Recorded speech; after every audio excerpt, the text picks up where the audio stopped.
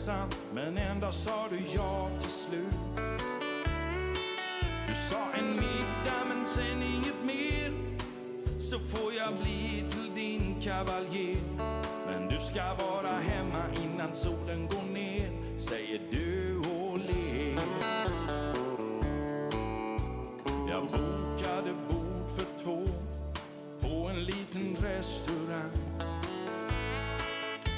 med rutiga dukar och ljus och gammalt slitet möblemang. Vi skulle träffas där klockan 7, men den är nästan 8 nu. Jag sitter här och väntar ännu, men vad är du? Varför leker du med känslorna som jag har för dig? Om du visste redan innan att du inte vill, varför sa du inte nej? Jag trodde faktiskt inte att du skulle vara en sån tjej. Nu står jag här med tomma ord, ett dukat bord och känslorna för dig. Det kom ett brev efter några dagar med en liten enkel rad. Du sa förlåt att du sårat mig och ville träffas nästa dag. Vi skulle ses igen klockan 5, men jag hade någonting på känn. Så med tårar i ögonen gick jag ensam hem. Varför leker du med känslorna som jag har för dig? Om du visste redan innan att du inte vill, varför sa du inte nej? Jag trodde faktiskt inte att du skulle vara en sån tjej.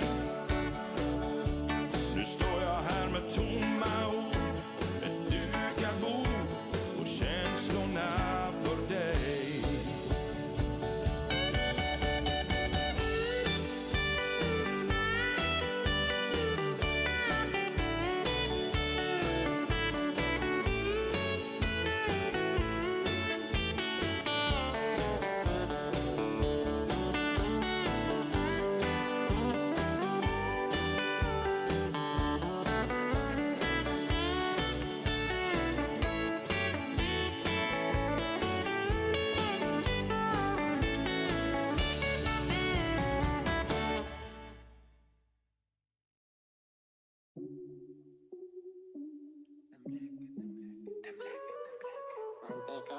You like it? I love it. Empezamos las vibras, con altura nos quedamos arriba. En el aire tiene que ser libra, fuerte, me llaman sativa, suave. Mantecadito, manteca, manteca, mantecadito. Mantecadito, manteca, manteca, bien sabrosito ya. Oye, mantecadito, manteca, manteca, mantecadito. Mantecadito, siempre bonito, bien sabrosito ya. Oye, te la meré como un mantecado, baby. Hay tantos sabores, es demasiado crazy. Chocolate, lechosa, rosado. Me encanta cuando todo está mezclado. Mis negritas bonitas en la noche, tan duras, you know just how to work it. Siempre las miren, pero nunca las toques. Si tienen marido, lo siento, block. Borinqueña bonita, salió de la Huiza, culazo, se mueve, tembleque, tembleque. Pa' arriba, pa' abajo, moviendo a 2 lados. Playa y trago, tembleque. Empezamos las vibras, con altura nos quedamos arriba. En el aire tiene que ser libra, fuerte, me llaman sativa, suave. Mantecadito, manteca, manteca, mantecadito. Mantecadito, manteca, manteca, bien sabrosito ya. Oye, mantecadito, manteca, manteca, mantecadito. Mantecadito, siempre bonito, bien sabrosito ya. Oye, ya. Oye, ya. Oye.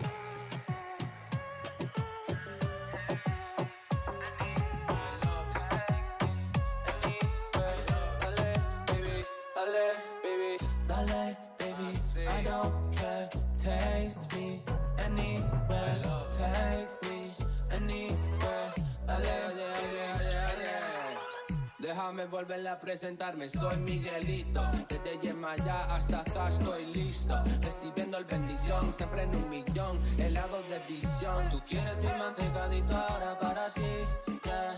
Quieres que tú me lo pidas a mí, yeah. Ahora es hora de celebrar, hey. Lágrimas de beber y fumar. Empezamos las vibras, con altura nos quedamos arriba. En el aire tiene que ser libre, fuerte, me llaman sativa.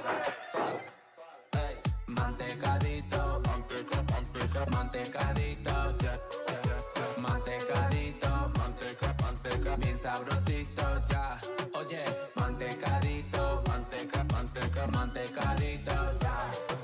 Mantecadito, siempre bonito, bien sabrosito, ya. Oye, manteca, manteca, así, ya, ya, ya. I love it. Manteca, manteca, mira, yeah, you like it? Manteca, I love it. Manteca, manteca, manteca, manteca, you love it, I love it. Manteca, manteca, manteca, manteca.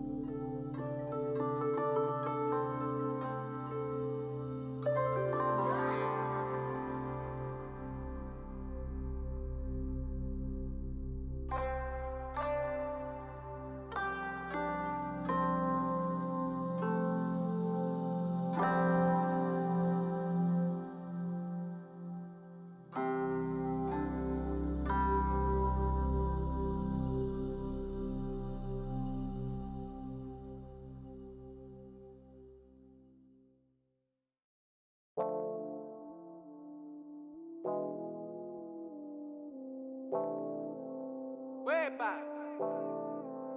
Así. Sigue el corriente, saca la botella, cambia el ambiente. Baby, no me mientes, tú sabes que te gusta muy caliente. Y baby, cuando bailas, moviendo suavecito, yo me quedo callado. Y baby, estoy perdido, volviendo loco en mi mente. Yo no sé lo que pasó, cuéntame, porque el corazón me robó ya. Saca la botella hasta que me olvide. Saca la botella y eso se acabó. Y eso se acabó. Bailando por la noche sin miedo. Y eso se acabó. Y eso se acabó. Baby, me robaste el corazón. Y baby, estoy pelado. Me robaste demasiado. Bailando en mi mente todavía no he pagado. Bájalo, bájalo pa' mí. Tíralo, tíralo vacío. Sundress, God bless. Let you shine on my love. My love. Volviendo loco en mi mente. Yo no sé lo que pasó. Cuéntame, porque el corazón me robó ya. Saca la botella hasta que me olvide. Saca la botella y eso se acabó. Y eso se acabó. Bailando por la noche sin miedo. Y eso se acabó. Y eso se acabó. Baby, me robaste el corazón. Sigue el corriente, saca la botella, cambia el ambiente. Baby, no me mientes, tú sabes que te gusta muy caliente. Y baby, cuando bailas, moviendo suavecito, yo me quedo callado. Y baby, estoy perdido. Y eso se acabó. Y eso se acabó. Bailando por la noche sin miedo. Y eso se acabó. Y eso se acabó. Baby, me robaste el corazón.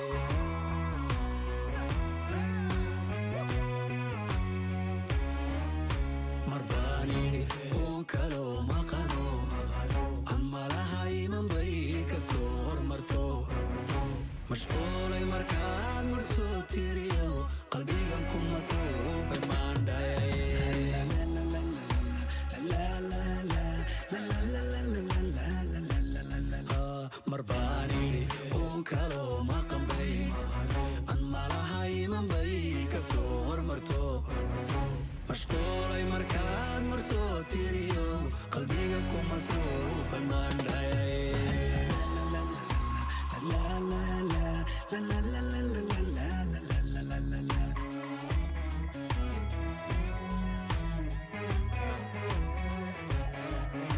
mulayga iyo geed magool bixiyo mankiya ubixi mashquulsayo shinnidu malabkay ka miiri jirtaad markaad tirisay macaansadaye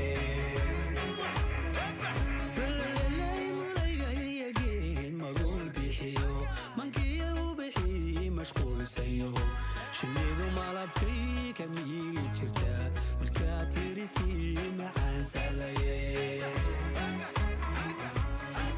midabka ku maldahay masjiideedu markale u maleeyey maya baxdo dhirtuna ismaquursan baa tahaye allax midabka ku maldahay masjiideedu markale u maleeyey maya baxdo dhirtuna ismaquursan baa tahaye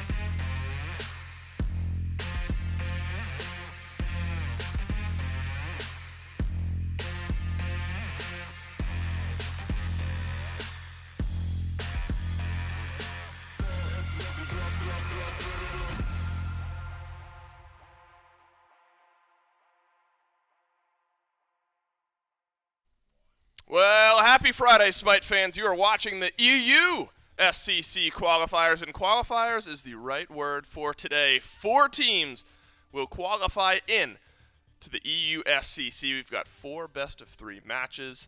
The winner of each of them will play this year in the EU SCC. Yesterday we had North America. Charlie Relly with me on the desk to start the day. And we had a lot of fun back and forth, Trelly, yesterday in North America. And these matchups are always exciting. You know, the first round, you're starting to weave through the bracket a little bit. But now we're in qualification time. And so for 4 teams this year will become a lot more important after the game today. Yeah, we've been talking about it a lot this week, obviously. These early days matches in this bracket were a little bit one-sided, a lot of 2-0s. We didn't see too much early competition. But right now, I mean, the going's getting very hot right now. We had the 2-2-1s yesterday, I believe. I mean, the games are getting very exciting. Now we get to look at this EU bracket. It's going to be very exciting. Yeah, with how the seeding breaks down, still, of course, always the potential for some 2-0s. Team Bisco versus Just F6 is how we're going to start off the day.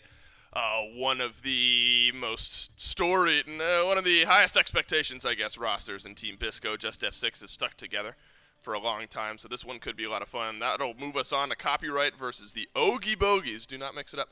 That other team name that we had a couple years ago in the SEC. Belt Slap versus Thunderhead, and then the winner, Frogs, versus Late to Scrims will end our day here today. So 4 of those 8 teams will qualify on, and as the bracket will show us now, the losers don't go home. They still got a chance. 2 teams will qualify from the right side of your screen over there. The losers bracket run can get made. So the teams that lost in those first round matches are already awaiting the losers run, and then the teams that lose this round will jump into losers round 2, so on and so forth. But if you're any of the teams that are playing today, obviously you'd love to just go ahead, dust off your hands, not have to worry about any sort of losers bracket runs.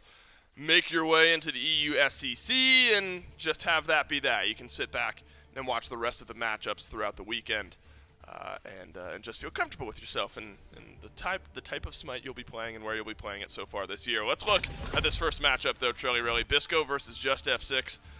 And I talk about one of the highest expectation rosters, maybe, in EU, with a lot of highly regarded names in the EU SEC. Team Bisco has a roster: Lamoga, Rapio, Sap, Silenced, and Vaporish Coast.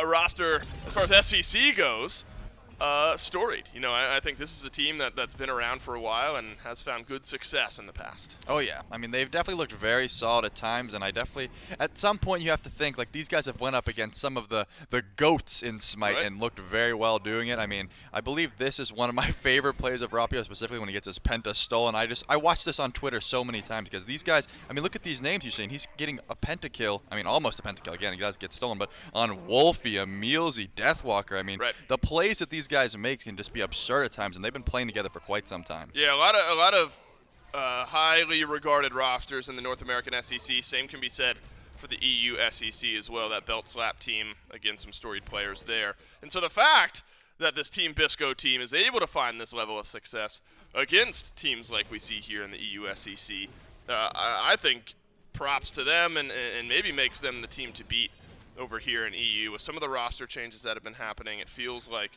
this Team Bisco squad has put themselves on the right foot moving forward. I like that we get some Silenced highlights in here because I think Silenced plus Vaporish Coast, Trelly, a very strong duo lane and a difference-making duo lane here for Team Bisco. No, absolutely. I mean, and especially right now, as we were watching the NA games yesterday, a lot of people are playing out of that solo lane, specifically in NA, but the EU games we saw before, pretty much everyone was trying to get that duo lane pressure. Everyone wants to get your hunter on a nice, high-clear, high-pressure hunter, and then you just have your support get that frenzy, get early pressure, and, I mean, Silenced and Coast, they know how to do it better than anyone else.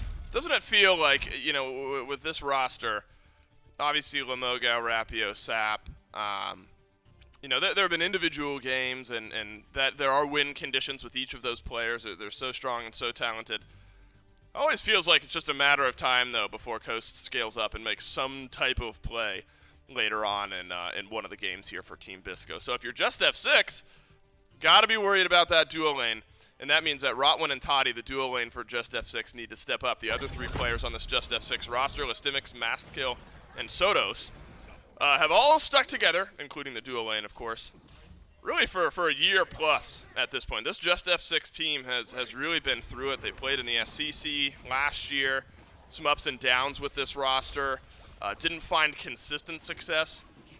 But you're really leaning on chemistry, it feels like now, Trelly, with this Just F6 roster. A team that knows each other's calls and knows each other's play styles so well. Yeah, at the very least, their comms have got to be clear at this point. When you're playing together this long, you have to know who's your dedicated shot caller. You got to respect those calls and just stick with them. And as long as you don't have any new things like getting thrown at you, I think they're going to be just fine in that regard. But this team, again, has been able to take some games off of some high-level teams as well. Just because they haven't found too much success does not mean that they can't compete at their own right. Yeah, you know, they were, when I say they haven't found consistent success, you know, I'm talking like middle of the road standings wise in the EU SEC over the last year, but it felt like a lot of those games were 2-1 sets. Exactly. Where Just F6 is taking a game, but you can't quite win the set, or still looking competitive against the belt slaps of the world. And this Just F6 roster came to the SPL qualifiers a couple weeks ago. They looked competitive at those SPL qualifiers. So Just F6, I think a team to keep your eye on, and a team that has its eyes on qualifying to the EU SEC right here and right now. Let's kick off picks and bans for Game 1 between Just F6 and Team Bisco. Team Bisco, I think, would be the favored team going into this matchup. But again, Just F6 is kind of that wild card squad, depending on the day. Who knows how Just F6 is going to show up and what type of play style they're going to bring out. Nem first ban overall here today, Trelly, and that's become a continued trend here where I think week 1 we saw a little Nem sprinkled in here and there. Yesterday we saw it pretty prioritized, and we're going to start off the day with a Nem band here again. Yeah, we have seen this Nemesis picked a lot and a few sprinkled bands here and there. I mean, right now, Rapio does have a pretty sick Nemesis. I think they're probably just more so worried about the early pressure that it can bring and then the late game hard carry potential. So while there are... Okay, I just saw a Jormungandr ban and I had to double take here. Just because... Okay. Now you're seeing it right. Yeah, I mean, I actually had to double take. I want to stop everything I'm doing right now and just talk about this. With a meta we have right now where there's so many really high potential picks and bans that you have to get rid of, you can't let through. I mean, right now, you want to get rid of those Bastetts. Kabrakan's been highly contested. Artio, but Yorm is the first thing you go to. That's incredible. Yeah, it's very intriguing and leaves open the Bastetts and leaves open a Surcat and leaves open a Kabrakan. Bastet picked. So in EU, it's a 50% win rate, but to provide a little more context, in North American SEC, Bastet has over an 80% win rate with more than 10 games played. So Bastet in North America has found a very high level of success. In EU, maybe less games played, but 50 rate, nothing to scoff at there either. Heimdall picked up here. That's for Team Bisco, and that means that's for Vaporish Coast. Heimdall, a pick that Coast plays at a very high level, and when I talk about it, feels like it's a matter of time before Coast makes a play. It is often on Heimdall that you see those plays get made. Agni's going to get picked as well.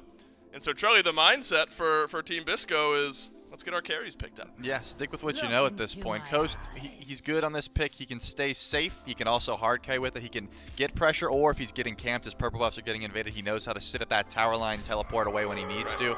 He's not going to be getting too far behind ever on this pick. And Sap getting the Agni, I mean, we've seen how good Agni can be right now, especially with this double flat pen meta. I mean, I think they got everything they want here. Yeah, there's kind of that 2-item power spike. You get Deso and Divine Ruin in no particular order, and Agni really starts to chunk, especially depending on who's in the jungle. Looks like it's going to be Bastet now with Osiris picked for Just F6. If you can get off some of that burst damage super quickly, you're chunking down junglers on their way in. So Jormungandr gets banned. You have to remember, it's against the Lemogao, though. I think that's a Lemogao-centric ban. If it's not Mogao on the other side, I'm not sure we're seeing Yorm get banned out.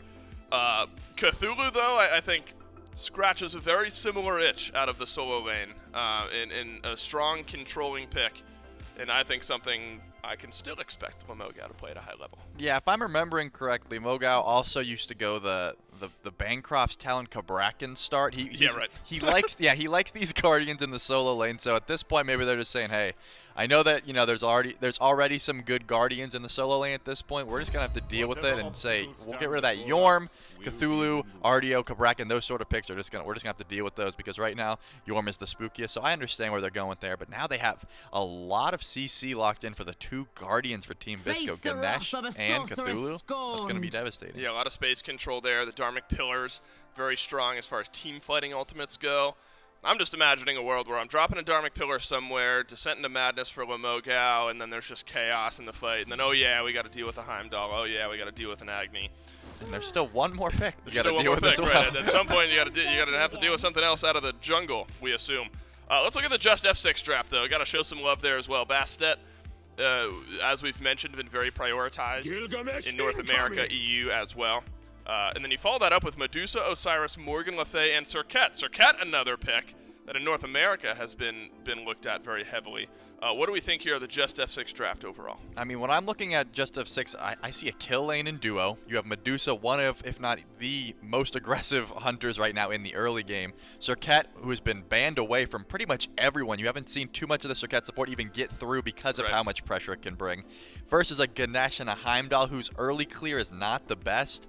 I think Just F6 wants to get very aggressive in this duo lane, try to put Coast as far behind as possible so that they can look for some pressure over there. You have the Obelisk you can try to control. You have Gold Fury on that side of the map. It's a very important lane to try to control right now. So I think they're doing a great job just drafting that high-pressure duo. Right, we talked a lot about the duo lanes going into this matchup. Game 1 is where it all begins. Team Bisco versus Just F6, a spot in the EU SCC on the line at the end, of course, of this best-of-3 sets. No winners or losers in the set after this one, but a big momentum swing for whichever team is able to get off to a slightly better start. Listimics on the Osiris, Lamogao, of course, over on the Cthulhu. And normally, Trelly, I think we'd be able to just kind of ignore the solo lane for a little while. These guys are going to farm up. Eventually, they'll teleport in, might get some fighting happening. But it's been different, where junglers have started on the right side of the map. They hang out in lane for a little while. And every once in a while, we're seeing a kill roll in the 2v2 in the solo lane for the first couple levels. Yeah, it really depends on what start they want to go for here, but looking at where the mid laners are lined up, I can't imagine that they are going to be going for that 2-2 start where you have your jungle and your solo laners specifically starting together. It does look like they're just going to go with the old traditional tried and true, go to red buff, go to mid, see where you go from there. Doesn't mean they can't get aggressive because, again, there is teleports available, so no sort of beads in the early game. So if they do want to look over at that solo lane, they could get some early gank potential over there. Right. Every once in a while, you'll see kind of a lopsided relic selection out of the solo lane. One will have teleport, the other will have beads. The relative impact of the teleport versus the beads always called into question. We're not going to have that conversation this game. Both solo laners have teleports. Appreciate you sticking with us through this pause. We'll get right back into game 1 literally right now. Thanks, production. That worked out very, very well. I look towards the mid lane as well here in this matchup. Sotos playing Morgan Le Fay, a pick that hasn't been at the top of the mid lane chart, but still does provide some good space control. As Maskill finds a nice chunk of damage onto Sap. There you go. Early pressure in the mid lane. It's going to open things up as Sotos on this Morgan Le Fay, I think, Trelly might need a little time to wind up. But the ability to find some of that range damage and control, very strong here for the Just F6 mid laner. Yeah, I do think that Sotos is just going to outrange Agni for a while as Robin blinks in and gets some poke on the coast here, but it looks like they're trying to turn this. Silence, I don't think, really wants to take this fight right now. Level 2 Ganesh, not too much to deal with this lane at the moment, but in the mid lane, I do think that just Morgan Le Fay is going to outrange the heck out of Agni until that level 5 mark where he can actually get the bombs to help clear the wave. I mean, Flame Wave is one of those abilities that comes out from your person, so you have to be standing very close to the wave, where Morgan Le Fay can clear from a distance very easily. We did know, I think, as we look back at the dual lane, that this is how the early part of the lane would go. Heimdall needs some time to wind up, and it's going to take a little bit longer if Maskill able to make this gank work. Porsche Coast had eyes for Rotwin, but it's just a bit of a bait. Coast does not get into the Bifrost, and Just F6 have their just desserts. First blood over to the left side of the map, and it's a perfect target to pick it up. Maskill on the Bastet gets this game started, gets this set started with a kill, though could be some more fighting here in mid. Sap has to dash away. Maskill wants to re-engage. It's just a bit of poke.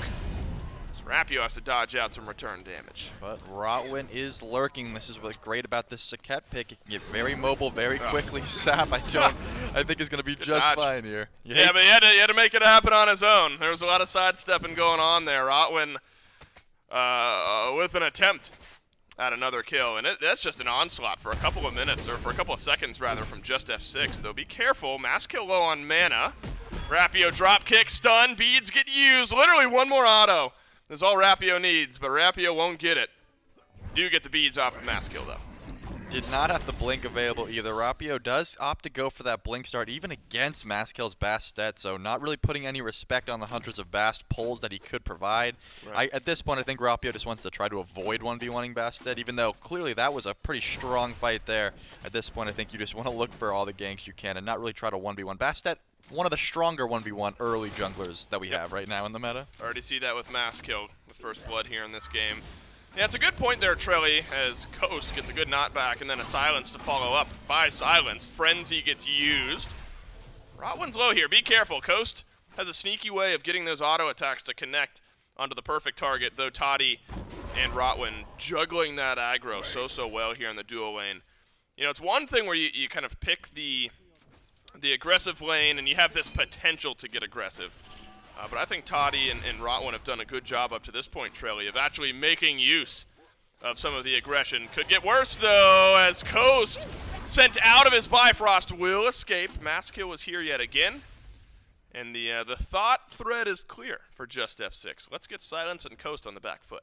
Yeah, I honestly was very surprised that Coast did end up dying for that first gank. I mean, he had the Bifrost there, but it looks like he just underestimated exactly how much damage was coming his way. Now I don't think he's going to try to make that mistake. That's twice he got out. I mean, that's once where he died, and then once where he got out by the skin of his teeth. At this point, I don't think Coast is going to be pushing up too much. He's going to have all sorts of vision whenever he wants to throw his one into the air. So, got to watch out for Maskill. Already made 2 rotations over this duo lane. They made it very clear where they want to get this pressure right now. So, if I'm this Heimdall, I'm sitting very far under tower, warding, trying to get my purple, but honestly not dying for it. Right, the good news is Coast almost doesn't have a choice in the matter. If Medusa and Circuit are in lane, they're going to be pushed back anyway, so you just drop a ward in the proper spots, and you'll be nice and safe. Coast is going to go back, grab up that purple buff. Rapio's here. This is a fight happening without Coast. Coast is not going to be able to close this gap all that quickly. Petrify gets used. Rotwin sends Silenced on back, but Rapio with the last auto attack finally capitalizes on one of these low health targets, and Team Bisco find themselves back on the board. Both junglers off to a 1-0 start. Beautiful silence by Silence and the Dharmic That's going to be pillars as fun well. this game. Yeah, I was Silenced by Silence. I just realized it as I said it, but yeah, Silence had a great silence there, keeping Rotwin locked in place. Obviously, no beads available for the support of Just F6, so had to sit there and just eat the full brunt of Rapio's damage, and then when he finally could jump away, it was just too late there. So just an excellent play from the support of Team Bisco, making sure they confirm that kill. Agreed. That was what this left side of the map needed for Team Bisco. Just some pressure relief. Still 1,000 gold lead for Just F6, First Blood, making a bit of a difference there. 500 experience. So, nothing to write home about just yet in this game. That's an important answer back for Team Bisco, as Rapio and Maskill have started off things effectively here in game number 1. Sap and Sotos survived the initial onslaught of both of the junglers, all beads maintained over in the mid lane. And I want to harken back to something you mentioned with Maskill and the targets of his ultimate specifically. That's something Silenced is going to have to be mindful of as well, and Rapio both. Almost like when you have a Fenrir, you're going up against someone with no beads. You're looking at those targets. Silence nearly brought back into that ultimate, but this Ganesh, a little tanky, not nearly tanky enough. You're not going to survive 3, but Coast using those Dharmic Pillars so well out of the Bifrost. And that would have been absolutely ridiculous. Maskill jumps in, Coast on the knockback, Coast on the ultimate, last auto's there! That's the play that Coast wants to make. Maskill gets a double, but Coast in a 1 versus 3 after his support goes down, able to at least pull a kill back. Over on the other side of the map, Rapio made a kill stick as well, so the Gilgamesh adds another. And in a 3 versus 2, really, Trelly, the fact that it's a 1-for-1 on left for Team Bisco is not bad. Oh yeah, I mean, it's a good thing that Maskill's ult did miss, because I think that Coast was able to get a lot of DPS off while they were trying to just poke down Silenced at that point. That Ganesha did live a little bit longer than they anticipated because of that ult missing, but Rapio looking over here towards the Stemics as well, probably not going to find anything here, just going to go for the blue buff, but just a great play by Coast, making sure he gets the best out of that situation, obviously. Maskill is getting very active on that side of the map still. I mean, even though he got his ADC ahead, he's still looking for those ganks over there at that point. So Maskill is going to be rotating consistently, 3-1 on the jungler for Just F6 right now. Good start for both. As we've been, that's been the continued thread, is that both junglers have started things off effectively. And so if this Bastet kind of keeps the wheels turning, and we saw this a couple of times yesterday in North America. I'm thinking of Magic Feet specifically. There was a game where it just felt like it was all on Magic Feet. You know, it was a 5-1 start of the Bastet, and there were just moments where that damage and that potential just couldn't connect. And so I have high hopes here for Mass Kill in this one. Silence sends down the Dharmic Pillars yet again, but we've seen this story before where it just feels like Silence is turning all the eyes towards himself, drops the Dharmic Pillars, and now Mass Kill is on his way out as well. And Ultimate connects from Vaporish Coast, and I'll take the double, please. 3, 2, and 1 start for the Heimdall. And Rapio's 2v1ing Sotos and Rotwin. On the other side, Sap with some range here could knock down the last bit of HP. Dash in, auto attack. I'll take it to go. And Team Bisco rolling over Just F6 in their own jungle. You have to be so confident to dash Agni with no abilities available and just hit that auto between minions there. Sap, very clutch auto attack, making sure they finish those there. But I feel like you got to learn at this point that you don't have the DPS to blow up Ganesh. I mean, Silence did die pretty, decently slow the first time, but that time they just did not have the damage. They put way too many ultimates into him, and at that point, Coast gets to send Bastet to Niflheim, and then, everything just kind of fell apart there. I think Just F6 has now realized, okay, if we're going to let the carries free cast while we try to kill this support, it's not going to go well. Anyway, just haven't seen... It's been just jumping on Silence, who then throws down the Dharmic Pillars, and then Coast has been perfectly positioned to rotate through and find damage later on in these fights. But I haven't seen Mass Kill's ult pull Silence back yet. It's been a lot of jumping on the Ganesh, but not pulling the Ganesh back in without those beads. So maybe a difference in mindset from Just F6 could get something going here. But a complete flip of the script. That small golden XP lead that we mentioned a bit ago was for Just F6, and now Team Bisco have flipped it around. And really the worrying trend here, Trelly, is the 3,000 experience. 1,000 gold, nothing absurd there. But you're behind in effectively every role except solo lane right now by 1 or 2 levels. And so hey, let's send some pressure over to the right-hand side of the map. We're feeling like we're Just F6, and that's where an advantage is. Rapio no good on the drop kick. But the rest of Team Bisco rallying around Silence as the Dharmic Pillars have put Mass Kill in the back of the Harpy Pit. First ultimate out of Lamogao, and it's going to set Sap up for a big kill onto Mass Kill. Listimic still has Lord of the Afterlife, and that one going to get used on its way out. No mana for Sap, and I think 1 for none is what we're looking at. Yeah, could be looking to continue here. Sotos is pretty pushed up, but Sap does not have the mana to continue this fight. Unless Lamogao has a sick root here, I don't think they're going to be able to fight anything. Just a great rotation by Team Bisco. Oh, I didn't even realize they still were chasing. The Silence is just hungry for more. They get the beads down at the very least. And it looks like, oh my goodness, he's still going in. You got to know you're dashing into a Silence, though, by Silence. Kostas, I was going to say solo Toddy. That's not true. Rapio is over there on left. Team Bisco have done a really good job of juggling the aggro and the initiation kind of in the mid lane here on this disengage. It's a dash in from Silence. It's Sap finding some chunk damage from range. The way Silence is playing right now, just, the air of confidence when a Ganesh can play this way, even in that last little mid lane skirmish where he just dashes in, gets the beads off of Sotos, little things like that have been a difference maker from early on in this game. And now it's a Gold Fury to Team Bisco. And the gold's starting to get a little bit worse. Experience has gone down another 2,000. Gold is expanded another 1.8k or so. And Just F6 has just not been winning the little battles so far this game. No, definitely not. And at this point, you have 3 people that have ticked over to that level 12 mark for Team Bisco. So Just F6 is going to have to deal with double relics from all 3 of them, when none of them, except for Listemics, can really follow that up. Listemics still has not backed yet, so it doesn't really have one available. But that's your only form of contention right now, is Listemics does have a 2-level lead in the solo lane on this Osiris, but I don't think they're going to be able to do too much off of it unless they want to make a rotation to the next Gold Fury. Winds of Shamash down as Rapio and Mass Kill are 1v1ing. Lamogao descends into madness as well. Blue buff respawns, but doesn't matter. Rapio going to secure it. Does Coast and Toddy get left alone here in this lane? This is a matchup, I think, that has high potential for 1v1 just because of the play style of Vaporish Coast. Toddy sticks around a little bit too long, half HP left. Rotwin's level 8, though. Like, do you really want to do this? Yeah, Coast just sends him into the universe, and look at his crash down point. It's underneath the tier 1 tower. Rotwin will dash away, but Coast has got to buy Frost, and he's going to rotate back in. Toddy has used the ultimate. Aegis out from Vaporish Coast. Give my man the 2v1. He is absurd, and it turns it around. Team Bisco on left. Team Bisco in mid, and it's Team Bisco everywhere. I sometimes worry we hype him up too much, but No! no, there's no way. I mean, just the fact that he's pented Mifflin is giving me enough credit to just hype him up right now, but I'm telling you, put it on replay. I said it feels like a matter of time before Coast makes some type of play in these games, and you're right. There's a risk of overhyping. But it feels like that happens every single game this guy plays. It is nuts what he's doing over on the left side. Maybe something goes better in the mid lane as Sap gets jumped on by Rotwin, but that's a level 8 Cirquette still.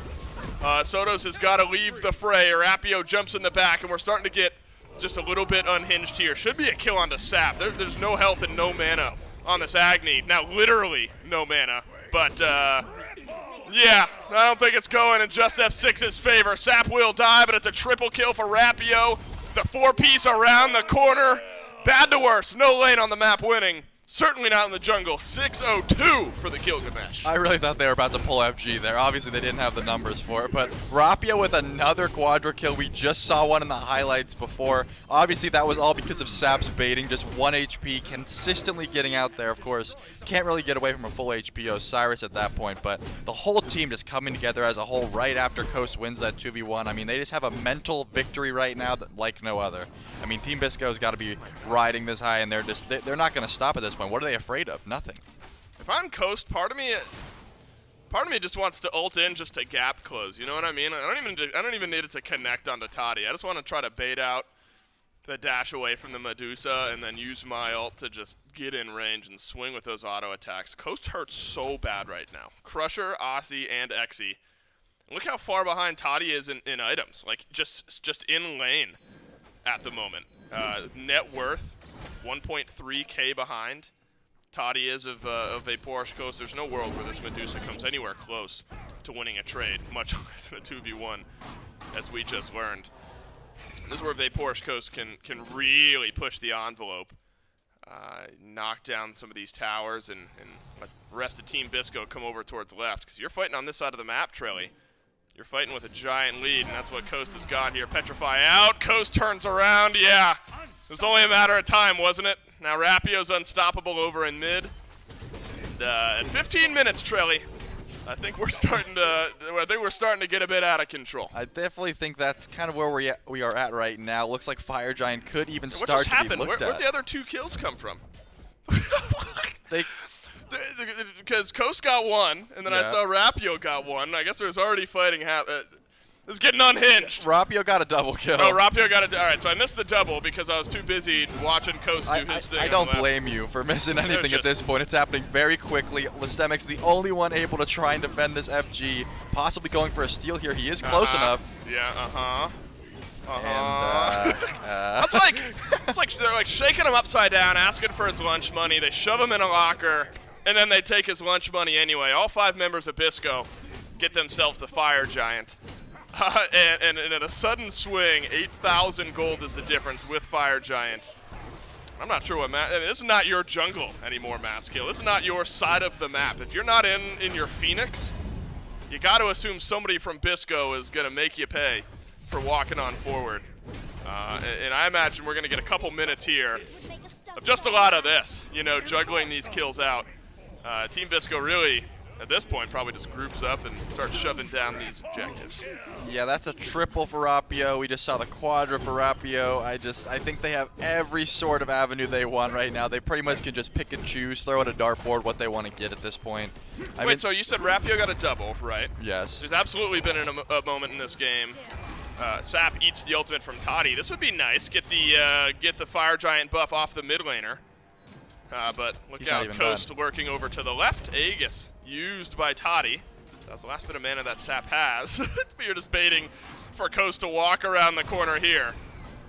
Toddy is caught now on the wrong side. I guess at this point, that's the type of play that could work. Yeah, unfortunately, still baiting is Sap. Sap is going to walk out, and he's going to be just fine. As Rapio goes godlike. No, yeah, double kill for Vaporsh Coast. I was going to say, I don't know if you're a baseball guy, Trilly. What do they call it? I'm not really. I think it's called a cycle in baseball where you hit a single, a double, a triple, and a home run. I think Rapio's gotten a single, a double kill, a triple kill, a quad. Now he just needs the penta to complete the cycle here in this game. And what's crazy is I don't think it's don't think it's unheard of for him to do that here at this point. I think Rapio's got a real good shot at the Smite cycle. I mean, he is 13-0. He's got Berserker Shoot, he's got Rune Forge, he's got every sort of. He's not going to die, that's for sure. So at this point, yeah, it's pretty much just will his teammates steal it from him, I think, Yes, would be the question. I don't know if Coast is even going to get to choose. Like, Coast is in a spot now where one auto attack is going to chunk half of the health bar of any of the members of Just F6. So this Fire Giant has gotten this game completely unhinged, and we're fighting for the sake of fighting at this point. Though in the meantime, Team Bisco have knocked down a couple of towers, Tier 1 and Tier 2 in mid. That's rare! The rare Nesh kill for Silence, not gifted over. And so now Ganesh has more kills than Sotos, Rotwin, and Toddy for Just F6. Just seeing a Ganesh gank someone. A little salt in the wound. Yeah, no, the Nesh gank is one of my favorites. It doesn't happen all that often. And it does look like fighting for the sake of fighting, but really you're kind of staggering out these deaths for Just F6, Trelly. And in the meantime, Team Bisco have been able to knock down like 4 towers on the map, and it looks like the right side is going to be the next one to go down. Yeah, I mean, historically, the first Fire Giant is that one that you just want to get your towers. 25,000 XP. Oh, yeah. This is what I'm talking about. I mean, historically, you get your first Fire Giant, you knock these towers down, you don't really want to go for the Phoenix here. So it's only 18 minutes into the game. Despite this lead, I think they're just playing smart. Maybe playing with their food a wee bit here, but still, they're just trying to make sure, as Mazkill gets to lead, they're just trying to make sure that they don't throw this, which I don't think is possible, obviously, but they're just making sure that they can get everything before they go in for this Phoenix. If Team Bisco throw this game, they don't deserve... I'm kicking them out of the losers bracket even. They don't even get a chance at a losers bracket run. If Team Bisco throw this game, they're out. I'm making the executive decision. They're done for the rest of this set and for the entire tournament. I think luckily, the odds of that happening about as close to 0 as you can get. The mid lane Phoenix, a complete afterthought here. Feels like Just F6 have just not been... They've not been a full 5 in the last 4 or 5 minutes of this game. Team Bisco, the Fire Giant buff drops off. And at 4 kills to 30, you heard that right. Team Bisco will back on out of the base of Just F6. Surrender vote started. I was going to say, maybe they should just have 6. There's a I was thinking there's a non-zero chance that FF goes through. And Just F6 is, which might be the more gracious way to end game 1. Yeah, I do think that was a little bit... To save the mental at this point, you still have to play another game. Probably don't want to sit around for the next Fire Giant just getting farmed consistently. They just had such a lead everywhere. So I think that was the right call. Just save your mental, dial it back, go back to the drawing board, come out stronger game 2.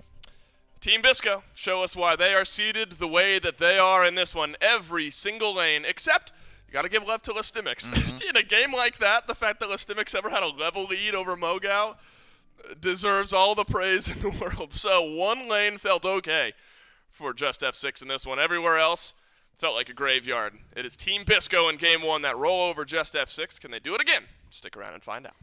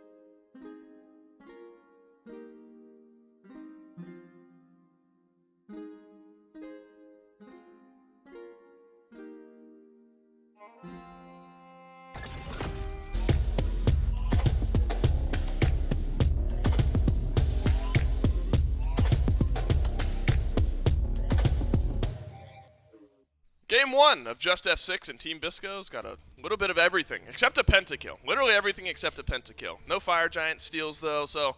Alright, I'm backtracking. Not everything, but a whole lot of killing.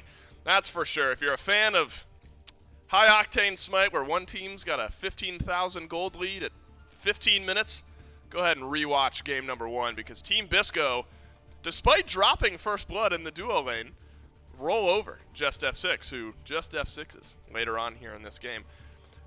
Mass kill rotates over to duo lane early. It's an early first blood for Just F6. The early game is going okay. That's the only part of this game that went okay. Team Bisco turns it around, rights the ship, and ends this game not by killing the Titan, by forcing the enemy team to surrender. Yep, and unfortunately, the irony is not lost on us that their name is Just F6, and they did Just F6. Yeah. Again, I think it was the right call. The lead just snowballed out of control. Saves the mental. Yeah, they tried to keep that dual lane down. As you said, Massacre rotates over, gets Coast killed for first blood, and then I think Coast just was able to stay relatively farmed up. They put too much into Silence there, and then once he came online, it was just they didn't have anyone. They have no more targets to kill at that point. Yeah, triple kill. This is the quad for Rapio. And I was talking about the Smite cycle, getting every iteration of a kill, single through pentakill, in different moments. You can't get a pentakill and count it for single, double, triple, quad, and penta. Rapio came damn near close, just missing out on the pentakill. I believe this, one of these highlights for Coast is just disgusting. Reading the dash in, getting the knockback. And that was one of many plays that Coast made here. This is definitely it. Yeah, Ult this is the Shower, one. Yep. In the turning and the placement of the ultimate for Rotwin, who jumps away, and then Coast is like, nah. That's not how this is going to work. Goes back in. Back turns the Petrify. Aegis's the dash back in. This kid is absurd. Yeah. This kid is absurd. And I'm serious. There's a world where I'm wondering if we're just banning Heimdall, which is and that's a Coast ban. Nobody's banning Heimdall right now. Bisco are just going to first pick it if you give him the chance. I think if you're just F6 and Toddy's not going to play it, I think you have to ban it. Coast is just too good on this pick. I agree with you, and the worst part is he's good on a lot of other picks too, so the question is the Heim what's unkillable? Or, I mean, I guess they did kill him, so that's obviously not the case. They but did die once. Is the Heim what did so much damage, what had so much outplay potential, the safety of the pick, is that your issue? Or was it just the fact that you couldn't shut down that dual lane entirely? That's the question. I do think, I got to agree with you at this point, the Jormungandr would not have been as destructive as this Heim was because of how much pressure they put in. I mean, the Cthulhu didn't even get the pressure at that point, maybe because it wasn't the Jorm, but either way, I think you got to take away the Heim at that point. I mean, Rapio still went godlike despite that, so now you have two thorns in your side at the very least. But, I think you're right. I think Coast is too sick on this Heim. I agree. And if I'm Mogao and I'm Sap in that game, Sap did some good damage numbers as well.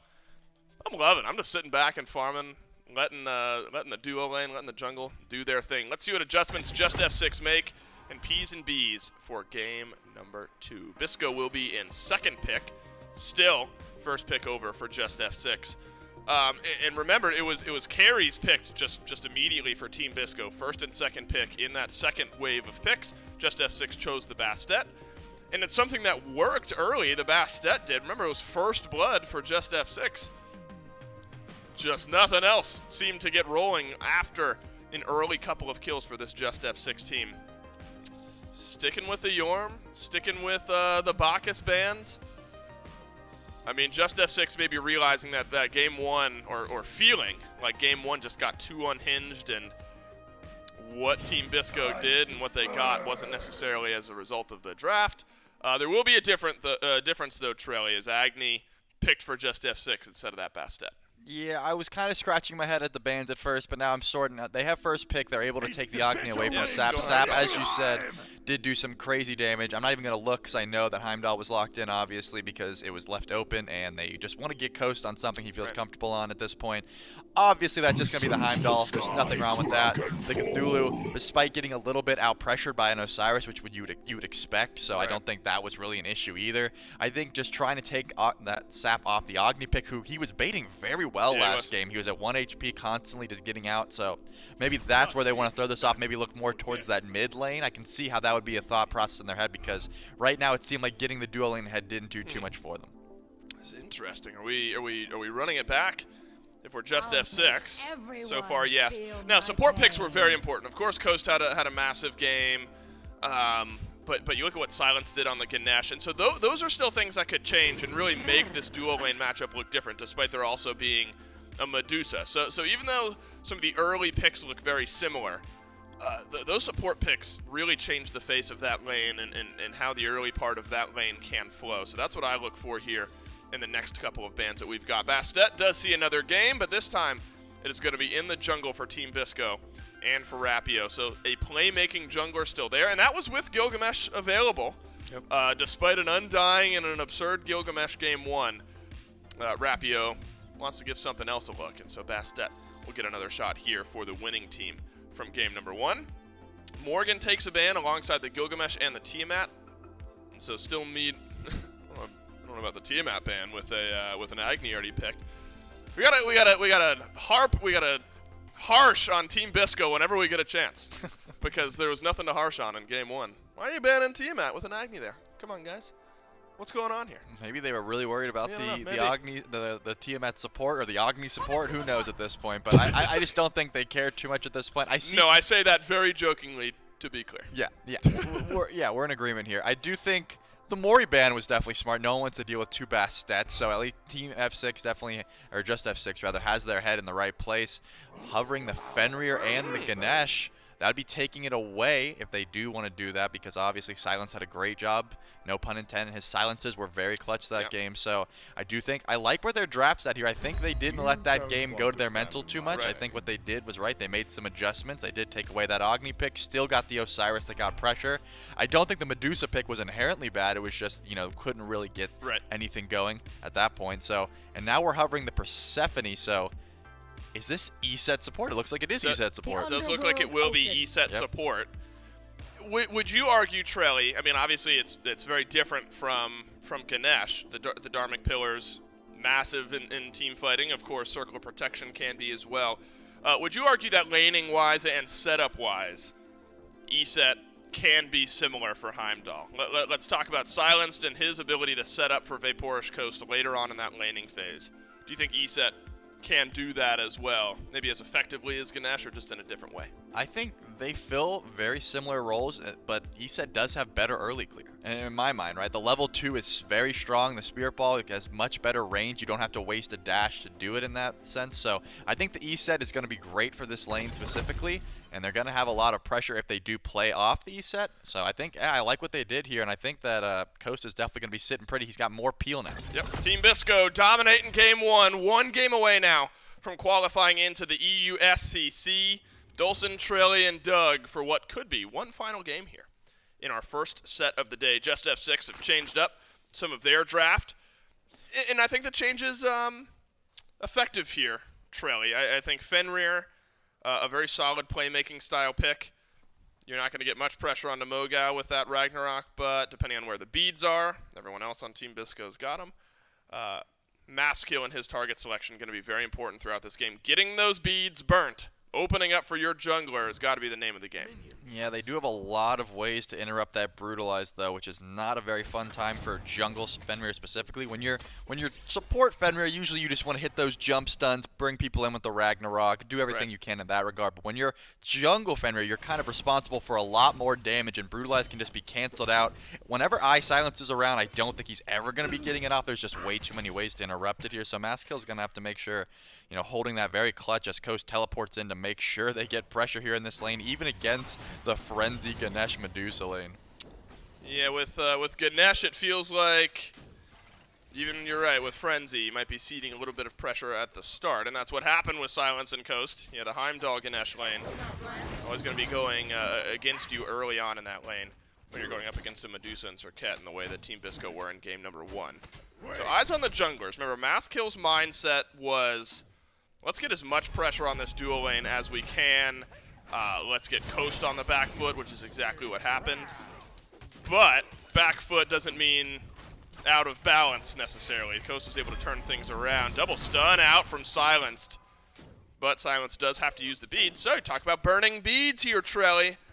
Now, Maskill's level 2, so you can't take advantage of that yet. But Silence on this E-set support little bit more susceptible to a return stun, a return engage here at some point. Good damage onto Sap, who will dash away. Stun, no good on the jump. Uh-oh, Rapio just needed a little bit more. A mass kill, not going to give it over. First blood, still missing. Canceled that Brutalize early to get the auto attack for the stun. Unfortunately, did not connect. Mass Kill is trying to get aggressive just like he did last game in this early game. This is where he's going to find his strat. I mean, Fenrir very strong at this point in the game. Just unfortunately couldn't really find anything at that point. Wasn't even able to force any beads. But at the very least, you got your life, because Mass Kill definitely could have fallen there if Rapio ticked over to level 3. Now we're just back to the farm game. So I don't hate what he's doing here. I think he does want to get active, but maybe, you know, just land that jumps the next time goes a little bit better. Yeah, things might look a little bit different. If nothing else, you're maybe taking some beads away. But good dodging out from Team Bisco there in the mid lane. Rapio put a lot of focus on the other side of the map, at least as far as mid and sort of right side of the jungle in game 1, realizing that eventually Coast was going to scale up alongside Silence and be fine in that lane. So Bastet here, target selection going to be important early in this game, where you're putting out your jungle pressure. Sodos has got beads. Of course, Toddy does as well. Soda's mass kill. And so where Rapio puts that pressure naturally could be a difficult game of chess for the Team Bisco jungler. Yeah, wherever Rapio decides to get active is going to be, you know, the start of these fights, really. I mean, as we've said, Mass Kill has been really aggressive, trying to find these ganks early, but Rapio's kind of been sitting back, right, more so playing the re-engage. It's like, just you go in first, I'll come in after the fact. One of the worst things you can do as a jungle is go in for a gank, it doesn't really work out, and then the enemy jungler shows up and just kills you, because then you're so far behind, all your stuff gets invaded. So it looks like Rapio finds Mass Kill. This could be a solo kill. Rapio is level 5, Mass Kill is not. That's a jump out from the Fenrir. Soto's closing this gap as well. Tense moments. Rapio pulled the trigger. Sotos is around the back side there. Damage coming out of a Forest Coast as well. Rapio over on the left side of the map. Rotwin doesn't have beads. Could be a target for Rapio if there's a bit of an overextension. No wards there, but Team Bisco, Rapio specifically, definitely spotted out a second ago by Just F6. So the duo lane of Just F6 have the wherewithal to know that Rapio is going to start sending some jungle pressure on over to the left side of the map. Once level 5 gets reached in this lane, Trelly, the fight potential suddenly skyrockets, doesn't it? Between a Petrify and a Dharmic Pillars, you're able to stack those two on top of one another. And then Coast with his initiation and Circle Protection, things like that. You're starting to really increase the idea that one of these two duos could get a kill. Uh-oh, Sotos gets first blood, and it's Just F6 again. That grab an early kill. Sotos dashes into the tower. It gives Sap a kill right on over, inches away from a clean double kill.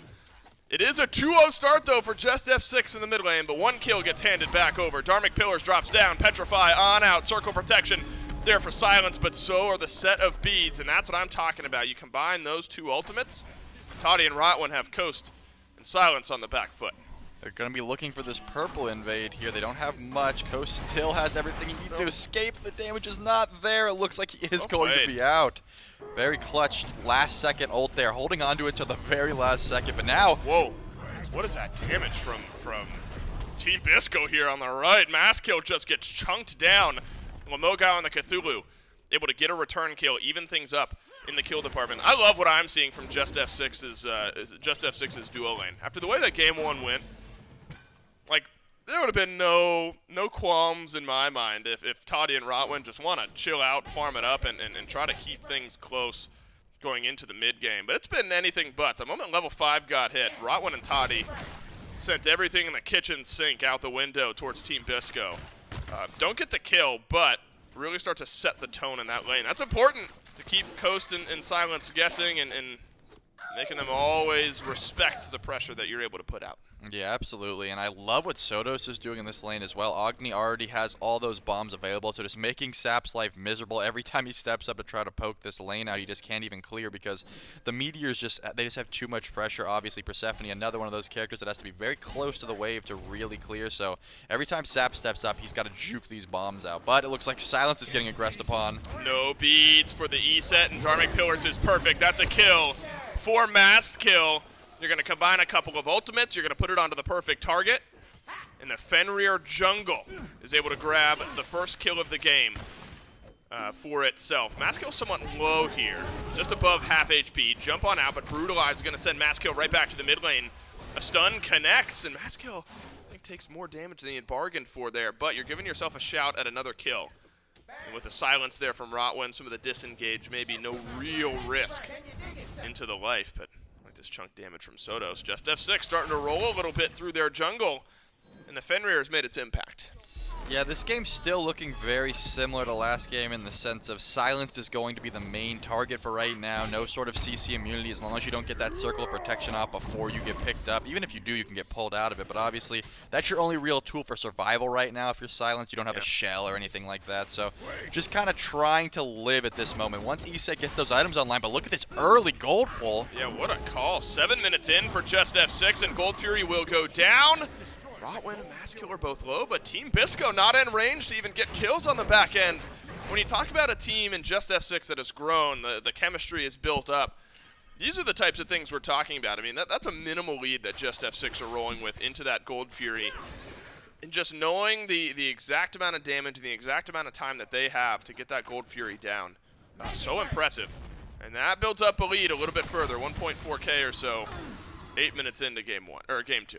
Yeah, just making sure you have tabs on everyone on the map. They knew they had plenty of time to burst that one down. Such an early Gold Fury to be able to go for, obviously, but when you know that there's no one even close to contest, you kind of can just pull it freely.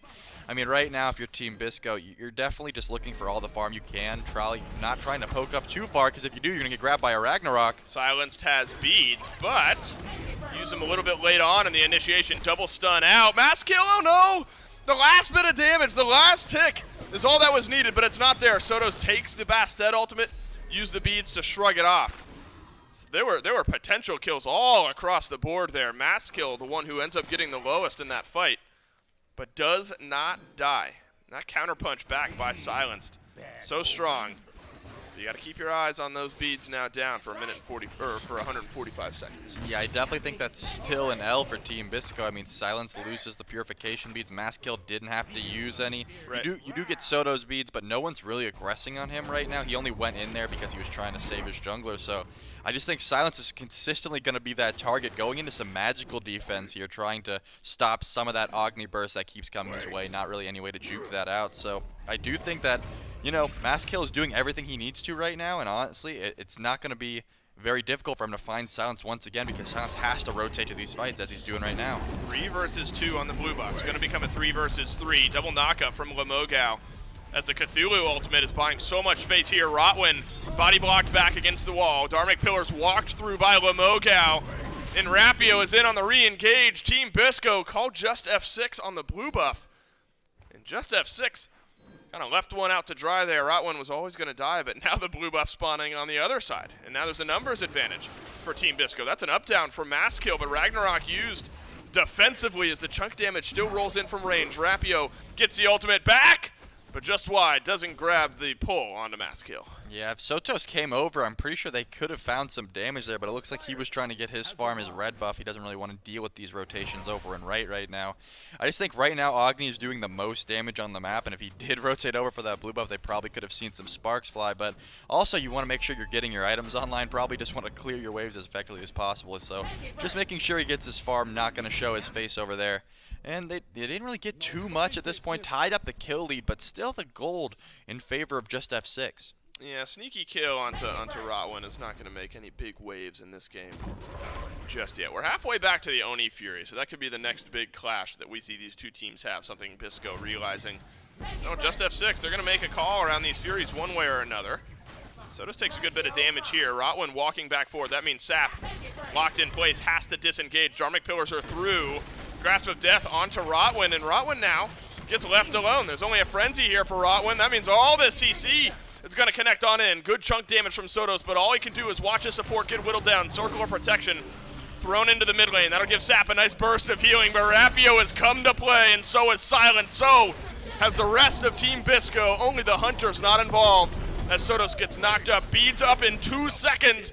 Would not get to use them. Rapio gets a double. Big fight in the mid lane for Bisco. Huge rotation for Lemogao, making sure that they could just lock down that Ganesh. And Lystemix, very tanky, but not tanky enough. Rapio needs to hit one ability, and it doesn't look like he's going to have it. Good juke by Listemics. I mean, just perfect play from Team Bisco. Despite being a little bit down, they're still getting super active. That was more of a re-engage there because Rotwin thought he found that kill. But now, huge spike in the favor of, you know, coming back from that one. 3 kills for Team Bisco, obviously. They were down a little bit, but now they're sitting pretty in the gold department. Yeah, and sitting gorgeous in the XP department, 4.5K, seemingly at the drop of a hat. Like a minute goes by, and all these level leads start to roll through. 3 levels in the jungle out of nowhere, it feels like, for Rapio on this Bastet. As the ultimates haven't quite connected yet, but the damage has. 1 level in mid, 1 level in support. And luckily for Toddy, he's been able to just tread some water over here on the left side of the map, maintained level equity with Vaporish Coast. So Coast is not going to be going into the mid game with an absurd item lead or anything like that over here on left. Bastet becomes the threat for Team Bisco at 3-1-3 and a 3-level lead. Oni Fury did just spawn, though. Could be starting to get looked at here. Coast making sure he had vision just in case they tried to sneak it again. But I do not think that just F6 is going to be able to try something like that anymore. Obviously, you already hyped on it, but that XP lead is going to be very dangerous. It was the same sort of thing last game where those 2 relics are going to start to tick over. Mass Kill is level 11 right now. Doesn't have a Blink or an Aegis available, so doesn't really want to get too active right now. Can't really get 2 relics down from the carries right now without using them yourself, so I think they're not going to be able to pull this Gold Fury. They kind of just have to be on the back foot here. Good Spirit Ball by Silence as well. Sap, despite it feeling like Sotos has kind of maintained control of this mid lane, we are even, and there is a net worth, however slight it might be, 100 gold for Sap. So this Persephone, despite receiving some pressure from Mass Kill early in the lane, has not fallen behind. Exactly the opposite. And the build has been able to flow through as a result. Spear of Desolation into the Charon's coin, so flat pen immediately into percent pen, and then back to flat pen for Sap. It feels like any target that Sap is going to be looking at is going to be taking a whole heap of damage. Grasp of Death flies right down Main Street, but the streets have been cleared, and Just F6 will avoid the initiation. Rapio sent out his ultimate as well. Just F6 lived to fight another day.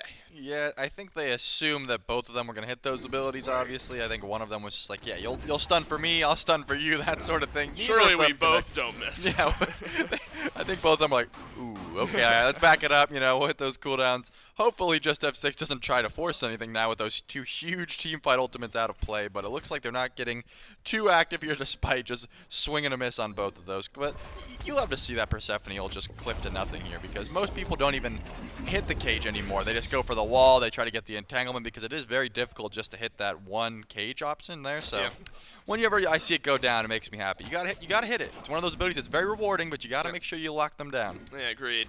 Bastet ult has felt,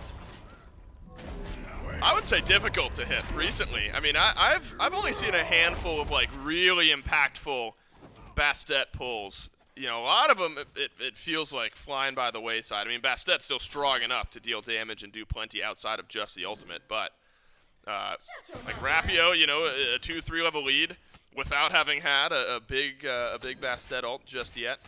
Some of them were connecting yesterday, but once they do start connecting for Rapio, world's a little bit different. There you go. Rotwin locked in place, pulled back in, and there's no chance here. Silence detonates the circle of protection. That's going to be another kill onto the Ganesh, and Ganesh has just been food here. Lamogao getting chomped up on the right side. Maskill answers back with a kill. So, drop support on one side of the map, drop solo lane on the other.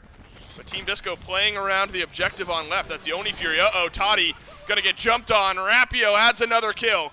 Soto's close by. Remember, you can chunk down some of these objectives, but it gets reset by Team Bisco. A dash through finds good damage, but there is just way too much still on the map on left for Team Bisco right now. Listemics has teleported into the back line of this fight, but there's too much for a lonely Osiris to do. Now Maskill goes in alone. Aegis times out. Sap dashes away. No kills will drop for Team Bisco, and it's a delayed deicide As Just F6 loses, everybody in the Oni Fury will drop as well. I think Maskill actually missed Brutalize there, kind of got nervous, canceled it on the wrong target, then tried to just make everything that he could out of that situation. Unfortunately, so many low targets, he just couldn't pick which one. I did mention earlier, though, it's very hard to get that full Brutalize off anyways, but man, they just seemed like they had at least 2 picks there, but they just couldn't connect, and unfortunately they staggered, went in, so Maskill goes in first and Listemix comes in after. It's just an unfortunate series of events there for Just F6. They just could not find anything in the Gold Fury, and all the kills in the world go towards Team Bisco. That feels like the game-breaking moment, doesn't it? Like in Game 1, there were some turnarounds, but things were even. Then one big fight is there for Team Bisco, and everything snowballs out of control from there. This feels like that moment here in game number 2. I mean, you kill everyone. Rotwin respawns before the official deicide can come out. And you get the Oni Fury. Suddenly the gold has spiked. Suddenly the experience has spiked. If Team Bisco are able to do the same type of lead pushing that they were in game 1, could be them qualifying to the EU SEC based off of that fight. Still some opportunities though, Trelly, but some of the gaps have widened where it was really a jungle lead in experience. Now spread out a little bit further. Rotwin has just been taking a lot of these initiation ultimates. Frenzy's going to get used here. That's a simple kill for Team Bisco. I gotta tell you, I'm very surprised that Rotwin opted to go for the shell there. I mean, it just seems every time this Ganesha steps up, he gets CC chain. Yeah. Every single stun ability onto him, and then Team Bisco's able to just snowball off the fact that it's a 4v5. And the shell got popped there. Just, it's not going to help. You're stuck in a cage. You're getting hit by so many abilities. The Bastette's pulling you back in. I mean, I think the beads were a necessity there, and they're just not going to be happening. So obviously, Rotwin's either going to have to put his juke shoes on, or just going to have to deal with getting completely CC chained at the beginning of every fight now. This is an 0-4 Ganesh. So Just F6, they survived the laning phase in a way that they weren't able to in game 1. But the mid-game has just really become difficult for this Ganesh to find initiations. Really the mid of the map for Maskill, Sotos, and Rotwin. The initiations have just been going the wrong way so far. Now Rapio back to 5-1-7. Coast returns to some type of lead, gets a tier 2 item to the tier 1 item that Toddy's got in the back pocket there, and 2-level lead for Vaporish Coast. Ticks over to 20 at 18 minutes. Yeah, 18 minutes. That's pretty absurd. Coast has just been on a farming spree. Luckily, most of the fighting, it feels like it's been over there anyway, right? So he doesn't have to waste that much time, waste that much farming time rotating in. And with a big item upgrade, Crusher into the full Aussie XE chin size tree. And so you look at itemization, rotating into what could be a big fire giant fight, and Coast has got it over Toddy. Yeah, I just think that anyone who gets near that Heimdall right now is going to be getting shredded. Listemix does not have that much physical protection, only the Berserker Shield. You can tell he's starting to realize, okay, maybe I'm going to need that item sooner than later, maybe a Nemean or a Breastplate, whatever he decides to go here. But I don't think it's going to be online if they do want to force this. He just built that tier 1, so Listemix is trying to be able to dive this backline effectively, but just does not have the farm to match it. Remember, that gold fight did happen when they were ganking Lamogao. They just realized how many people were there, and here comes the CC chain on this Ganesha again. Yeah, even if it connects with the wall, Rotwin has just been dove on over and over again, and this time is no different. Rapio jumps in to deal the last bit of damage, and it's 0-5 for Rotwin on the Ganesh, and a lot of this going on. Coast avoids the stun. A couple auto attacks away from killing off that tower, but you don't want to give Toddy anything, right? No avenue back into this game. No chance I want to risk a kill dropping and giving Toddy something to work with here. Sotos has to dash away. There's a teleport being channeled. That's Listemix, who's now alone in the back. We're looking for Phoenix dives, Trelly. The tier 2 tower is still standing. Yep, Coast is finally going to be able to rotate over. Nope, he's going to head back. He's going to say, you know what, guys, I see some stuff over here I want to do. So it looks like Lamogao, both solo laners have joined the fray. Whoa, goodness. Lot connects onto Listemix here, but there's enough health to channel Lord of the Afterlife. And with a red sliver of HP, Listemix will jump out and jump away. So we're not quite at like 4 to 30 kills, right? You know, we're not in F6 territory yet if we're just F6, but all of the pace controlling is there for Team Bisco. It's the Grasp of Death. It's the Hunters of Bath. It's a big Silenced into a Spirit Ball from Silenced. From Silenced. Just F6 just haven't had much to say about anything And I guess Trelly, they got to hope that they're able to farm up here for another few minutes and get to level 20 and get some of those items there. Well, Tati did tick over that Shinsai, so pretty much matching Coast build besides the Death's Temper that was finished. Obviously, they're trying to sneak this Primal Fury before anyone gets in. It looks like they're going to be able to. I don't think anyone from Team Bisco really cares at this point. I mean, the Gold Fury is definitely still valuable at this point in the game, so I don't think they should have just given it up, but I think they're more towards that Fire Giant point of the stage of the game, so that's what they're looking for, but it looks like Rotwin's definitely going to get caught out here. Oh no, it happens again. It's another instance of chain CC under Rotwin. Shell is not going to save your life here, my friend. Killing spree for Vaporish Coast, 301. Finally gets hit on the Heimdall for the 6th time this game. Ganesh goes down. There are some support picks, though, Trelly, where it feels like kind of regardless of a level discrepancy, like you can still kind of do what you want to do. There are other picks where you want to be able to stick into the fights a little bit longer. Do you feel like Rotwin, I mean, it's a difficult question to ask, at 0-6, Rotwin has not up to this point been able to do much of what Ganesh wants. Is the name of the game for Rotwin here, Frenzy, Shell, and hope that Dharmic Pillars can go down before he dies? Yeah, absolutely. I think he's got to stop playing this frontline game he's doing right now because he's more valuable right now alive than dead. As long as you're in the backline staying with your squad, I think you just let Maskill and the Stemix dive as they are right now onto Rapio trying to find a pick here. Yeah, gotta be a kill, and that's a good one. It's a shutdown onto Rapio. Was 6-1, now falls to 6-2. And again, if nothing else, even if you're not fully pulling yourself back into the game, you're at least delaying Team Bisco from pushing their lead any further. But Moga with that Void Stone. Sneaky damage onto Mastkill, who avoids the knockup, and now Mogao in a 4 versus 1. He will die as well. Team Bisco in a bit of a conveyor belt over in the solo lane. Lose Lamogao for 50. Lose Rapio for a minute. Just F6 have a 5 versus 3 around this Fire Giant. I said a few moments ago that we had our game-breaking moment. Could this be it for Just F6? They're turning it around. You've lost Rotwin immediately. Grasp of Death is great. Toddy is low as well. And Coast is hunting a man who doesn't mind a 2 versus 1.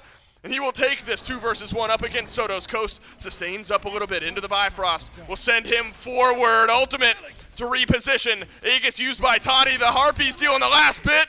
Coast stares down 3 and makes the play, but Team Bisco still have a carry. They still got life in this fight, and a 5 versus 3 will end in a deicide for Team Bisco. Yeah, even if it was a 3 versus 5, those are the 3 you want to have alive at this point. I mean, even without Rapio, all you need is someone to peel and 2 carries to do physical and magical damage, and that's exactly what they had.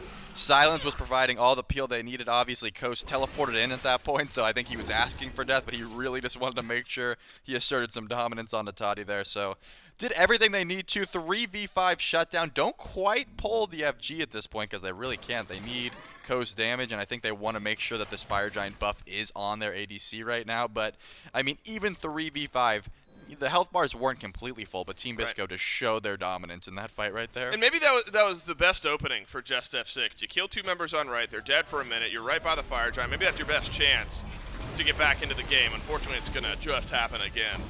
Rotwin's just been given the business over and over and over and over again this game. Fire Giants pulled by Team Bisco. Vaporish Coast back on the map. Don't think he'll use the Bifrost to rotate here to right. Will not. Fire Giant goes to Team Bisco. And we are getting closer to that 4 to 30 kill range where we were in game number 1. Just F6 had their opening, Trelly. I think maybe that 3 versus 5 was Just F6's best chance and maybe turning this game around. Yeah, I think that was definitely their best shot, but unfortunately they just did not have. I mean, I think if they are committed to the fight or committed to the FG, maybe, right, but at that point, you have to get rid of this E set because it's just so much peel, the constant shielding, the silences, the circle of protection. You want to try to focus down these damage dealers first, but with Silence right now, with the build he's opted to go for, having Thieves, Heart Ward, Breastplate, and Sovereignty, that's a very tanky level 20 E set support right now, 6 levels above Rotwin. Yeah, Rotwin is just sad with how he's got to play this game right now. He's been sitting on Divine Ruin and no other item for like 5 or 6 minutes at this, or no other item after the fact. Right? He's got Thieves and Heart Ward, of course, but hasn't added any items in a couple of minutes. Not even a tier 1. I guess Divine Ruin makes sense. Like if you're gonna die super fast anyway. Let's see if I can get as much value out of my Dharmic Pillars as I possibly can. As Team Bisco bait the backs, but Grasp of Death flies right down the middle. It's another 5 versus 3, and Coast gets blown up by Just F6 and Mass Kill. Sap gobbled on up by the Fenrir. Aegis gets used, but that top damage, Persephone is gonna die anyway. This time Just F6 do make the play in a 5 versus 3, and both carries are dead. It's gonna be up to Rapio if Team Bisco want to turn this around. Nice double stun by Silence. And that is a health bar by Sotos that is gone by the wayside. Rapio gets the kill. Mass Kill looking for Silence, but he won't get it. And another 5 versus 3 is not working out for Just F6. Rapio's just got way too much. Rapio has got a triple kill. There could be another quad in back-to-back games. Rapio makes Just F6 pay. Rapio gets another quad, and another 5 versus 3 doesn't work out. That Pounce did a 900 damage to this Bastet pick. I mean, as you said, and as we all know at this point, you do not need the Huntress of Bass to carry on this Bastet pick. You don't have to hit your ults. She can just do so much damage with the rest of her kit. That Bumba Spear is finished. The Heartseeker's online. I do think they have the damage to try to go for this end. Team Bisco, they deserve to be in the EU SEC, and Rotwin at 0-9 will be the only member of Just F6 alive to watch Team Bisco make their way, confirmed, into the EU SEC. Well deserved by a well-formed team. If you can win a 3v5 twice, subbing out different members in that 3v5 specifically, I mean, at once you win it without Coast and oh man, it was just... Yeah, Coast and Sap dead. Yeah, and then you just win it again with just Rapio. I mean, it's just insane play from Team Bisco. Complete dominance. They had the lead, they had the gold, they had everything they needed. The team fight specifically, and that's what you need to win these games, and they had it in spades. Rapio in back-to-back games gets quads, and in back-to-back games, Team Bisco roll over Just F6. Team Bisco make their way into the EU SEC.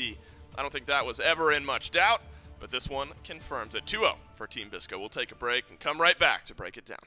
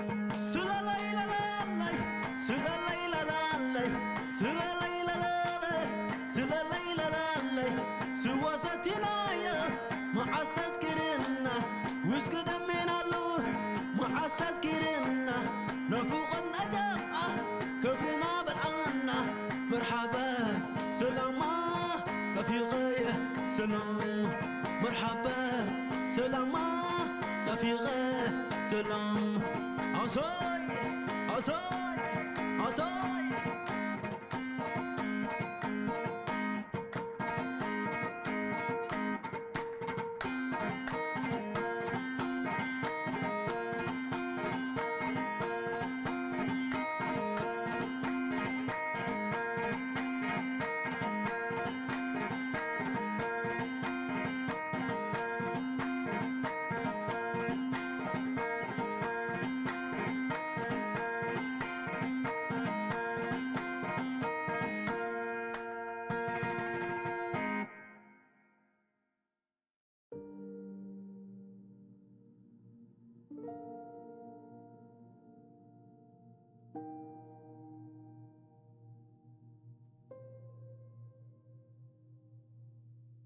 짙은 안개 속을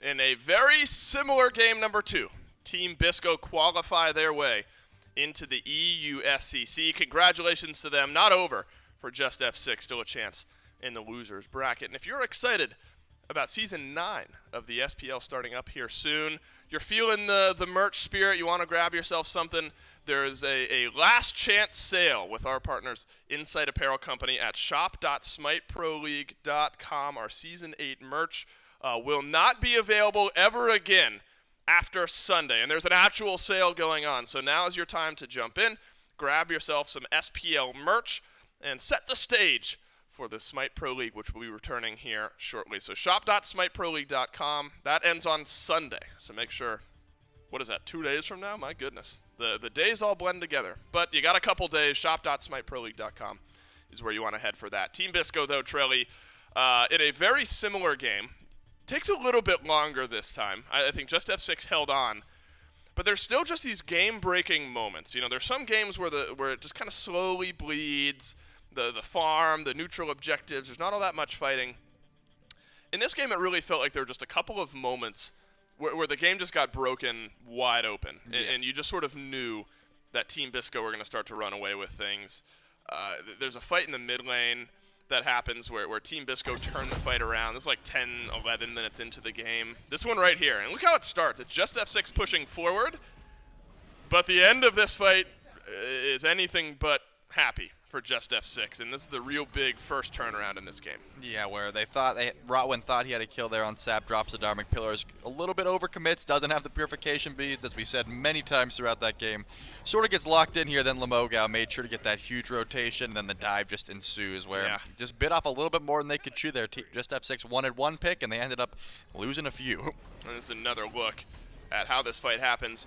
Feels like this was happening a lot, though, didn't it? Where Rotwin was walking forward, and no fault of his own, just the way that Team Bisco built their draft. Rotwin would walk forward, get locked in place, get taken down. That was when Rotwin was just like 0-2, 0-3. This game ends a little bit more uncomfortably for the Just F6 support. And then the next moment, Just F6 felt like they were just kind of walking in. Right, as of right now, only Rotwin and Toddy are dead. Sodos dies. Okay, Listimics is going to go in. Look at the top of your screen. Maskill is alive on the back of this fight. This is only like a 2,000 gold lead at this point. And so nothing is out of reach.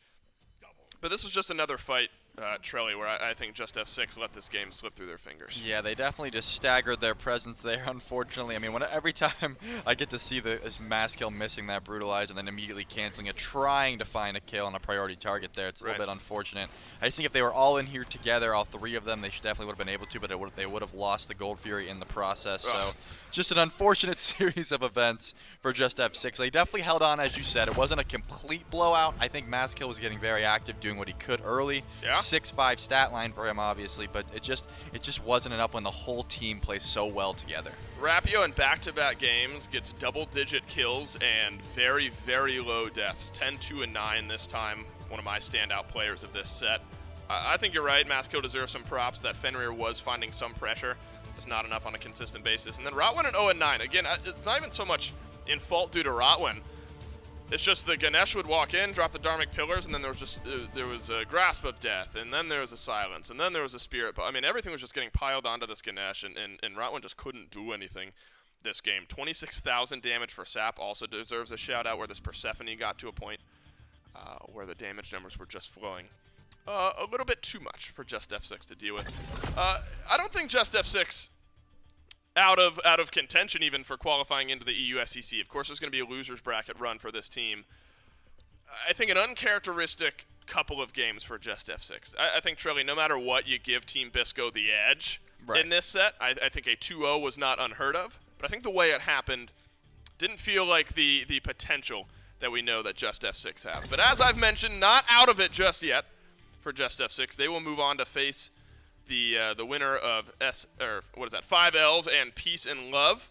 And so a couple of sets away from qualifying into the Smite Challenger Circuit here in EU. That is the first of 4 sets we've got today. Team Copyright versus Oogie Bogies up next, followed by Belt Slap Thunderhead, and then to end the day, Winter Frogs versus Late to Scrim. So, Trilly, I mean, I think all things considered, give me a recap in your mind of this set. Team Bisco versus Just F6. Start off the day with a 2-0. You surprised with the result of this? No, definitely not surprised. As you said, looking into this, I mean, I had no doubts in my mind that Team Bisco were going to be making it to the SEC. I don't think we count out Just F6. Again, as you said, they definitely showed some promise here. They were up against a solid roster that's been playing together for a while. They know their carries. They know how to play the map very well. So Team Bisco, no doubt in my mind, we're going to take this set, but I don't think we write off Just F6 yet. They have a loser's bracket to play through here, and they showed some promise in this game. I agree. Just F6, a consistent and a high chemistry team that has their eyes on the EU SEC. Team Bisco, they're already there. They can kick back and watch the last 3 games that we have here in the EU SEC. Coming up next, Team Copyright versus the Oogie Bogies. Stick around. You don't want to miss it.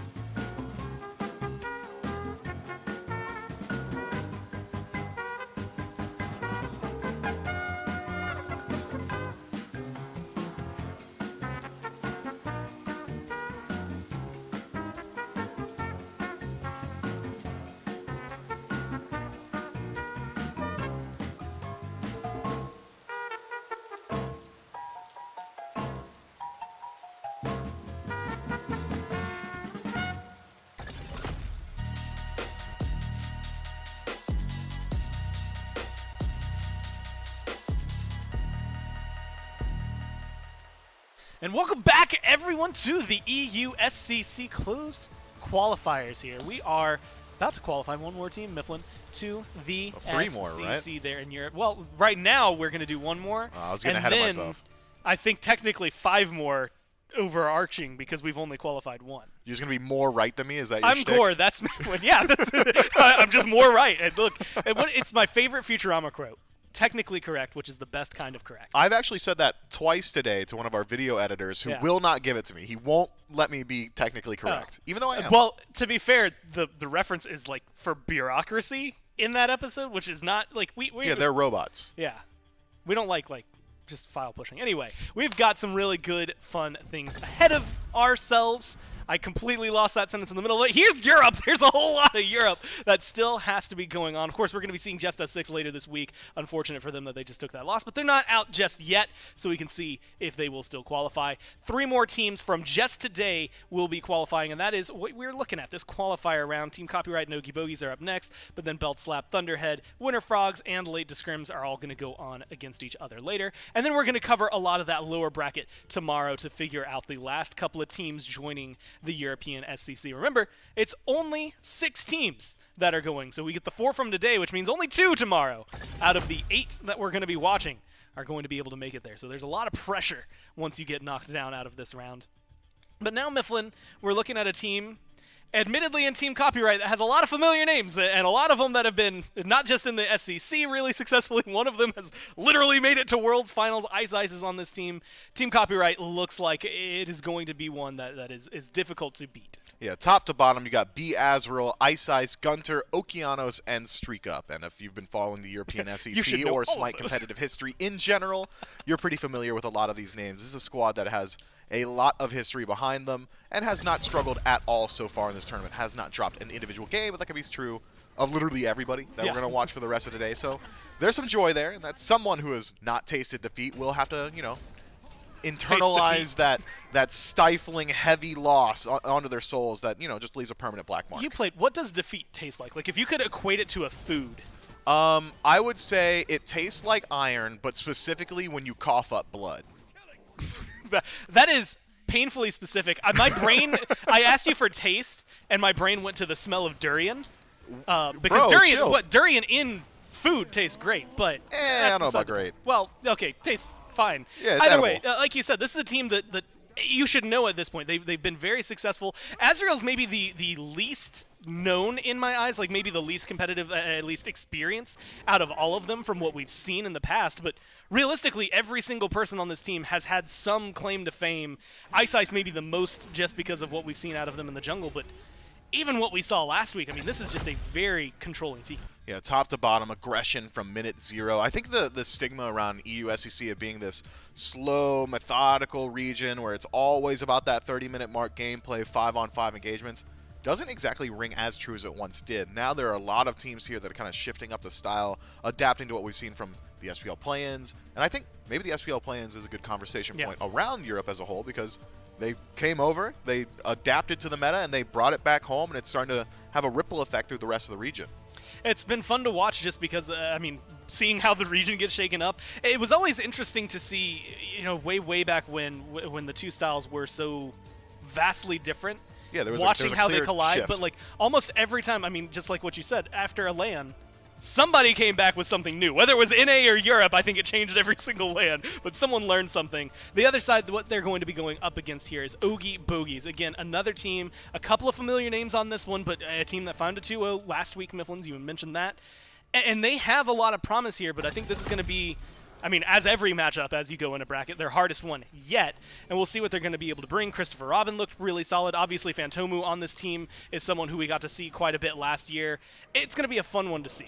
Yeah, a lot less name recognition, top to bottom. This is Ogie Bogies, starting off with Ogabri, Phantomu, Hedgehog, Jockin, and Christopher Robin. Jockin and Phantomu are the two names that stand up to me that I've seen a fair bit in the past. Otherwise, a lot of untested talent here. And there's a certain strength to that. There is a certain strength of being the team that people have less expectations for, or less weight on your shoulders, knowing that you could still drop down to that loser's bracket and get an additional chance to chase that SCC dream as well, has got to weigh well for them. If they do win here, everybody's popping off. All of a sudden, the entirety of the power rankings takes a shift up in European SCC.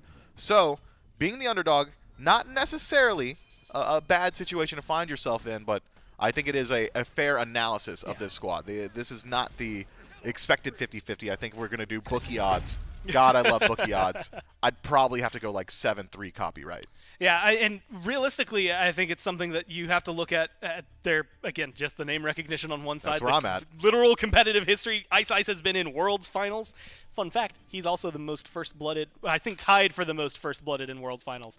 Look, if I did a spreadsheet where I have that stuff, I'm going to use it, okay? I watched every Worlds Finals to get those, and I'm going to keep that in my back pocket. But I will say that Okie Bogies last week, it was Zenadane, I can't remember how to pronounce his name, and I feel really bad about it. ZZ, that team they beat, they had a lot of good names on there, so I have a lot of expectations for them to be able to perform here.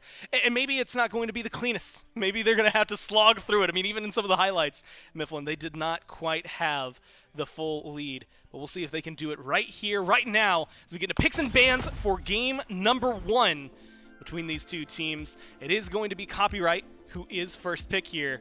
And we've been seeing a lot of this, like Bastet first pick comes to my mind because I think we saw her the most during like the play-ins, things like that. But the Fenrir's, your Amaterasus, because we saw Azrael with a big highlight on that. There's a lot of really flexible first picks right now. Yeah, and you know, I've been kind of considering why are we seeing Bastet so often make her way through the first phase of bans, especially considering the priority that we saw from these SPL teams, from the Oni Warriors, from the SPL play-ins. It was either banned out first every single time or immediately getting snap locked first. Occasionally we'll see her drop down to like second pick, maybe even around that third pick. I think once or twice we've even seen her go all the way down to the second phase of picks. And if I had to guess why, at this level of play, why we're seeing Bastet work her way through, it's because she's got a very, very high skill floor for competitive play. Yes. There is a clear distinction, especially in the jungle, between ranked, casual, and competitive play. In ranked, as long as you're landing your abilities, you're feeling just fine. In casuals, even more so. But in competitive, Bastet has a very unique play style in which she has to play the sides of these team fights. She has to very well place her ultimates. That leap is an incredible double-edged sword because you know exactly where she's going to go back to, or she's committing one of her escapes to high damage output, and that makes it very hard to perform. So I think a lot of these teams are just kind of heat-checking, saying, do you have a Bastet? Because you're going to lock it in. She's incredibly strong. She is the meta right now, so you're going to lock it, but if you can't play it, you just get dominated. We'll see whether or not. I mean, look, if I'm going to give the players on Copyright to be able to pick up a god and make it look good, yeah, I assume that it's going to be the best. It's Fenrir and Medusa. Again, two really, really high priority picks. I want to mention this just because it's going to get locked in right there. I was trying to call it before it happened. It was Azrael specifically. They banned out the Bellona. It feels like this Amaterasu is something that they've been going to. And we can talk about that solo lane matchup, but this Fenrir is another big talking point. Bastet, she gets locked in. I think 9 times out of 10 lately we've been seeing her go solo, maybe 10 times out of 10. I'm actually not sure I've seen a jungle Bastet competitively in the last few weeks. This Fenrir, it's a little bit of a different story. We've seen him go solo, I think not just when FineOK plays it, but I believe in the SPL play-ins. We've seen him go jungle. We've seen him go into support. How do you think, does he fit well with Medusa, or is he better over there in the jungle here? I love her with Medusa. If I'm picking anything with Medusa, it's something that can match the level of aggression that Medusa brings and have similar levels of mobility. Fenrir does both of those things. If the entire strategy is, I'm going to lacerate in aggressively, Ragnarok, that sets up for it. Unchain, the jump stun, that sets up for it. You've got similar levels of DPS. You've got phenomenal scaling thanks to Seething Howl with these supports going towards just raw, dedicated defense items. You're still getting that additional power from your kit. I love this lane. It is one of the highest kill pressure lanes you can get in Smite. Now, man, I want to ask you about Bacchus because we haven't seen him. Maybe we'll see him in the bans and I can bring it up then. You know, Hou-Yi, who cares? Oh, yeah, he was bad last year. There we go. There's the bit, right? Well, okay, yeah, but Jormungandr got locked in, dude. He's on the other side. There's something that I think more important, at least in my eyes, on this board. Why? Why Jorm? Look, man. Question mark? Jormungandr is not as bad as people are making it out to be, right? Sure, he's not that cream of the crop, top of the meta solo lane pick. He does have some flex potential. Yeah. We've seen it in the European SEC sometimes go towards mid. Generally, we see it in the solo lane. I'm expecting solo lane. I'm projecting solo lane here. So what does Jormungandr bring to your team? I think Jormungandr has some of the best Totem Aku control, thanks to that Gilded Arrow start. His auto attacks are incredibly strong. He gets great lane pressure. He's nearly impossible to gank. That's been the story for as long as Jormungandr's been on the edge of the meta, back when Ducky was locking it in. Literally every game back in Season 7, we'd make fun of him for it. What is this the god of? Not dying. That's still true, but since then, in the last couple of years, his damage output has actually gone a lot higher. He's got decent setup for his team. I think Jormungandr is actually just one legitimate buff away from being one of those top meta picks. Well, we'll see. I mean, right here, right now, they could at least prove how well he could be just in the right hands. Olorun gets locked in alongside those top 3 there for Oogie Bogies. And that kind of throws a wrench in my plan because, and I see this. Originally, I assume Fenrir Medusa lane. I see Olorun. I mean, we've seen both Olorun and Medusa mid. Now we get a Nemesis. So that's probably jungle, right? So it's really just the Medusa and the Olorun right now that can swap. But I feel like Medusa mid has been more likely over the last few months than Olorun. It has also, been. who ran that? Was it like Twig? Yeah, I think it was Twig. He played some a fair bit. Yeah. But look, you got to evaluate lane matchups, right? When you have the ability to flex your lanes, you got to think to yourself, where is our highest likelihood of hitting the ground running? Where is our highest likelihood of hitting pay dirt with these gods? Fenrir Medusa lane, incredibly high kill pressure, but up against a Ho Yi, who's got a traditional leap, might be a little bit harder. He's got a pretty decent self-peel with the stun to stop Brutalize. But Medusa into Morgan Le Fay, similarly hard to execute on because Dragonflight's unreactable CC. I got to say it. You can't stop me, Ajax. You know what? You got to say it.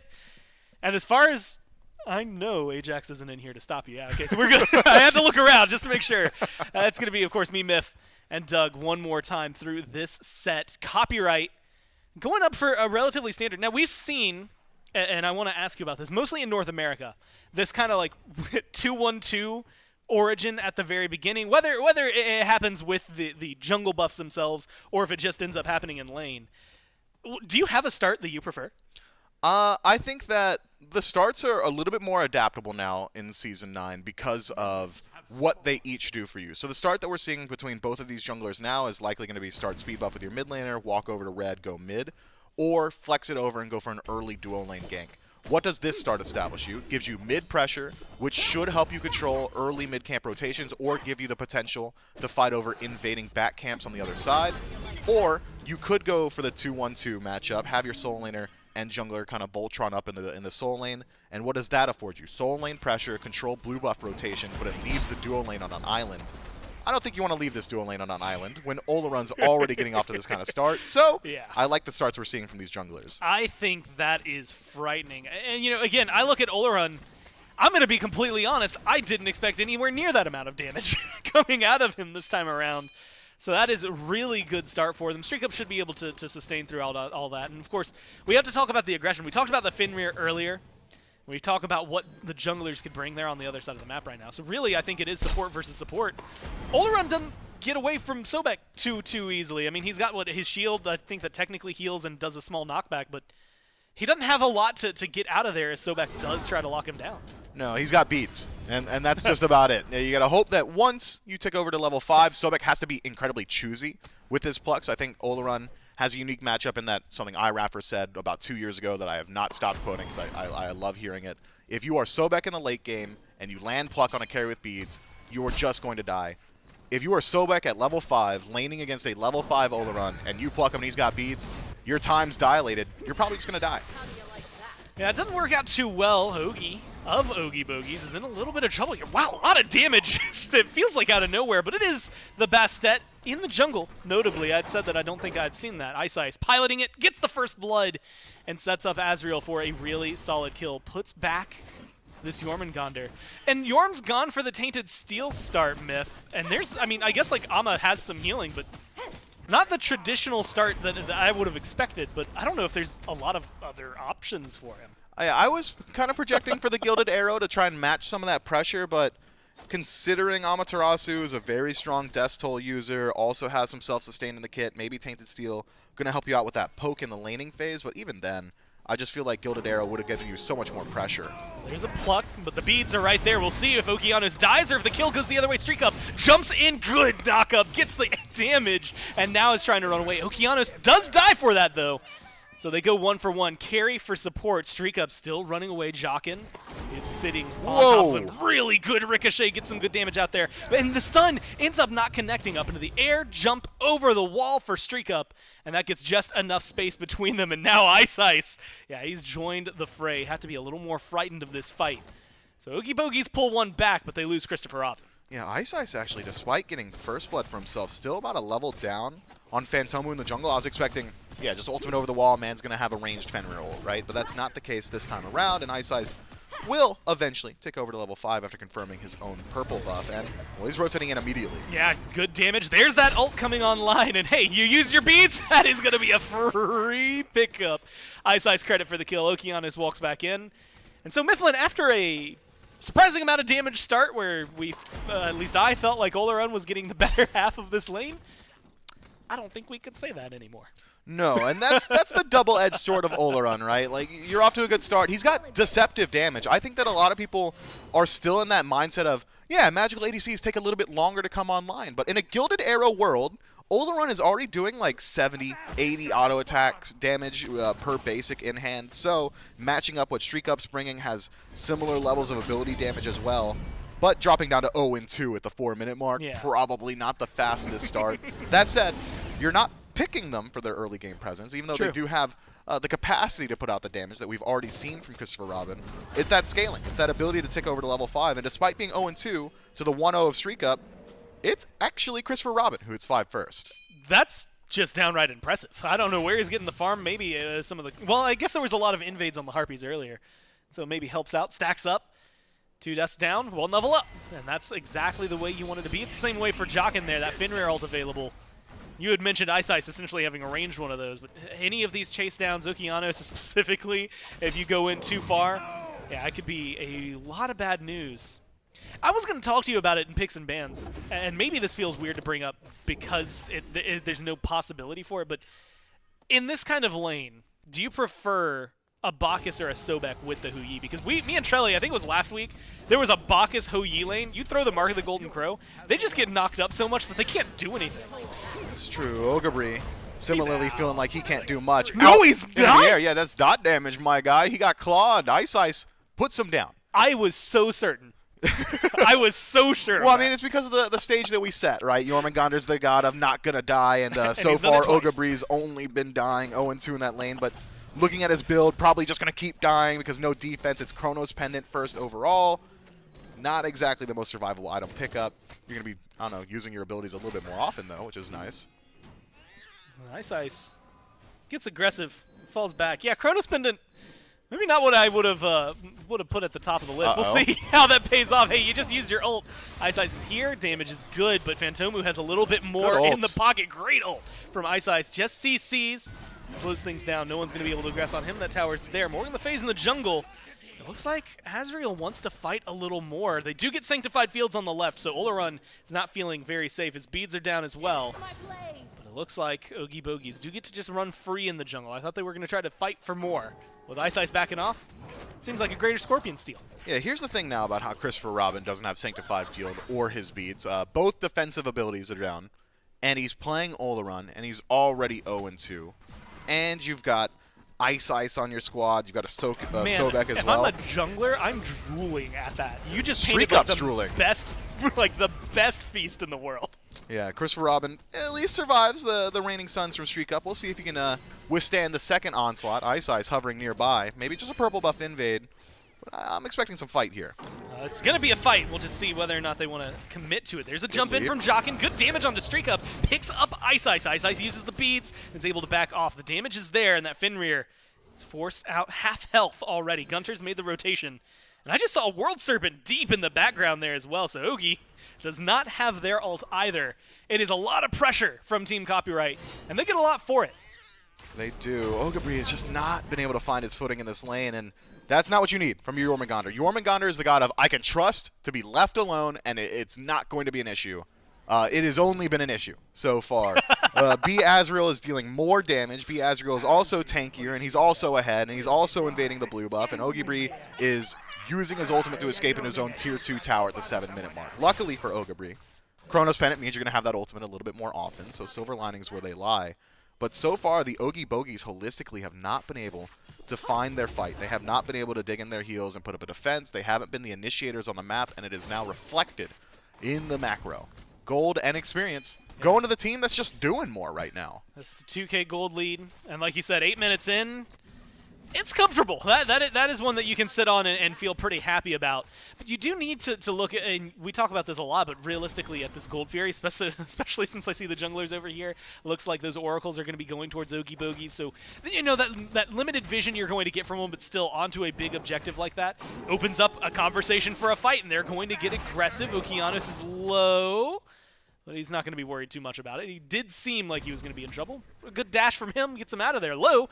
That's going to be Azriel's name right now. He is in a little bit of danger. But, I mean, you had mentioned it. Outside of being able to use the abilities, there's a level lead. You've got your ult. You're fine over there. It's not going to stop the fights, though, Mifflin. Christopher Robin's in a little bit of trouble. He's going to run to the 100-acre woods. Nice. And it seems like this one's going to be nice for him. Yeah, that's the jungle here. Oh, what a good ricochet. But, yeah, there's no way you're going to chase that one down. Streak up. Playing it patiently. That was close to nuts. Yeah, and meanwhile, Ogabri, if we want to get another check-in with him, has used his ultimate to escape into his Tier 2 tower yet again. Now 2 levels down on B Azriel on this side of the map. Luckily for Christopher Robin, it only cost him his ultimate to survive that last engagement. At least maintains the beads. Gunter is in a lot of trouble here. Fantomu decides to close the gap, but the damage is there in return. You do lose Gunter, but you trade out Winnie the Pooh. Now Fantomu gets plucked right back in. Ice Ice finds the hit, and Ice Ice gets the kill. Okeanos making sure to lead one forward and put him in their place afterward with a couple of taunts on top of it. Azriel going to continue this level of aggression. Yeah, Ogabri has not been allowed to just exist in this lane. And yeah, you thought it was just Azriel diving your Tier 2, not an Evan. No. Ice Ice is here too. And they're going to put up the 7th kill for the team on the board. 5-0-1 for the Bastet. Lesson learned for Jormungandr. If you want early CDR, maybe Breastplate of Valor going to be the option going forward. Survive a little bit more, and you still get your 20%. Ice Ice going for a speed buff invade, successful in picking that one up, and Fantomu gets the walk of shame to clear out that very last small camp on that side of the map. And Team Copyright can essentially do no wrong, and I think that's going to continue here. Christopher Robin, it's aggressive. Yeah, he walks. This is just the wrong way to approach this lane. Your tower is over there, and you have to worry about a good ricochet, good stuns, good damage. One more auto's all it needs, but it's going to be the leap from Streak Up that gets the kill. Jockin plucked back. Jockin just decides to leave because there's nothing this Finver is going to be able to do. Streak Up has by and far taken control of this lane. He has. Christopher Robin has got good scaling coming his way, but it's going to be a whiles off considering we're already looking at 2-level deficit. So where can the Oogie Bogies fight? Where is it they need to root their aggression? And I think it's exactly where we identified in P's and B's, around your strongest early game piece, the Medusa. Group up on mid. Start playing in that mid 3v3, but so far the Oogie Bogies have been largely restricted. Jockin specifically has been restricted to playing in the duo lane, trying to make sure that Christopher Robin can survive some of these fights.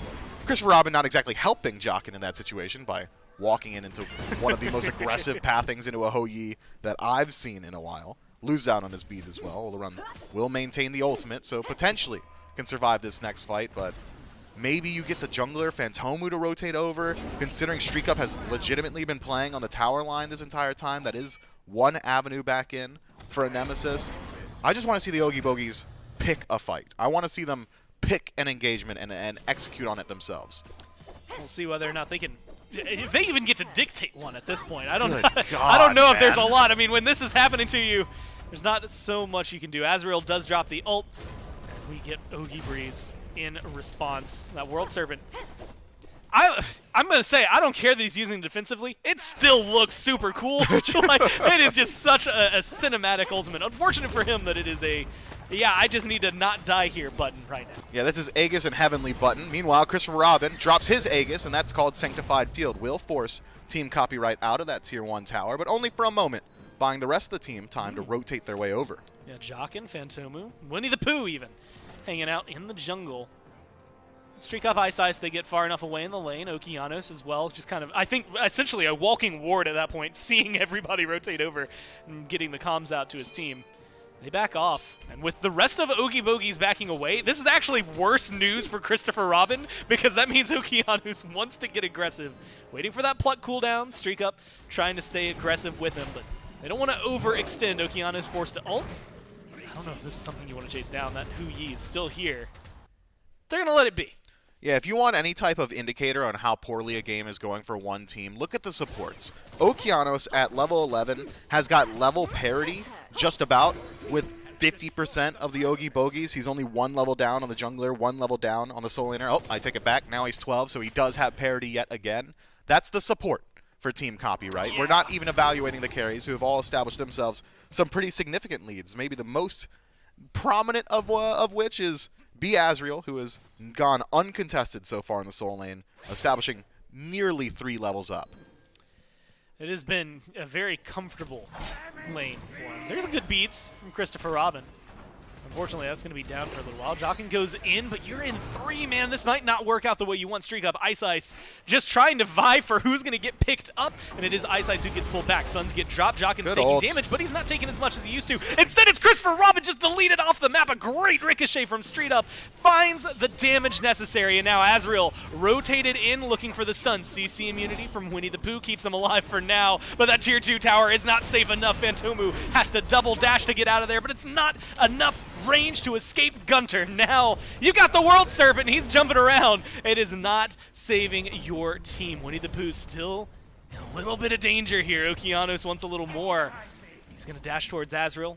They're going to let that one lie and go for a Gold Fury. Man, Team Copyright is just doing the most. They're doing too much, all right? Everything's going their way. Tier 1 tower dives, tier 2s as well.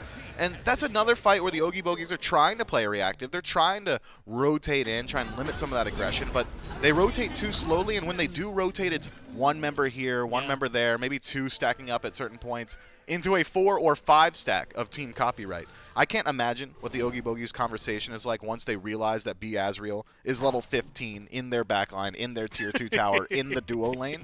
It's probably, oh man, Ogre, I'm sorry you had to deal with this for so long, because legitimately I'm not sure there's a great answer to this Amaterasu just yet.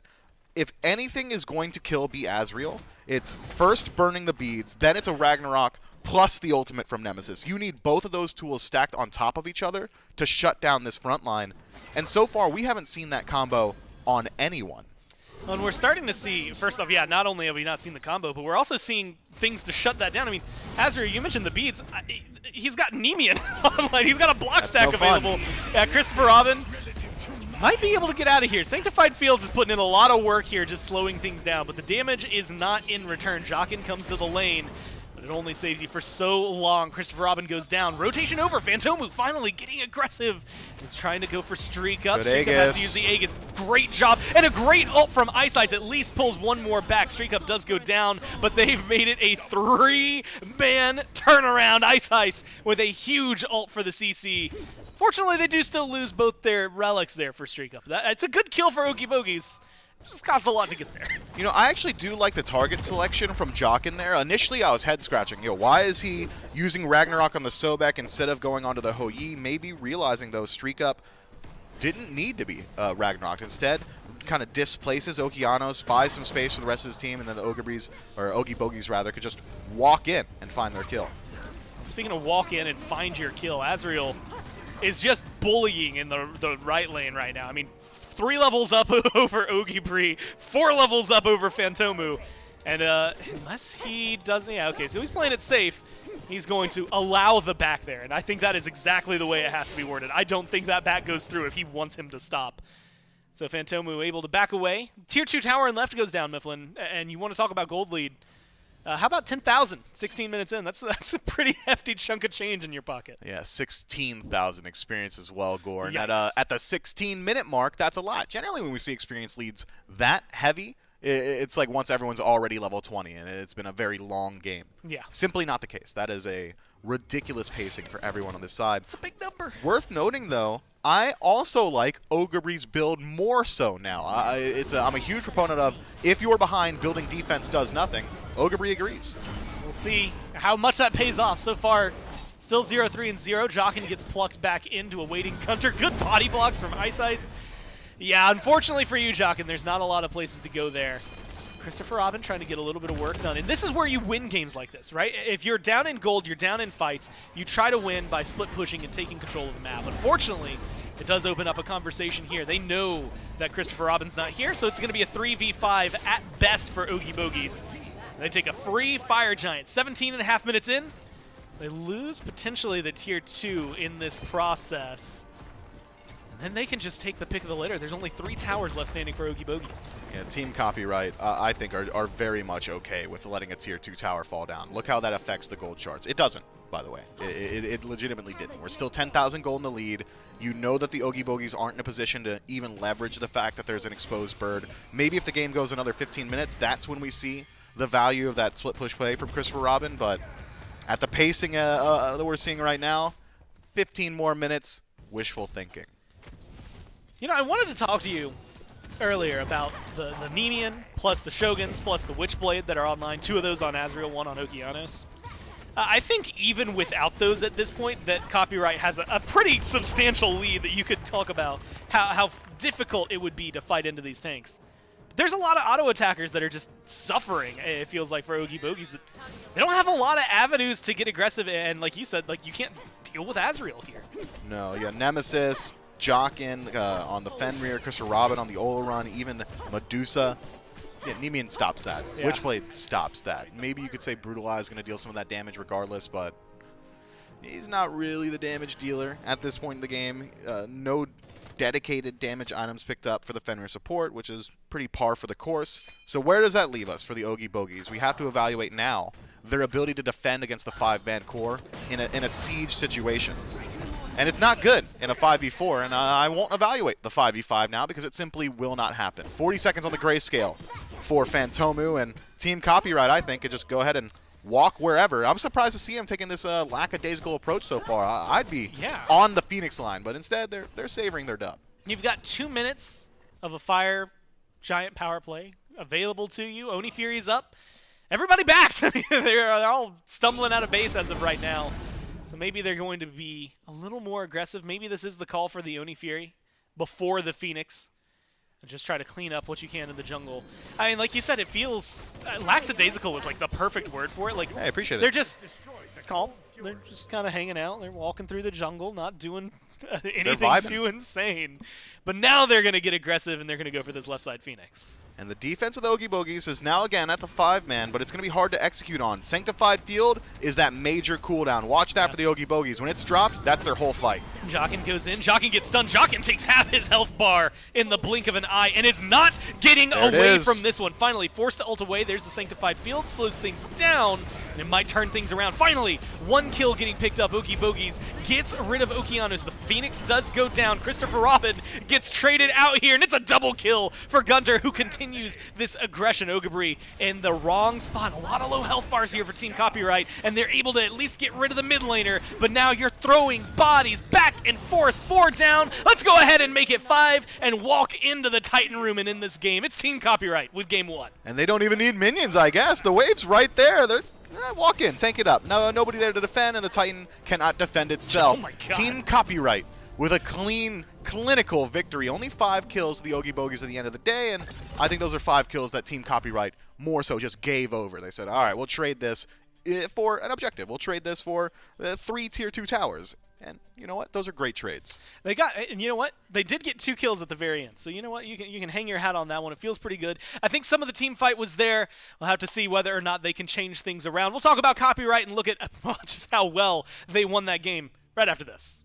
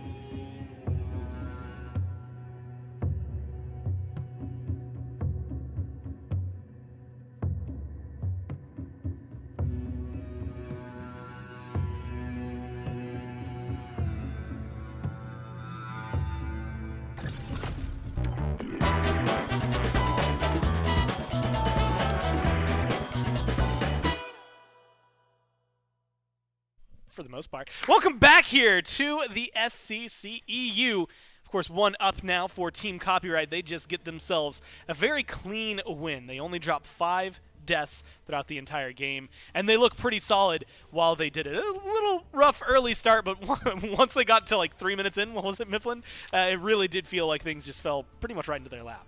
Yeah, I don't even know if rough early start is like correct. Like, Streak Up took a little bit of damage too early. He did. He took a little bit of damage from Oleron. We said, wow, that's a lot of damage from Oleron, and that's the last time we talked about Oleron's damage. Yeah, that's not That wrong. was on first wave, by the way. And it was 40 seconds into the game. Yep. Oh no. Yep. Oh no. That's not where you want to be. I mean, you have to look at everybody in that game. I think Streak Up absolutely takes control of the left side lane. Ice kind of bullies everybody all over the place. I mean, this Bastet was like a silent killer in a lot of regards, and maybe not so silent is the way to describe it. These ults were on point. The damage was there. I don't think you can let Ice have this pick.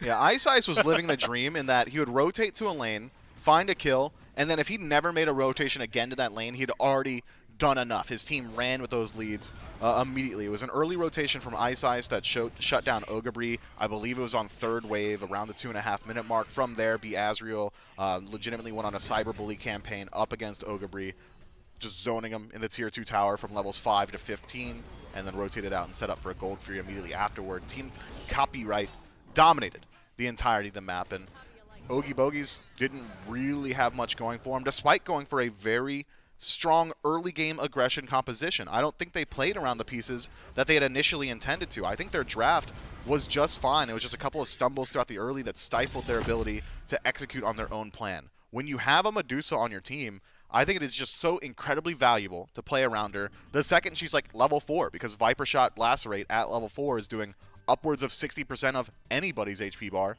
but nobody rotated through. Nobody went to Winnie the Pooh's lane, and Winnie the Pooh said, okay, well, I'm not going to lacerate on my own, and just stagnated.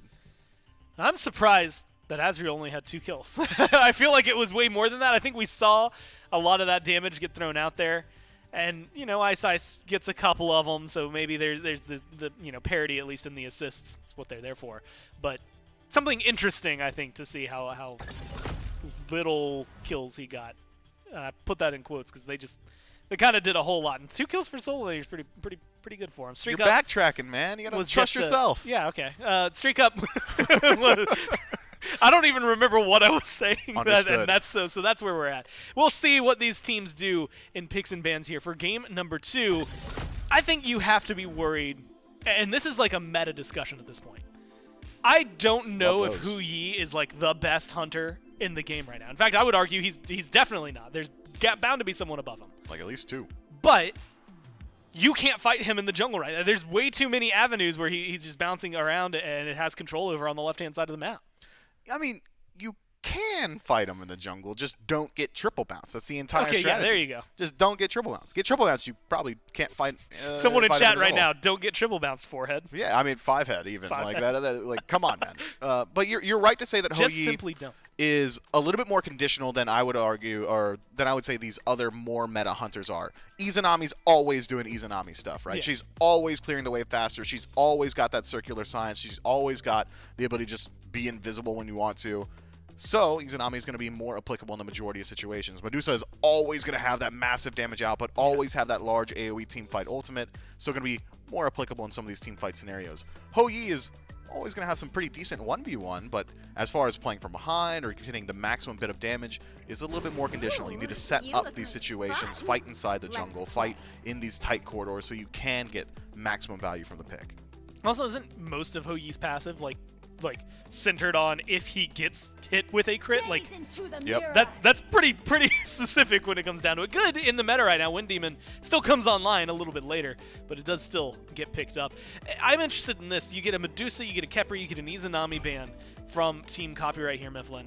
And that Medusa was banned knowing that Bastet was going to go to the other side. So they're confident that they're going to be able to deal with it. They get the Amaterasu. This time they strip away the Finmir, presumably for support, but could still go jungle with the Amaterasu there. How do you feel about that trade? I think the trade's just fine.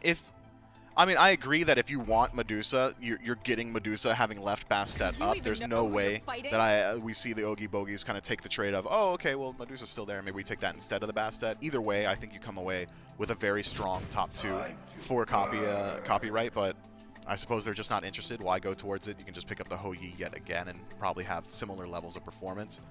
But, you know, in an ideal world, I probably am leaving Medusa there and then potentially looking towards that next best support. Because you know you're taking Fenrir, which is likely slated for your own support. So you could limit, I don't know, a Geb. You can limit a Yamoja, something like that to slow down the Oogie Bogies. I will say Ice Ice does like Fenrir, so I wouldn't be surprised if this ends up being a complete dynamic shift over into a jungle. I will say, though, Bologna, top 3-man last game. I believe Agni was in the bottom 2 for Team Copyright to take away from Oogie Bogie. So this feels like 2 picks that might actually have a lot of merit to them if they were getting banned before. Agni maybe was like a kind of standard-ish meta ban, but that Bologna, I mean, if Bologna gets banned, you see Amma locked in, and your next response is Jormungandr, and what we're seeing right now, I think this Bologna has something to it. Yeah, the Bologna, I would argue just by merit of existing as Bologna is probably going to be doing a little bit more so than the Jormungandr. Worth noting that Jormungandr put out 10,000 damage top on the team, only about 3,000 less than top damage in the lobby. Chronos Pendant into Divine Ruin into Spear of Desolation. Mans was just stacking damage, had no survivability. The Yamoja that we talked about briefly a moment ago does get picked up for the Oogie Bogie, so now we get a better idea of what that duo lane is going to start to look like once this last pick is taken. You've got a relatively aggressive early game support. Yamoja has phenomenal clear, great ability to displace without having to dedicate her own body, and phenomenal chain CC off of her own CC. One of the few gods in the game is just going to keep stunning you by herself. But you match it up with a pick that is going to take a little bit longer to match that aggression. Charybdis is the god of, if I don't want to fight you, I simply won't, and you can't do anything about it. But on the other flip side, you don't have the same levels of aggression as maybe the Medusa could have brought, or maybe one of these other massively aggressive hunters that has already been banned out by copyright. You're very safe. I think this could be the Oogie Bogies identifying that they never played around their mid laner last time around, so they're going to put this Charybdis alone on an island and have Yamoja shift over towards that mid 3v3 a little bit more quickly. Now, and that's an entire beast to try and crack. Yamoja has been, last year, the most banned god. I actually think second most banned god behind Tiamat. One of the most picked gods. She did a lot. 140-second cooldown on her ultimate, as well as, like, you know, some of the healing nerfs that have come through, even more so here in Season 9. It feels like she got a couple of hits, and she's disappeared from them. Do you think she's still, like good, or where does she stand now? I think that she is probably solidly like A+ tier. She's no longer the triple S that we saw on release Yamoja, or even like tail end of Season 8 where she's just like single S. I think we're looking at an A+ god. I think the most major change that has affected Yamoja and the majority of structure-based supports is the change to Phantom. No longer is it its own dedicated relic, but instead has become kind of assimilated into that shell tree. You got the Phantom Shell. Not only are you benefiting from the ability to walk through structures, but also the ability to have more HP, be more survivable regardless, has really made these picks like Ymir, like Kabrakan, like Yamoja feel like they get a little bit more, less value rather, especially the Odins of the world, man. Shell is just so good. You pick up 3, I'm not feeling bad about that. You had to pick up 2 Phantoms in the past, you're feeling pretty bad about that. Yeah, it hurt, man. It really hurt. Now I can be like, yeah, I'm going to just, hey guys, don't worry, I got Shell. Yeah. Have funsies. You walk out of there. It is 5 beads to start things off, though, on the side of Oogie Bogies. They are very worried about the CC. And you know what, Mifflin, after last game, I don't blame them too much for it. I mean, that's going to slow down at least the Fenrir, slow down, theoretically, Azrael, although he didn't rotate until much later in the game. We'll see how that ends up working out for him. A couple of back and forth so far in mid. No crazy amount of damage being done yet. And everything else has been pretty standard. Charybdis, I will note, did not have any games in Europe played so far, and Christopher Robin going to be the first one to do so. She feels pretty good. I agree. I think Charybdis is pretty high up on my Hunter power rankings. I think what she brings to your team is very, very versatile. The ability to get aggressive with that ultimate in that mid game. I think around level 13, level 14, she can start matching some of the aggression of these other picks, but main strength being that she's nearly unkillable. removes herself from the playfield with the third ability, has CC immunity and additional movement speed with the ultimate, resetting ultimate as well. You can just essentially just be another Scylla for your squad. Yeah. I don't hate this pick. I think she's incredibly strong. It's just whether or not I would have matched her up with Yamoja, yet to be seen. I guess we'll have to watch this duo lane carefully. Mifflin, I'm going to give you a compliment that just while I was listening to you. I like your sideburns. Oh, thanks. Yeah, I don't know why. I just noticed them, and they look pretty good, man. I just wanted appreciate you that. to know.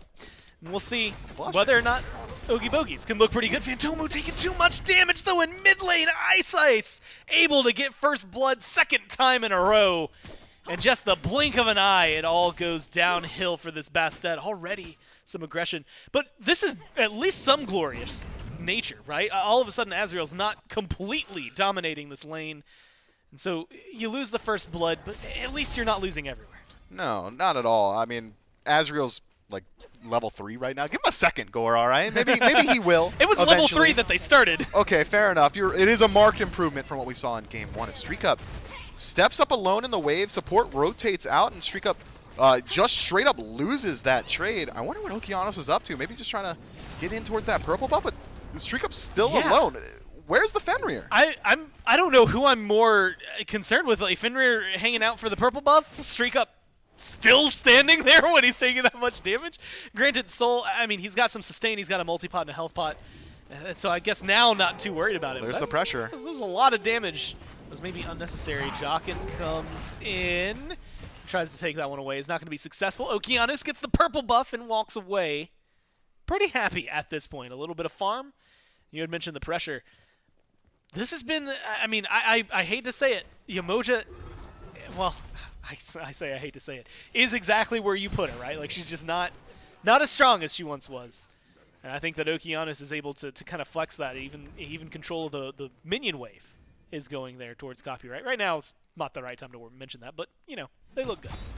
I've been racking my brain thinking about that play, and now I get it, okay? So Streak Up gets to solo out that wave, ticks over to level 4 first, realizing that he's got some self-sustain in the kit and so many potions, doesn't need to concern himself, finds the pressure, goes in towards purple, and now has a significant advantage in this fight. Yeah, we'll see how well this works out. Streak Up doesn't have a lot of mana. Phantomu comes behind. There's the Disapparate. Jockin is the first one to die. Ice joins the fray.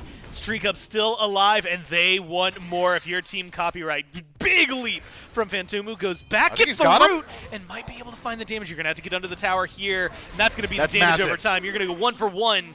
That is a big pickup, but it is still 2 for 1 overall because of Jockin's death. Phantomu's play there was the only winning line he had available to himself. If he walks out, he just dies. He's not getting a return kill. He's not getting any more farm. He's sacrificing a lot. Ice would have just dominated, and that would have been the end of the story. So instead, leaps back aggressive, hedging his bets on the fact that Streak Up was feeling confident enough to at least hover nearby. He didn't even look. It wasn't as if Phantomu 180 to see if Streak Up was still there. He just said, I hope he is, and if he is, I'll get a kill. Picks it up. Also ticks over to level 5, so he's not sacrificing too much time on the map. We would be talking about a level 4 to 6 in the jungle, but now that ultimate pressure going to be available to Phantomu. That was a very heads-up play, and that's a hard decision to make. Credit to the jungler of Oogie Bogies. And I think, like you said, even larger for him, because his worst-case scenario there, like you said, well, hoping for Streak Up to exist, beads used by Christopher Robin. Okeanos ult's going to be down. Jockin's over here on the side of the map.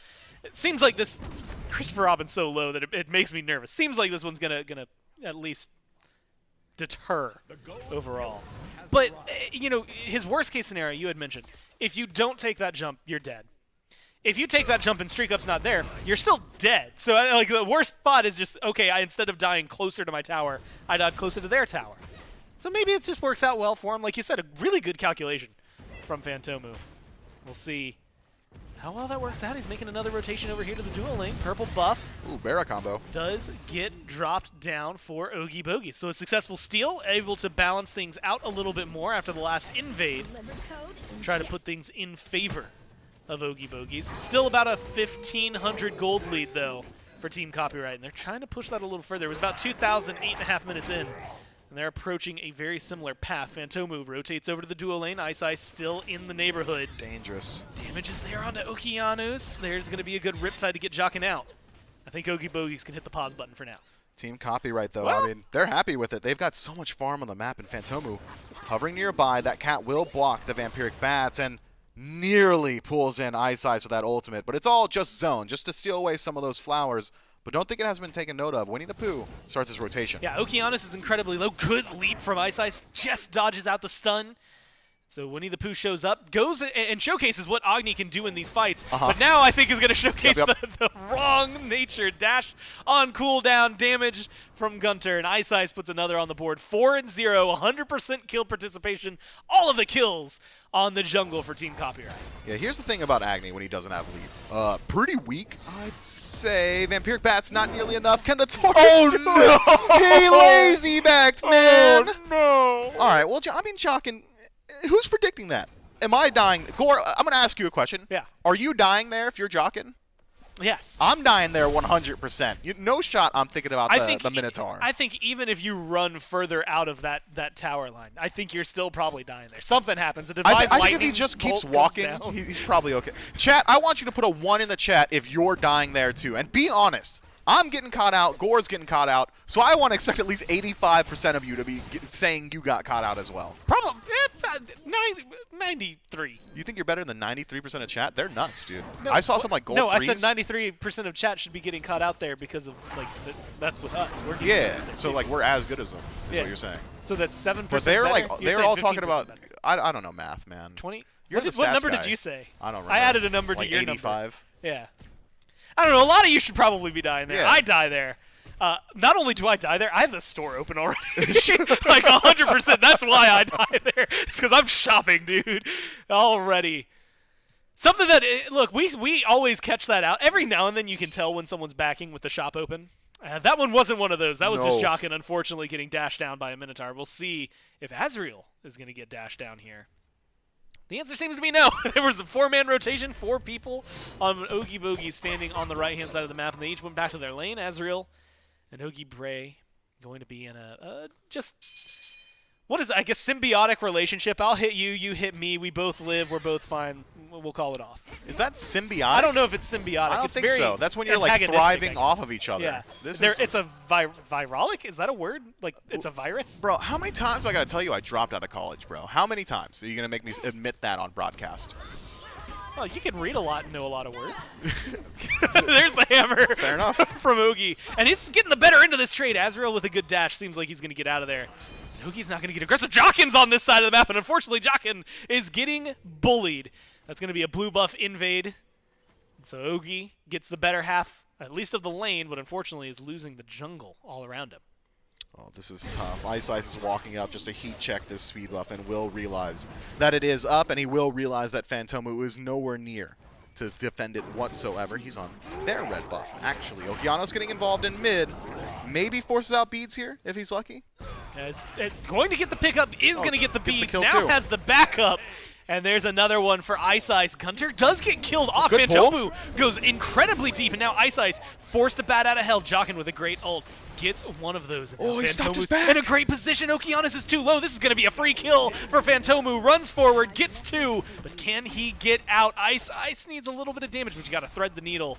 And it seems like the body blocks and the hard bodies in front of him are going to be just enough that the jungler gets to walk away. Okeanos flinched and died for it. Had he just channeled his back, would have been in base right now, spending up all that gold. Instead, is in base right now, spending up all that gold in grayscale. Nearly. We see Christopher Robin fall down, but again, that's Charybdis. If she doesn't want to fight, she simply won't. Jockin has now rotated. Gonna be able to avoid the stun. There's the damage. And unfortunately, I mean, Jockin, he's low, but you have no Omi to work with. This Umoja has to watch as Streak Up gets the better half. Almost baited in, essentially, there for Christopher Robin. Almost was. Absolutely. 100%. He died because of it. Yep. So Streak Up in a much more comfortable position. Finally getting at least some sort of kill in that lane. It's been relatively quiet in duo for a while. It has been, but the leads have still established. 2 levels for both the Hunter and the support. Spear the Mag is finished up for Streak Up, so I don't expect we see Christopher Robin ever step up to him again in this lane, and maybe once the 5-on-5 starts to happen, and the Ogie Bogies find themselves in a very similar position as Game 1. Team Copyright, it may have taken a little bit longer. They may have given up a couple more kills than what we saw in Game 1, but gold and experience, it's right back to where it was. Where did they even get this? Where are they finding 4,000 gold on the map? They didn't take any towers. They haven't taken Gold Fury or Pyromancer? It was in their lockers when they were shoving these Poindexters in there. Making fun of their pocket protectors, all that kind of stuff. Yeah, no, they just keep... I'm impressed with them. I mean, 4,000, 11 minutes in. It has been a very substantial lead here for Team Copyright. Without a majority of the neutral objectives, finally it looks like they're going to put one on board with the Pyromancer. They've got a lot of vision over on the Gold Fury as well, so it's not like there's an easy response for Ogie Bogies here to try and start up an objective of their own and go for a trade.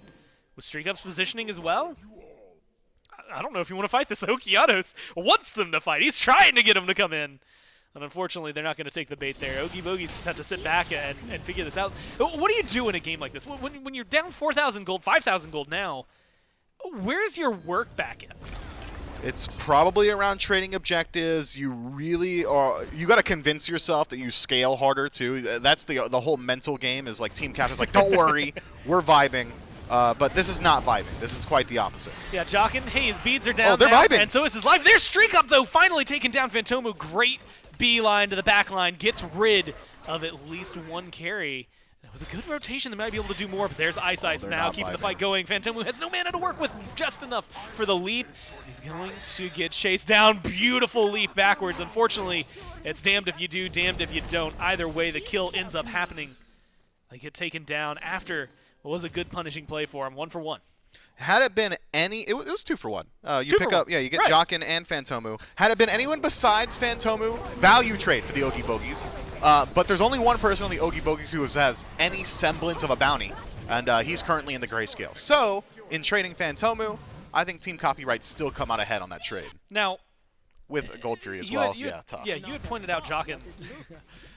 First off, had respawned at that point, which is what I forgot about. He's level 7. 4 levels down in support. That hurts. There's a great Riptide, though. Let's talk about that one. You know what? I don't care that you're level 8 and you're 3 levels down. You were able to at least get your hand on that one. That's a big bounty. I mean, that was a 5-0 Camazotz prior to this.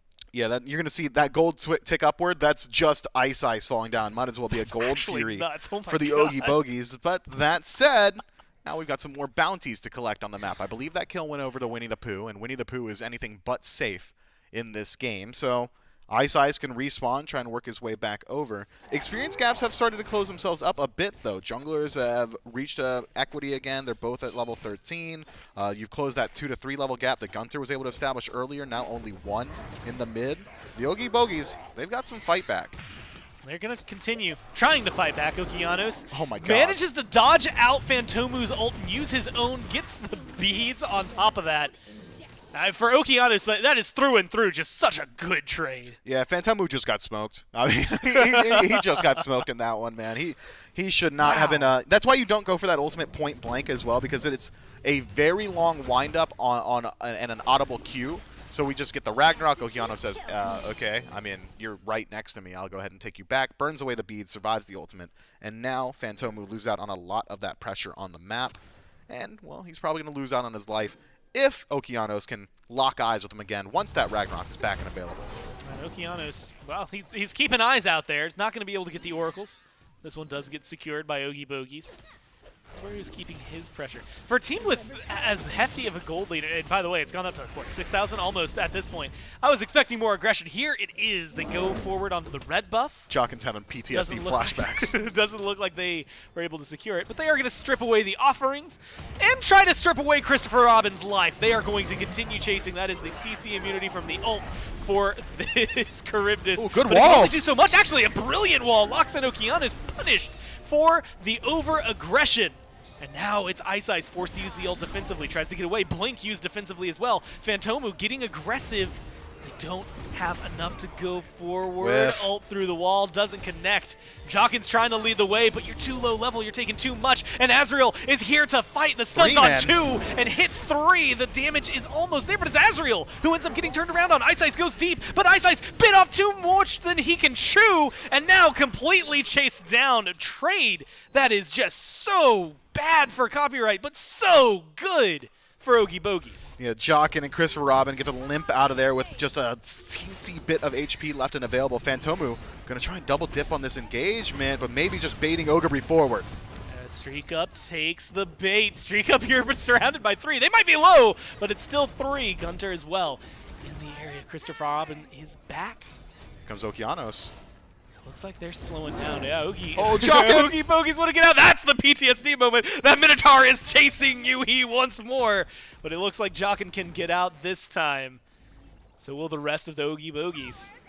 And they don't get any obscene objectives. There's nothing nuts afterward. But that's still a huge team fight in favor of them. Mifflin, I'm actually surprised to see that the gold doesn't take a heavier chunk away than that. Well, what did the Oogie Bogies do after they got the kills? They stuck around, kept up a team fight, didn't clear out a single neutral camp, didn't clear out any of their own camps, and instead lost a tier 1 tower on the tail end because they decided to chase out and try and finish that kill.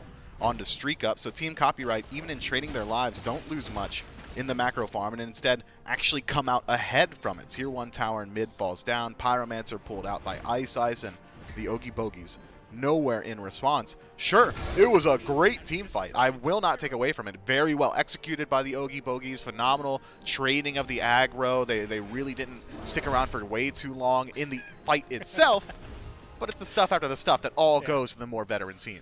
Is trading of the aggro what we call whatever happened with the design team? Too soon? I don't know. No, it's been fine. He's happy. Yeah, he's like chilling. You know, like, what do you mean? That's not a too soon. I don't know. Like the lamenting of aggro leaving. I could still. You can lament all you want, okay, bro. well, you're vibing. We'll see whether or not they can find anything on the map at this point. There's going to be Azrael. That's a huge kill, especially early on. But a couple of ults invested in locking that one down. So a lot of heavy forward investment. We'll see if they can use anything to pay off. Oni Fury is going to be spawning up here. Oogie Bogies have the better positioning. They're going to be able to start this up for free if they want it, but Ice is in the neighborhood as well, Myth. It's not guaranteed at this point. No, it's a 4 versus 5, but a heavy gold lead for Team Copyright might equalize those odds here. Beazriel steps up, a little too aggressive in the middle of the map, and forces out a couple ultimates, but trades out his own life. Take a peek at the relic selection from Team Copyright. No Phantom Shells, not a single one. Don't seem, well, I want to say they didn't seem worried about it. Earlier it was a 4-level lead. I agree. I think at the time they hit level 12, that, yeah, maybe you're not too worried about Jokin. 140 seconds and you're killing him before he can get his ult off half the time. Shouldn't be worried about it. Now, this is a different Jokin that has been showing up to these team fights, and those ults have been devastating. Bentomu gets a little bit of poke, but they're not getting a big enough zone here. It's low. Team Copyright are going to be able to walk in. There's going to be a good pickup from Okeanos. Oogie Bogies get the Oni Fury, but can they survive the onslaught afterward? Ice is looking for more. In fact, they're the ones getting aggressive. They're trying to fight this. Good stun from Oogie Break continues this fight, but it's Gunter's damage. 3, it's the rest 4. of the team that they're just going to keep finding them. It's Jokin alone and alone no more. He gets to go to the grayscale with the rest of the team. Triple kill for Ice, 9-2-4, and the full-on deicide for Team Copyright. Oogie Bogies, you picked up the objective and you fought over nothing. And Team Copyright, well, they've been fighting over nothing the entire set. They love going for these aggressive plays, and we're very comfortable to take that one. 5-0, and the Fire Giant for the Gold Fury. I'm sure a trade the Chaos team very happy to take. Oogie Bogies, I don't know. they could have just walked away. I feel like I'm saying this a lot this week, the last couple of weeks. An objective goes down, and the team that gets the objective says, okay, well, we're ahead now, right? Like, we got all this gold in our back pocket. It's not like you shove the gold into a sack and start hitting people with it. You need to go back to base and turn that gold into an item for it to help you at all. Despite an upward tick for the Oogie Bogies immediately after the Gold Fury, there was no change in the team fight dynamics, and Team Copyright, well, they knew that. Well, and unfortunately, look, there's a lot of ways to fight back into this Phantomu. I'm going to tell you what you're doing right now is not it. Maybe a pick could have happened there, and it could have been interesting. And Mifflin, I want to harken back. I'm noticing this way too late. But they did run a poll to figure out if who would have been caught out like Jokin that time under the tier 1 in mid and who wouldn't have. 80%. So you were actually way closer than me. 5% off. Unlucky. But hey, you were the closest, and like no Price is Rights rules. You were just the closest out of the two of us, so you win. I appreciate it. You know what? And you know what? It takes a big man to say that because I would have never noticed that in my life. You could have just let that die, and I wouldn't know about it at all. I wanted. You know who the biggest winner is? I wanted your voting to feel vindicated, and I wanted Mifflin to know that you were close to agreeing with it. You know who the biggest winner is, though? The 80% in chat who told the truth, because that other 20%, they're just lying. Yeah. They're just lying. There's so many of those fun questions like, are you one of the people who blanks or are you a liar, right? And like people will fill in the blank with whatever they want. And unfortunately right now, there's a blank being filled, at least in Okeanos' heart. It's a kill, and it's going to be Christopher Robin here at some point. This Charybdis could try to run away, but how far are you going to get out of here? Not very is the answer. Streak Up does take that one away from his support, puts the third on his own belt. And they've got 2 minutes of power play. This is very similar to last time around. 2 minutes left in the Fire Giant, and nothing crazy has started up just yet. I think they did get a Tier 2 tower on right, so Team Copyright have already started off a little stronger. You know what, Mifflin? They're going to start an onslaught on the left lane. They might as well go for the highest value Phoenix. I would argue that Oogie Bogies have got a much better defensive composition this time around, largely centered around Winnie the Pooh on this Agni and Jockin's ultimate. If that does come back up in time, can start to shift up these team fights as well. Keep your eye on Winnie the Pooh, though. He's got to put out some damage, and he's got to do it soon. Well, there's going to be some decent damage immediately onto Okeanos, and they recognize it. They go for the Agni, and that's going to be a good disengage from Winnie the Pooh, at least for a little bit. Ice Ice finds the way back. Ice Ice finds the kill on the Agni, and now the Phoenix is gone. The team looked like they wanted to go for a little bit more, but the Fountain healing and the base being a little too strong for Oogie Bogies.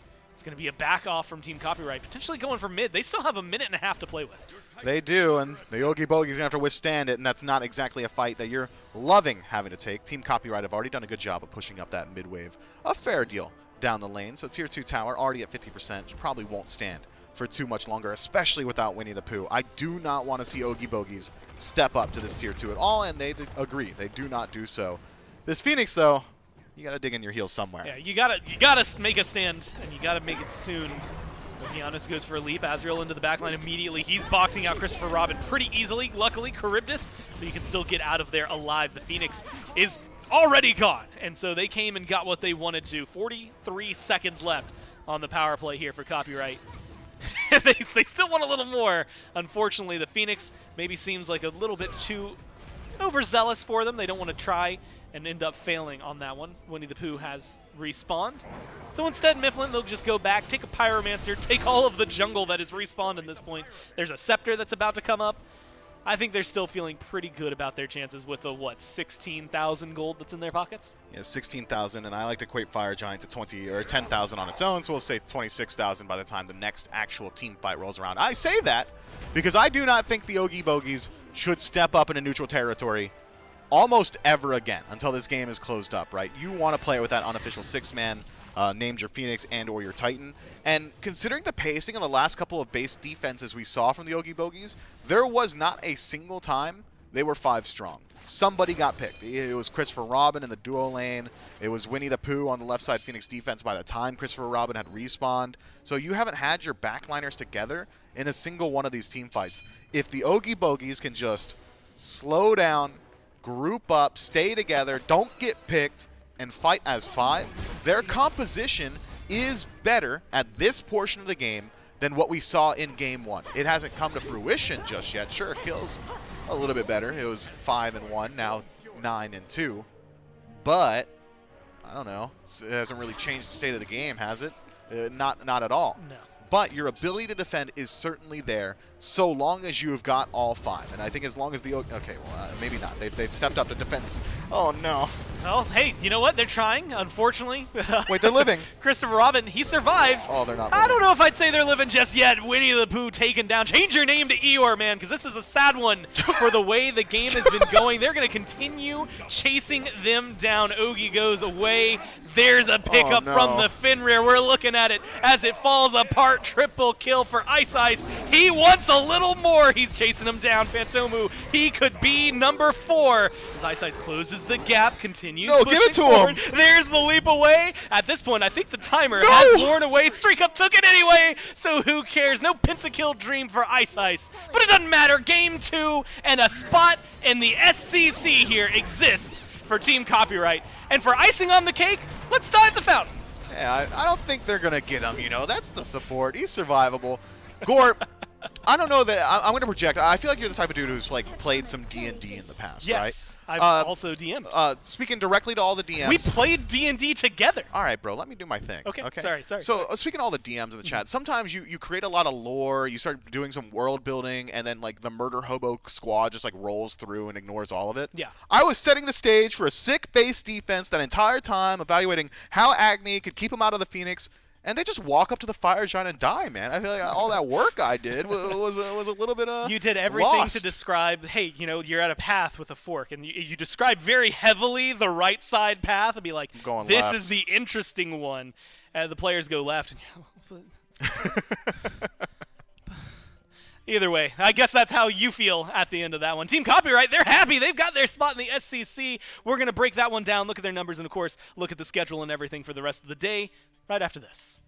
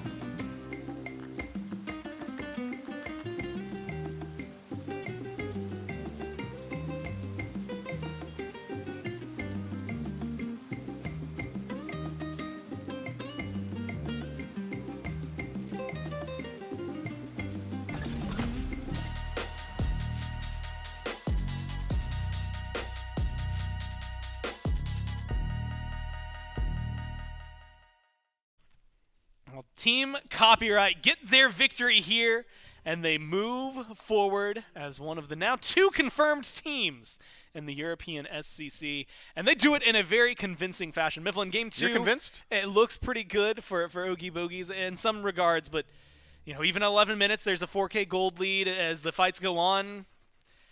And just they never seem to fight back. There were some good occasions for Oogie Boogies. They just never got full control.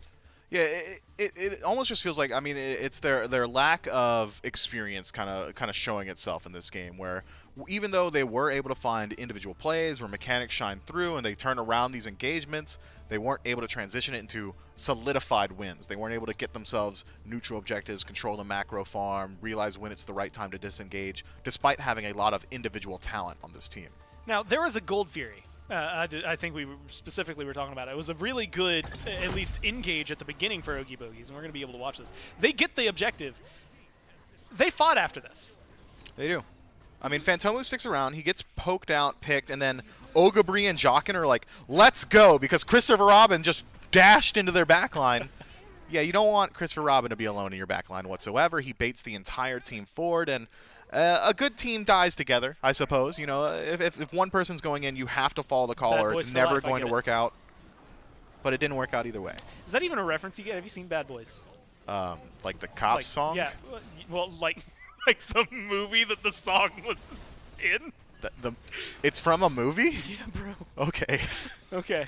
Though okay, Mifflin. So here's gonna be a thing. For a long time, if Will Smith was in a movie, Will Smith made a song for that. Made a song for that movie. Hancock. He made a song for Men in Black. He made a song for Pursuit Wild of Wild Happiness. West. He made a song. I'm naming a bunch of Bad movies Boys. he didn't make songs yes, for. Yes, I know. More recently, I said, but for a while there in the '90s, obviously before King Richard. You.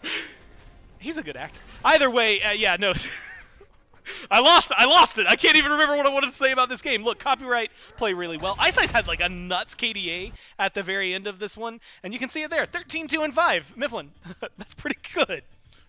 Yeah. I'm making you talk about it. Yeah, Tell me about this. Well, I mean, when your jungler is 13-2, yeah. You should probably just win. Counter to what, you know, my rank together, KDAs Bad would Boys say. for life. Come on. Okay, sorry. Yeah, dude, I'm not even gonna finish saying that. Will Smith? I was gonna say Cops, like the show. Yeah.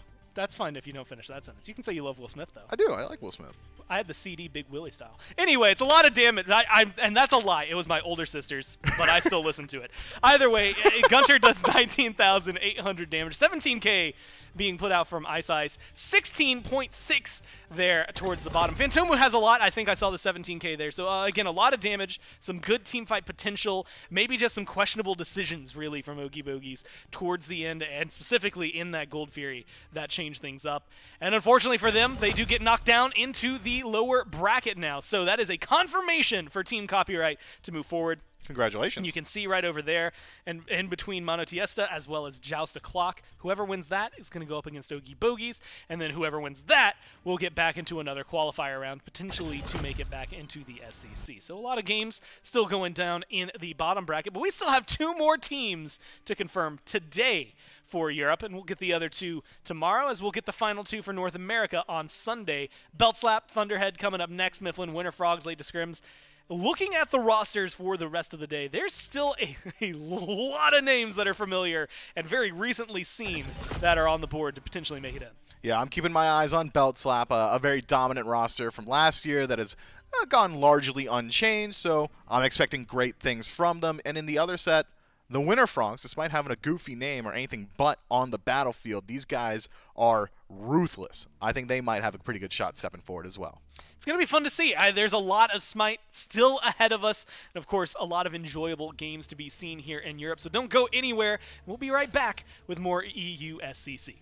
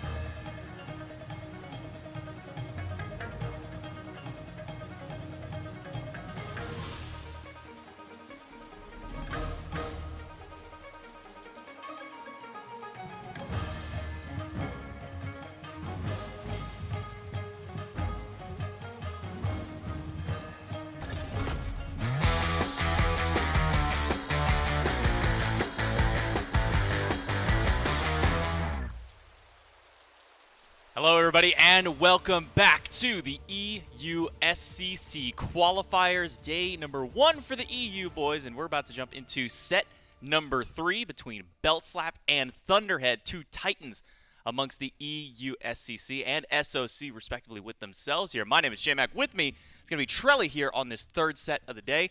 And we got some big names on both of these squads, I mean, Belt Slap, a lot of the same players that we've known and loved. Thunderhead coming off here from the SPL qualifiers to see if they can make a run here in the SCC. Yeah, big names, as you just said. I mean, it's going to be a tall hill to climb for anyone to try to take on Belt Slap right now just because of that name recognition. It's going to bring a little bit of just that intimidation factor. You have that veteran leadership, and Trixtank has been around the scene for, I mean, as long as anyone can remember. If you've been watching competitive Smite, that name should at least ring a bell. Obviously, Johnny in the Jungle, which just came off his SPL run. So, I mean, this is going to be an intimidating task for anyone, but Thunderhead, as you said, they also have some heavy hitters. Yeah, it's going to be a big matchup here. Winner of this one does go into the EUSCC. We still have the Winter Frogs and Lake to Scrims coming up after, and a nice little look at the bracket there will show you just the journey that some of these teams have had and some of the journeys that these teams will have if they end up losing this set here. I mean, lose this one, you still got to play at least 2 more before you can have that chance to qualify back in to the SCC. 6 spots up, 2 have already been claimed. And talking about Belt Slap, they were the dominant force, I believe, is in Season 7 when these guys were really the heaviest hitters. Then you had teams like Elysium last time around who were also really running the show. And you kind of have a mix of those 2 teams here, really talking about Belt Slap. As you mentioned, Trixtank, probably the biggest pilot and leader here amongst this team. Yeah, Trix is. I always say this when I cast Trix's games because he has this mentality where he forces these plays. Even if they're not there, he'll make it look good. Like, even if he just blinks into 3 people, somehow he'll make a good play out of it. He'll make a great team fight. He's going to find the initiation. It's just great to watch him force these things. He loves to get aggressive, and it's the game style that you just love to watch. And then we get Johnny back over into the jungle, back into his old stomping grounds here. I mean, going through Season 7, Johnny was one of the most dominant players in the SCC, period. Not even just the EU SCC, in the SCC as a whole. He seemed like an unstoppable madman. I mean, Ao Kwang, Bakasura, Kali were like the 3 gods that this man dominated on. You throw the Loki in there as it started going on. But now back here with Itori, Zeros, Trixtank, and Ikram. So we do still get a little bit of that former Valkyries, you know, kind of, what's the word I'm looking for here? Just the essence of the former Valkyries. Exactly. That's the way to go here. Between Johnny and Zeros, I mean, they were the jungle mid together in the SPL last season around, now coming back here in SCC. Yeah, exactly. I know what you mean, and I get what you're saying. And this team, they take the best of what they had, and they're turning it into this new, just dynamite roster where I remember one time Zeros had just not rotated over the fights on Nuwa. He was just kind of just popping off his ult and doing everything he could, but staying in and farming. And then you just look up, and somehow he's got a 3-level lead, and he hasn't even rotated to any of these fights. So Zeros obviously is going to be able to find all of this farm and just be dominant in this mid lane. Every single person on this team is a threat. I mean, just a scrappy team nonetheless, and that's kind of the style that we had with teams like Belt Slap and Elysium in seasons past. Was they were the more NA style of play when it came to EU. EU is always talked about as being this very slow-paced game, very methodical. They take one little fight here and there, but that's only if they can get something off the back of it. But at least as of these last couple of weeks, Trelly, the EU region as a whole have been very scrappy in their first 10 minutes of play. We're seeing games that get 40, 50 kills in only 20 minutes of play. And Thunderhead is no stranger to it, going up against Just F6 during the SPL qualifiers. We got to see how much they wanted to box out, try and adapt to this NA style. And it seems that Thunderhead have been able to do so far. Yeah, I do like that this EU sort of meta has shifted a little bit, lit a fire under them, so to speak, because right now, if you're not getting aggressive, you're not matching that pressure that you're met with in this meta, I mean, you're going to get rolled over, as we've been talking about. This duo lane pressure, these obelisks, these early gold furies have been sort of the play style we've been looking for. And if you're not able to match that, if you're not able to, conform to that, it's just, you're not going to have a great time in these leads. Yeah, Wengu, Ray Shadow, It's Mark, Dark Wizard, and Chekyo rounding out the roster here for Thunderhead. So no changes to this team coming from the SPL qualifications into here. We have had some teams like Leoncitos make adjustments to their roster before coming into this tournament, but no changes here. And similar to their counterparts with Just F6, it's a team that's been around for a while. They've been scrimming with some of these top SCC teams, and they've been able to make some strong standout plays. Mark probably one of my most improved players coming from Season 8 into Season 9. His play at the SPL qualifiers has been mightily impressive. Yeah, as long as they're keeping up the style of play that they've been after. I mean, even if they have dropped a game here or there, obviously if you're learning and you're taking that information, obviously these are from the SPL play-ins here, so taking these experiences against these teams, maybe have a little bit more experience, maybe it's a little bit more time as a unit, but as long as you're learning from that and they're going to use that here in this SEC tournament, we can expect to see that improvement, and I think it's going to be a tough match here. Yeah, especially in that dual lane, as you were talking about a lot of the aggression towards things like the Obelisk, that Alpha Harpy camp that's kind of been adjusted. So we've been seeing some nerfs kind of across the board to the dual lane side farm of the map, which is why we were seeing a lot yesterday with North America, where we're seeing a lot more of that solo lane focus. Itori versus Wengu should still be a very potent matchup there. I mean, Wengu has made some massive improvements from Season 8 until 9. He's been able to hold his own there. But Itori has been one of the dominating solo laners in the EUSCC. Yeah, I mean, it's definitely going to be a slap fight over there for sure. It's just going to be depending on, you know, does Johnny want to rotate over? Does Ray Shadow want to match that pressure as well? Because right now the jungle, I mean, it's just going to be super competitive, obviously. So if that's going to be where they want to take that pressure over to that solo lane, as we were just saying, I mean, there's going to be that blue buff pressure especially is going to be looked at.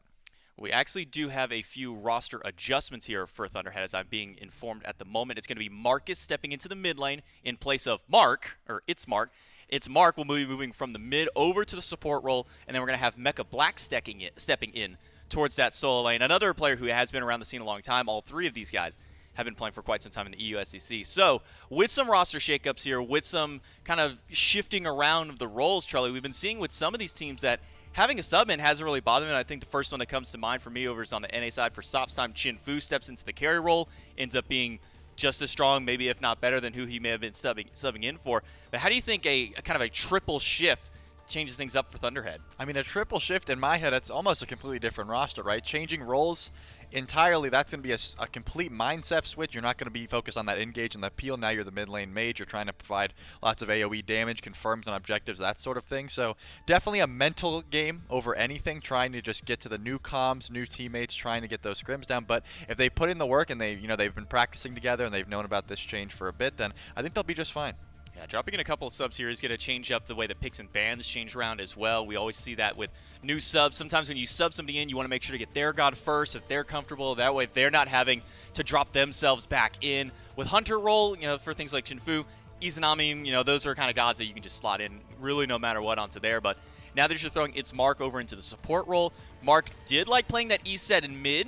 We've been seeing a lot of E-set support, some E-set jungle obviously here, but it is going to be difficult. It's a completely different mindset shift for a lot of these players in these roles, especially going from mid into support. So we'll see how that kind of changes things up here. Picks and bans for game number 1 between Thunderhead and Belt Slap. Thunderhead will be that first pick selection. Curious as to where their drafts will go. I mean, if I'm Thunderhead right now, I have to imagine you're trying to take away some of that duo lane pressure because, as I've said, Trix is going to be coming at you and coming at you hard. You're going to want to get rid of those very high-pressure Guardians and sort of Assassins that are played in that meta. Fenrir is a perfect example of that. You're going to be jumping in at level 2 constantly, creating that stun, creating that pressure, trying to burn those beats early. So I think that's a great place to start for hitting Belt Slap. Yeah, you do not want to give Trix Tank something that he could just step on the gas with early. Fenrir, a perfect example, as you highlight there, of not wanting to give that one over. Serket also comes to mind as gods you probably don't want to give over, though Serket not really in my mind a Trix Tank kind of god. He usually likes to go for a little bit of those bulkier, heavy hitting ones. Things like Bacchus really come to mind when it comes to old school Trix Tank. I think Bacchus for me is probably number 1 in the back of my mind, but so far it will be Fenrir, Bellona, Soul on the side of Thunderhead. Thoth, Nemesis, interestingly enough, been seeing a little bit of a rise on her in the jungle, even in as far as ban's been going. And then Amaterasu, no surprise on there. With first pick, Thunderhead have a lot to think about here, and there's a lot open for them to grab. Yeah, for me, the Bastet immediately is going to jump out, but the Kleena on the other side is going to be what Thunderhead opt to pick first. Both of those picks a little bit ago, this would have been no sort of surprise, but Bastet has climbed so much higher on the picks and bans chart for me personally, and now Kleena is going to be that choice that I go for here. It does provide that pressure, lots of ganking you can do with the Kleena. She has a lot of mobility, being able to go in and out of those walls effectively, so I see why they value it. It's going to be Heimdall Osiris on the opposite side here for Belt Slap. Absolutely no surprise seeing Heimdall locked in. This is Echrome's #1 God selection that he goes to. I think at the end of last season, in like their last game of regular SCC, he had like a 20 kill game up against the opposition. I mean, this God is synonymous with Echrome at this point. Maybe a little surprised they first picked it, but I'm not hating that they grab it here. Couple that with an Osiris. I feel, though, you know, now that the Heimdall has been picked in, that gives them the pick of litter. How do you feel about them just giving up a Medusa, though, Trulli? At this point, I think Beltslap just values the safety of the pick. I mean, we saw earlier today, Vaporish Coast wanted his first pick Heimdall every chance he could. These EU ADCs, they value this Heimdall pick very highly. Maybe it's not the pressure that Medusa brings, not so much that early kill potential, but at the very least you're safe, you're comfortable, and you're just on a pick that you can do whatever you want with. It's very easy to accept these ganks on the Heimdall pick specifically. So as long as you're staying back, teleporting under tower, I think valuing this Heimdall, making sure you're on an ADC you feel comfortable with, it works out. Very aggressive dual lane, though. Medusa, Horus are the final picks there for Thunderhead. Beltslap round out with a Bastet, which was the God that we thought would have been first pick on the side maybe here of Thunderhead. But that makes it all the way to 6th, 3rd there for Beltslap. As the bans come through, Gilgamesh and Bacchus going back there, so you don't want to give Trix Tank something that will get that extra bit of pressure in that dual lane. And then an Agni. So the top 2 mages so far in that mid lane do get banned out here. Absolutely no surprise, though, seeing as how this flat pin meta really does seem to favor Agni and Thoth, respectively. Yeah, and the Hera ban is what they're going to finish off with there. I haven't seen too much of that Zero's Hera recently just because the meta hasn't been her favorite right now, but Hera's still able to do a lot of damage, and he has pulled it out before. Obviously, for me right now, banning any sort of Zero's pick just doesn't make sense because his god pool is so deep. We see him pull out the Nuwa so many times this week, and that's just because he felt like playing Nuwa. It wasn't like Nuwa's crazy in this meta or anything. Zeros wanted to play Nuwa, and they gave him Nuwa, obviously, right now. The Bacchus, I think, was exactly where they wanted to look to stop some of that aggression. Obviously, you already have the Heimdall pick, very safe. And Trix opting to go for the Ganesh here, which, for me personally, the last time I saw this Beltslap roster lose, Trix was on Ganesha, and I kept saying how he wasn't getting active enough. You can't really find the aggression on this Ganesha pick because you want to stay back and peel. So I like Ganesha right now in the meta, not really a Trix pick for me. So a little bit of a dark omen there as far as the Ganesh is concerned. Didn't show success for Beltslap last time. We'll see if he can do it this time. Now with a Zeus as a 10th pick. And it's wild to see the changes that have come to Zeus ever since his buff, ever since the change to that shield. He was like the #1 mid laner to pick up. The book build was so powerful. And now we've been kind of seeing a lot less of him. It's kind of been more of these niche picks. Moswall has been one of the #1 players picking this one up, and he's been trickling himself in through here to this Zeus pick. So we'll see how it can benefit Beltslap here in game #1. Yeah, one thing to note here, Thunderhead is going for the 4 Fizz comp surrounded by a Scylla. So if Scylla does not land these abilities, these I'm a Monsters are going to have to be hitting very consistently because right now, I mean, last time we saw 4 Fizz comp, we saw just everyone rushing those breastplates, and then you just feel like your mage isn't carrying enough damage at this point. So a lot of pressure is going to be on its mark right now, who's substituting in the mid lane at the moment. So it's going to be a lot of pressure on, can you land these abilities effectively? You're going to need this Scylla damage to be online hard here. How do you feel about this Sun Wukong? Because it's a god that is sometimes reserved for players like Ducky. He really loves this one. But outside of Ducky when he was in the SPL and his time in the competitive scene, we don't really see this Sun Wukong often. How do you kind of feel that it slots right now in this current solo meta? Yeah, right now, I mean, as you've seen the rise of these auto-attack warriors, we already see an Osiris locked in here. The Berserker Shield, Death's Toll meta is prominent, and that's what everyone's leaning towards, unless you're going for like a Vam Shroud Guardian sort of thing. So right now, Bluestone ability-based warriors are not in the forefront, but Wukong's always one of those picks that can kind of just match everyone's clear. He's very safe. He's got a very long escape with the transformation. So as long as Wukong's staying back and getting his farm, he's not going to really want to fight. I don't think you're going to be seeing any solo kills out of the Wukong right now, but he shouldn't be getting punished too hard by this Osiris. When we talk about Zeus picks that pop up here into the mid lane, one of the things that's always kind of discussed is what is the god or the gods that are going to be able to dive to get to this Zeus? Do you think that Thunderhead has drafted the ability to get to this Zeus and kill him before he has the opportunity to turn around and kill you? I mean, for me right now, you're going to have to be very aggressive on this Thunderhead roster. If you do go for the 4 Fizz comp, which they have, you have to get active early.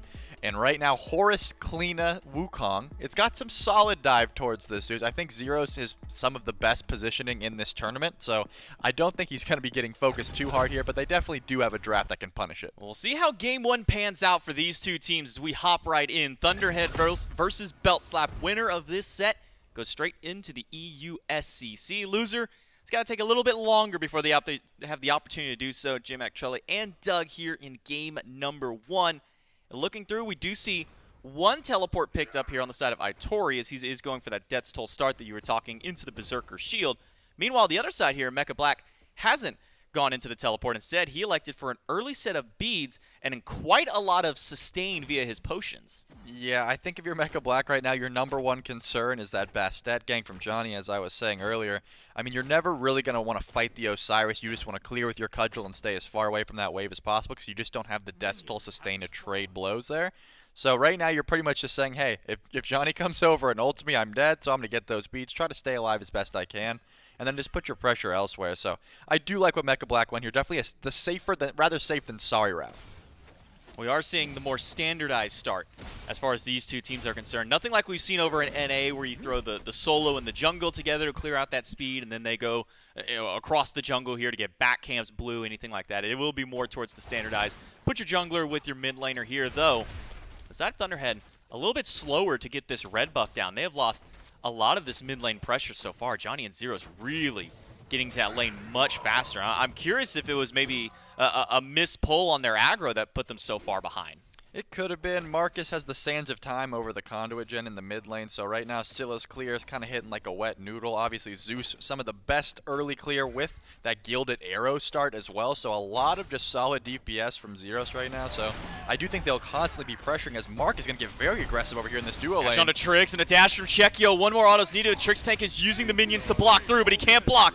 The last auto from Mark. First blood goes the way of Thunderhead.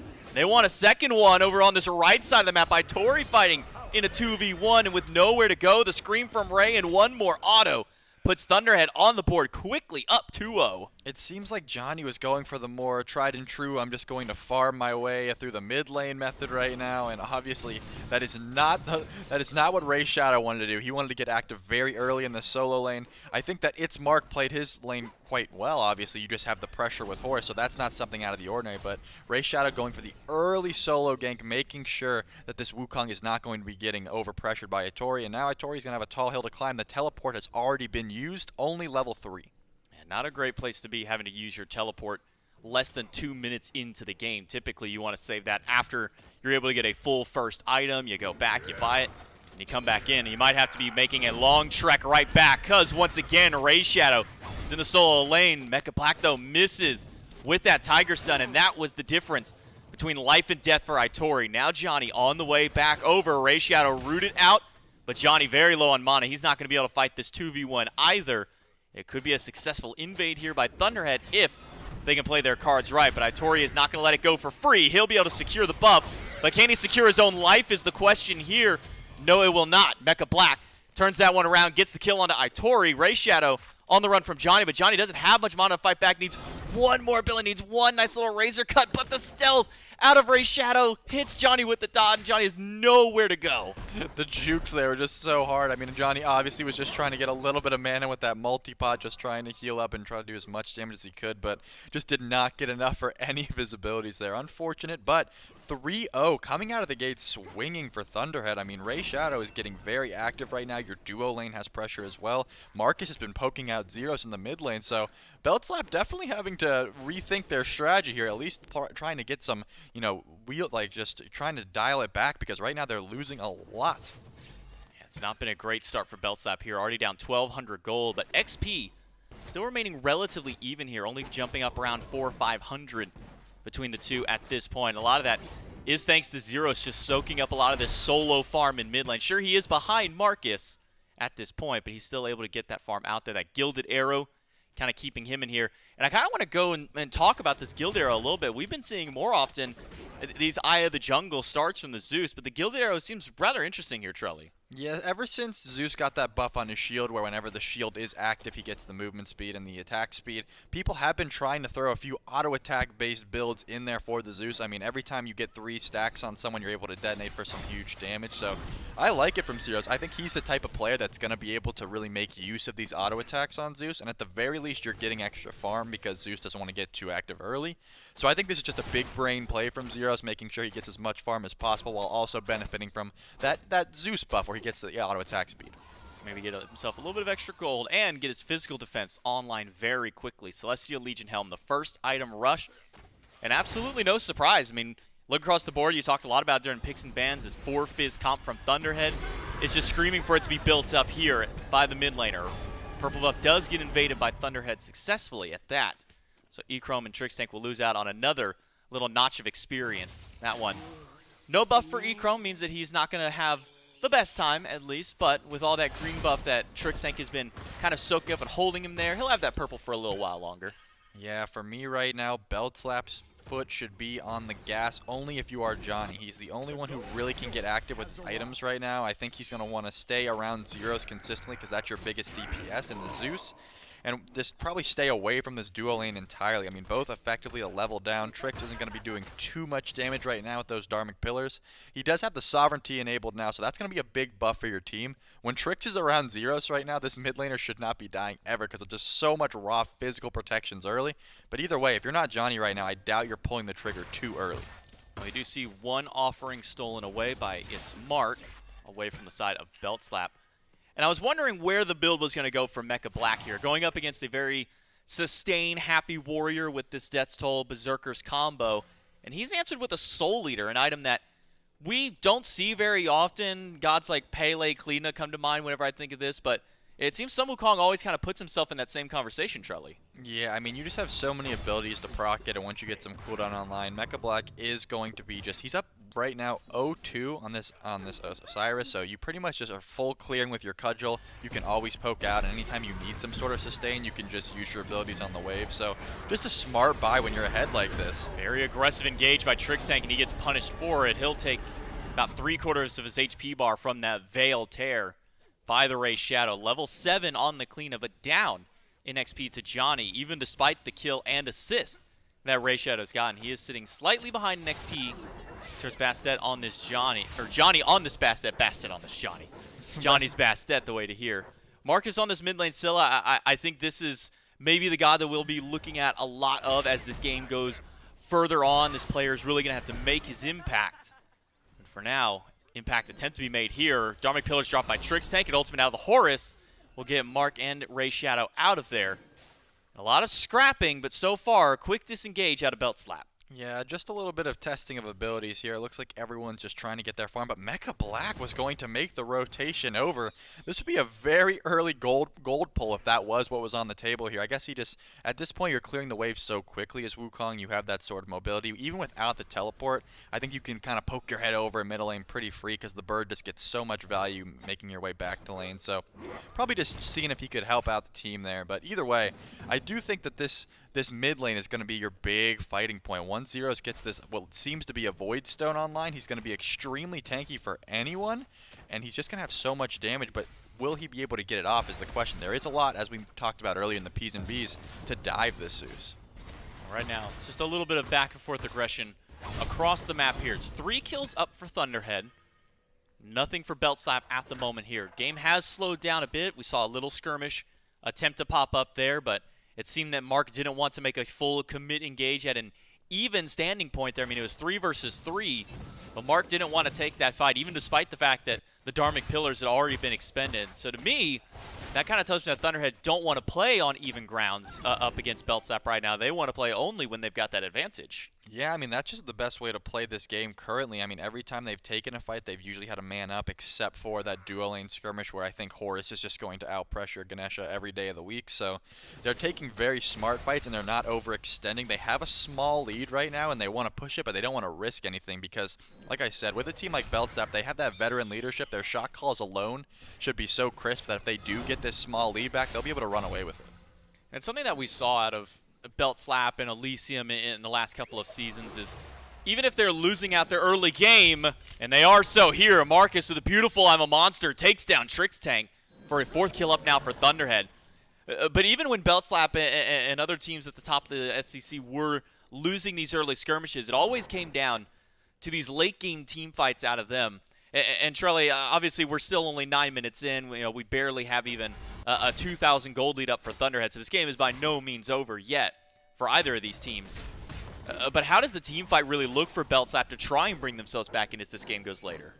I mean, at this point, I think Beltstap is playing exactly the way they want to, besides Trix getting picked there. I mean, they don't want to step up too far. They don't have the lead to fight at the moment. I think Trix really needs some relics here as Johnny gets caught out. Lots of damage from Marcus, but it looks like Johnny's going in. It's a good thing that Johnny had that relic, because he would have been a dead cat there. Marcus putting out a lot of poke on this Scylla. Level 11 so far, tied for highest level on the map with 2 of his other teammates here.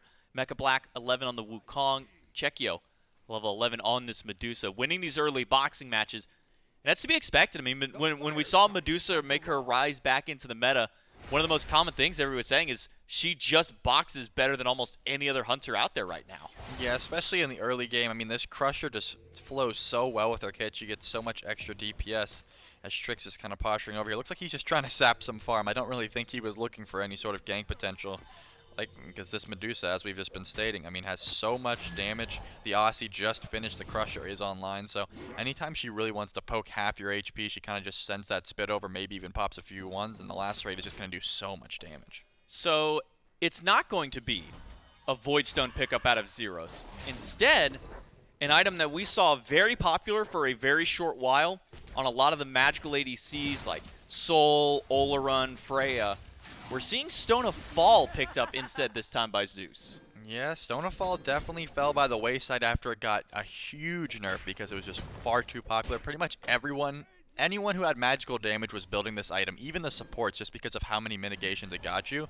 Now, really only people with consistent auto attacks can make use of it, which Zeus is one of those picks, as Ray Shadow trying to get so aggressive over here behind the tower, just going to take that purple buff. But I think Zeros is just going for that survivability build, right? Zeus is one of those picks where you can kind of build whatever you want as long as you're staying alive and getting that chain lightning and that detonating off.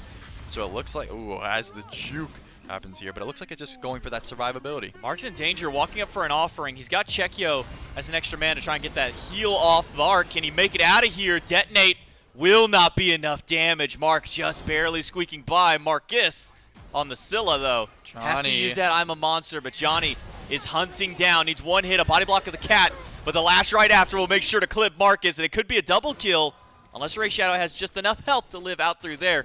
But Johnny finally strikes up and puts Beltslap on the board. Mecha Black did make the rotation over, and it looks like Itori is nowhere to be found. Doesn't have too much magic defense, as you can see, because he just got absolutely trunked by Zero, so he's going to have to run his way back. Just Breastplate and Soul Eater for that Wukong, so no sort of magic protections against that Zeus, obviously. Good rotation over, just to have that heads up in case they did want to pull Gold Fury off that one pick. Beltslap is the team that is going to make that call right away if they have the damage to do it, so I think Mecha Black definitely in the right headspace, but Itori obviously knew there was no Gold Fury to go for here. He's just going to stay in lane, make sure he invaded those backs, and just get as much farm as he could.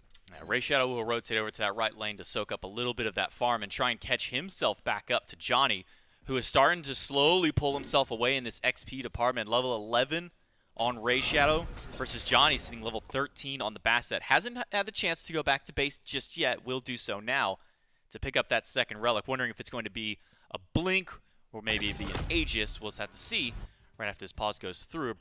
A brief moment to relax here after the action that we finally have gotten to see here. Been a very slow start of the game so far. Thunderhead, though, they did have that 2K gold lead earlier on, but now that Johnny has finally struck here for Beltslap and getting a kill, over towards that dual lane to kind of slow their pacing down, where do you think that Johnny needs to continue to put his attention towards to try and bring Beltslap back in this game, Trelly? I mean, right now you have the Scylla ult down. I believe he had Aegis as well. Johnny's finally getting active at the two red items. I think that's your mark right now for Johnny. So Jotun's Wrath, Brawler's Beatstick. Both have been finished right now. Bastet is chunking. Pretty much anywhere he goes besides that solo lane, I think he'll be able to find some magic there. So because the Gold Fury is still on the map, because that's the big objective that everyone's going to be fighting over right now, I imagine he's going to look over towards that mid ADC spot in the jungle area and just try to find a pick there. And at the very least, just go for some crazy poke and maybe look for a pull. I mean, despite being a little bit behind, so to speak, Beltslap still has they have the tools to pull this Gold Fury if they want to. Well, they won't pull it at the moment. Instead, it's just everybody regrouping, going back to their farm. It's a Pyromancer startup here, though, by Thunderhead. With one of those Veils, they'll be able to start slowly willing through. Maybe not doing as much damage as they had hoped. And with Itori in the area, they're not going to commit to taking out that Pyro. But that's both charges of Ray Shadow's ultimate now on cooldown. And even though he does have 20% there with the Jotun's Wrath, will be some time before we can see that ult come back up. Yeah, I do think that they were just trying to go for a little sneaky play there, but as long as Itori had a little bit of headset on, I think he was able to hear those whales coming a mile away, so not going to let them sneak that. Here we go, though. Johnny looking in that jungle exactly where he needs to, trying to find a pick right around that Gold Fury pit. Anyone in the jungle that finds this Bastet right now is going to find death or half their health gone. Yeah, Johnny has 2 of those pen items online with the Mace Tree, looking for a third one. Ultimate by Johnny does clip Ray Shadow, pulls him over the wall and right into a lightning storm. That Aegis is only delaying the inevitable, but that heal was just enough to hold his life until Johnny leaps right in. I'm a monster by Marcus. Who's he going to target there? It will be Echrome, caught trying to go into his own Bifrost. A perfect kill and make it a double there as Strix Tank goes down to the third hit. Can he find a third one? Doesn't seem so, as Johnny can jump his way on out of there, but what a turnaround by Marcus. Just some great placed ults by Marcus. I cannot believe he was able to find 1, let alone 2. This is what I was saying. If Scylla is not hitting these consistent ults, your comp is going to fail, and right now Marcus is proving that he can carry the team. He has the magical damage in hand, and he will take everyone down if need be. This is exactly where you want your kills on for this comp as well. I mean, Scylla is the magic damage of your whole team, so you want to make sure she's getting those kill resets. So this is exactly what she needs to be doing, and Marcus is executing. And maybe a little bit of that downside of the fact that it is a 4 physical comp here for Thunderhead, Scylla being the one magical. What a great god to have as your only magical damage.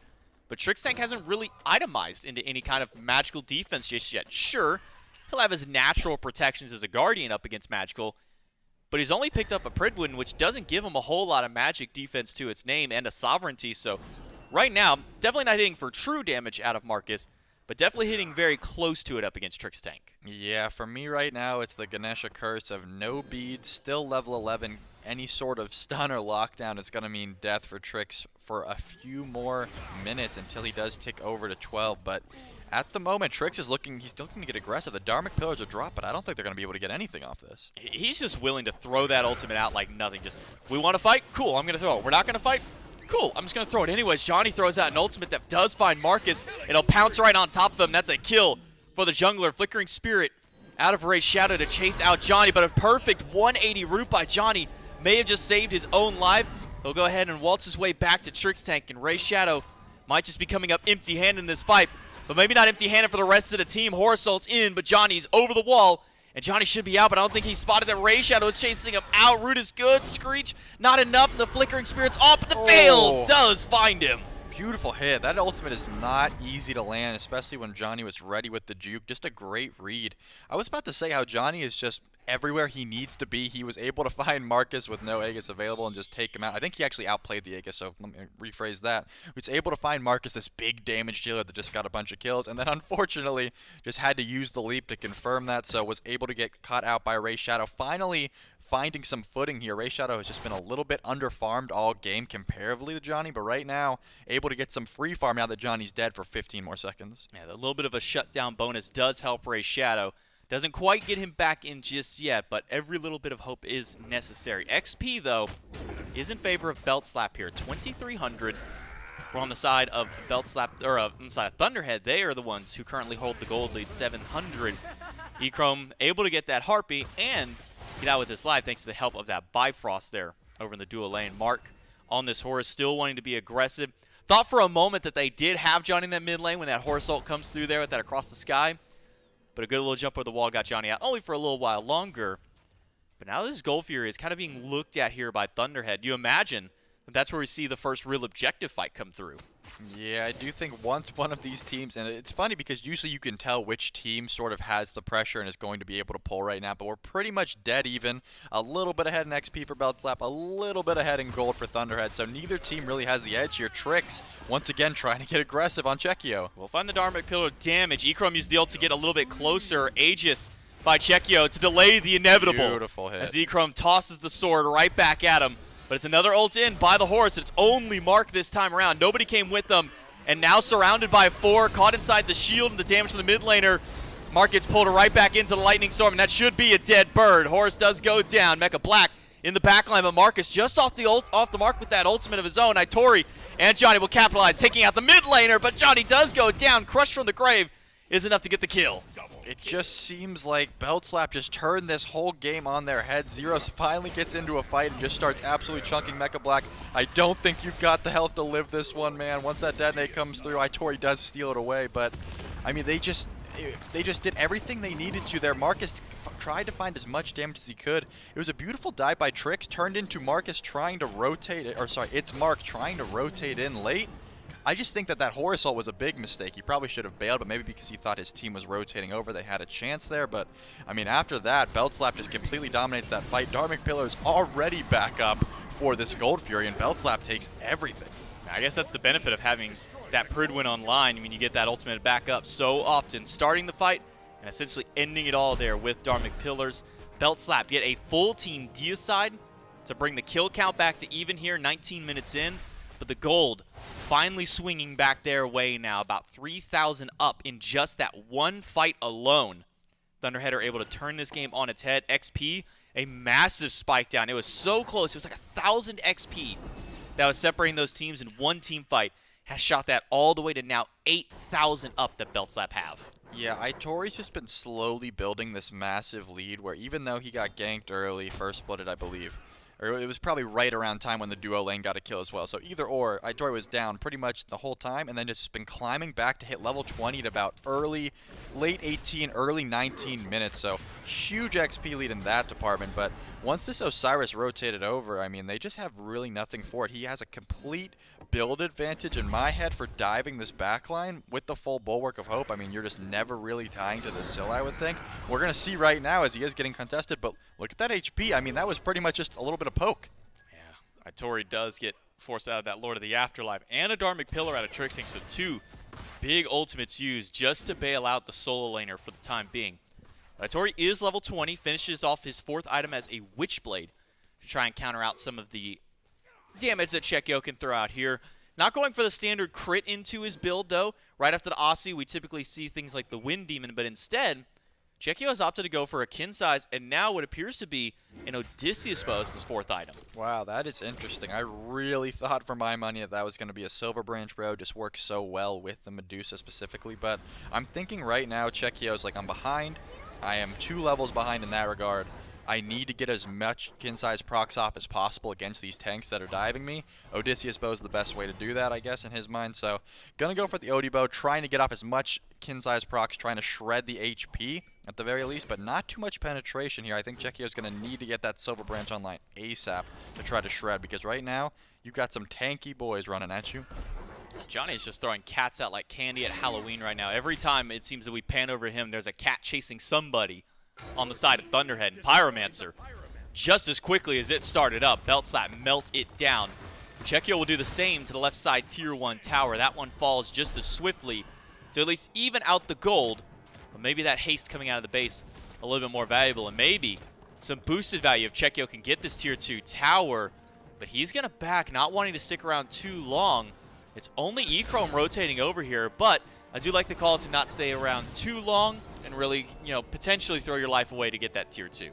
I'm liking what Trix did with his ability here, opting to go for the Divine Ruin just to get some great damage on those Dharmic Pillars, but also getting the beads, trying to realize that right now the only way he would ever die is if he gets locked down and hit by one of those I'm a Monsters from Marcus. So getting the beads just so he can juke that out and then just face tanking all the physical damage.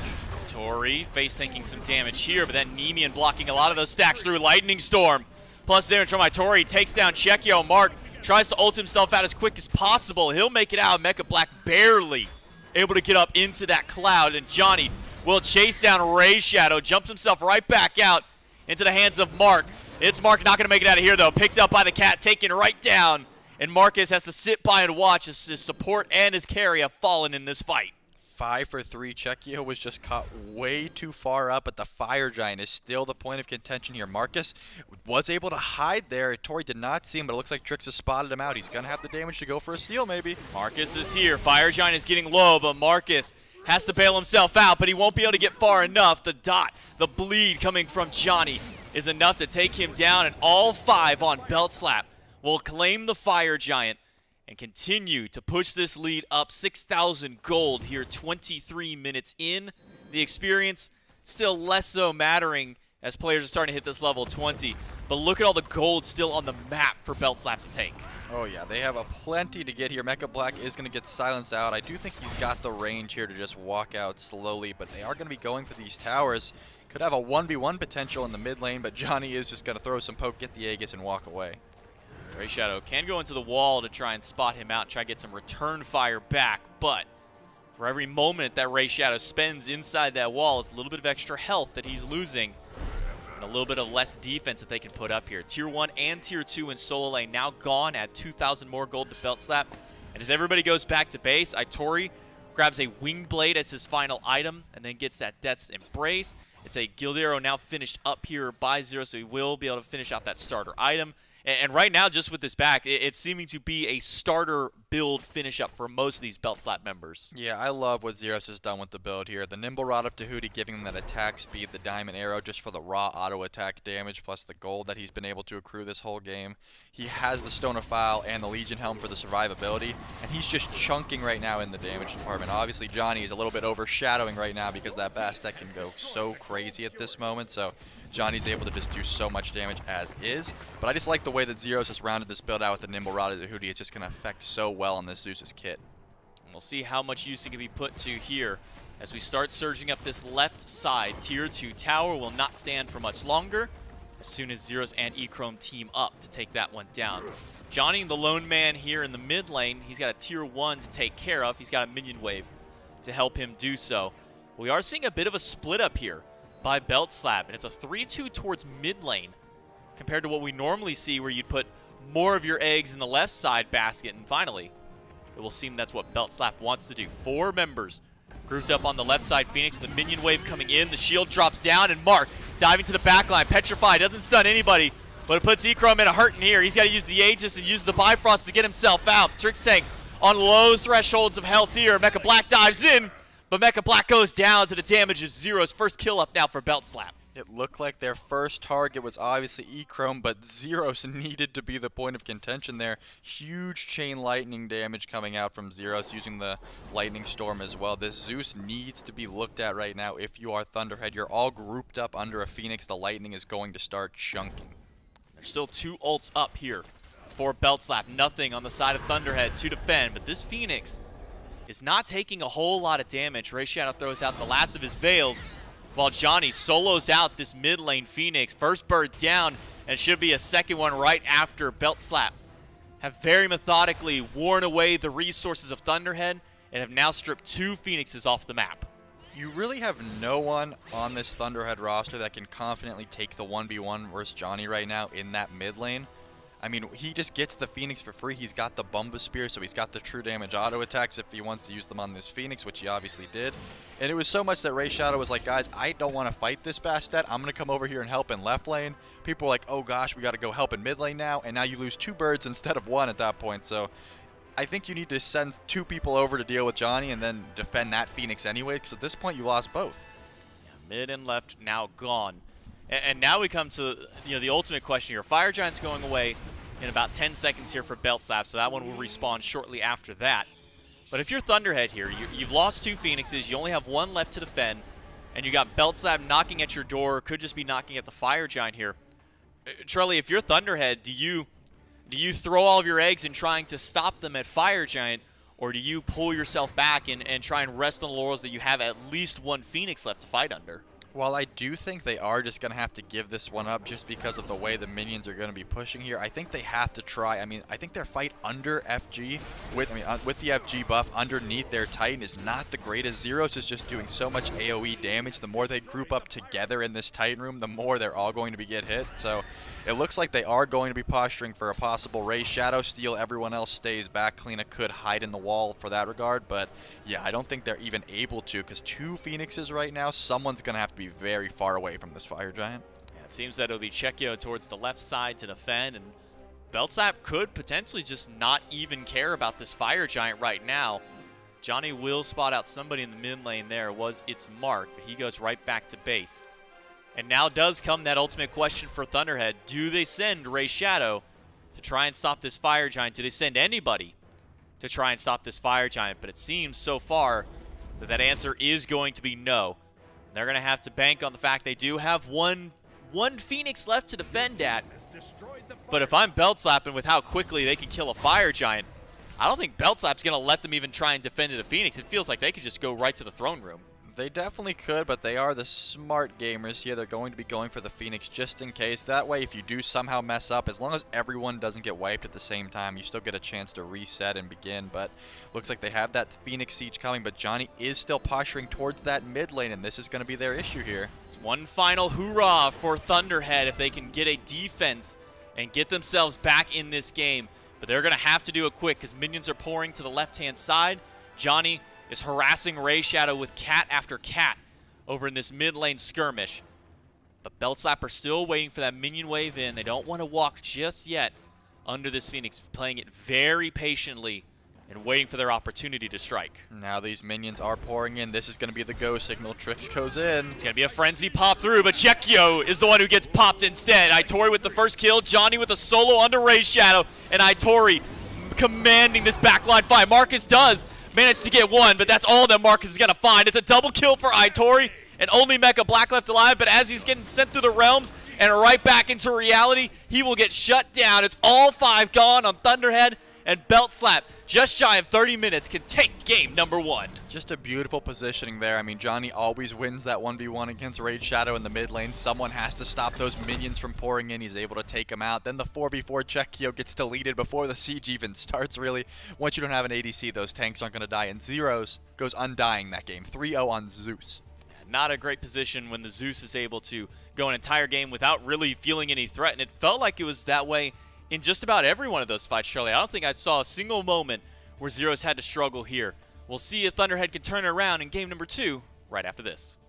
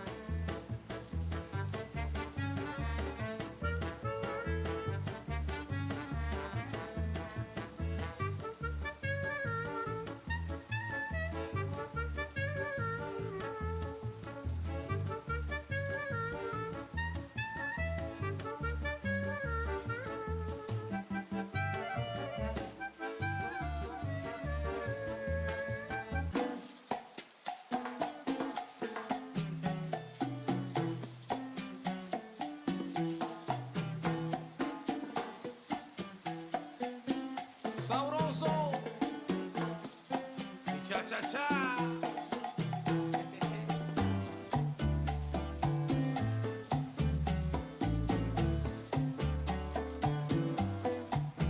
Sabroso, señoras y señores, este es un baile que se llama cha cha cha.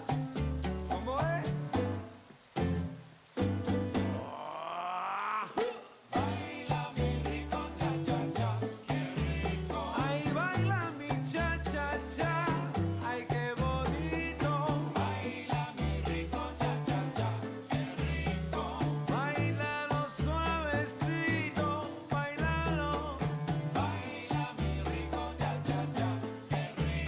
Cha cha cha por aquí, cha cha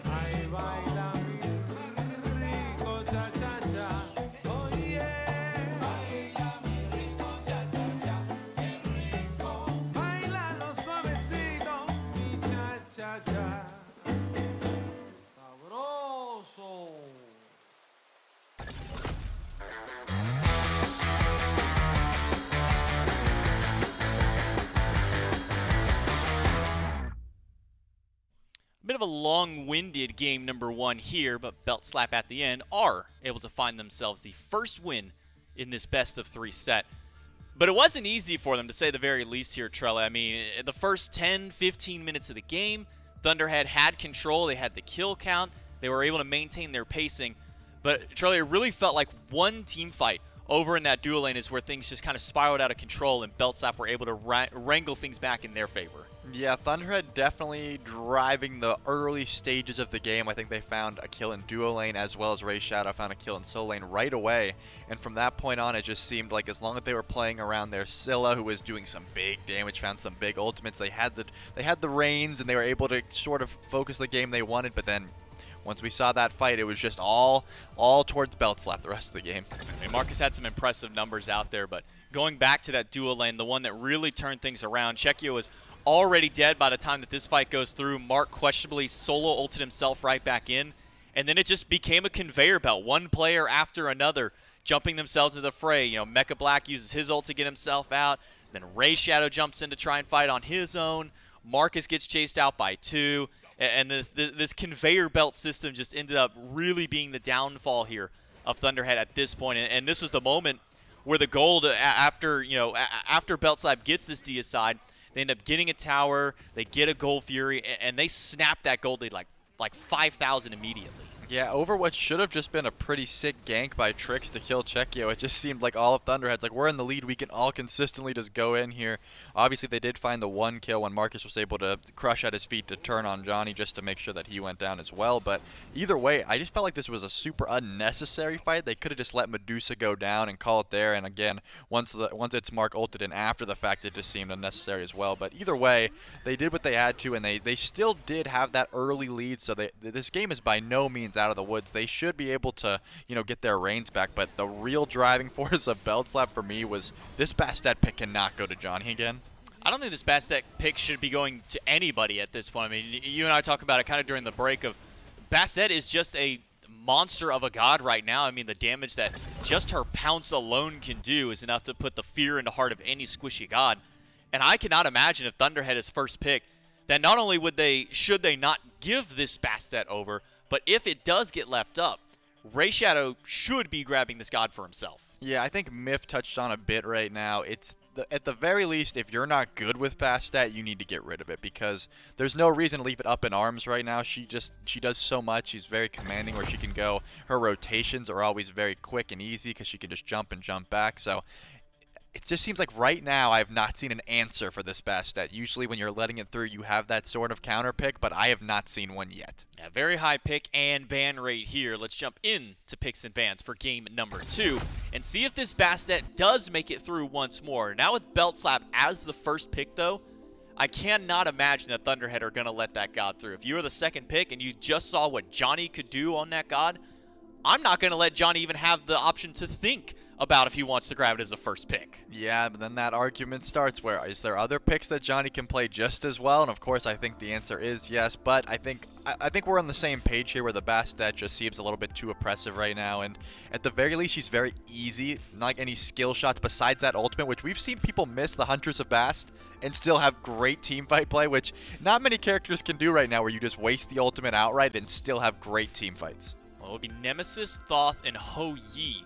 The first 3 gods banned by Belt Slap, Fenrir, and Heimdall on the side of Thunderhead. Now is the ultimate question. Does that Bastet make it through? Well, the answer is yes for the time being. Soul.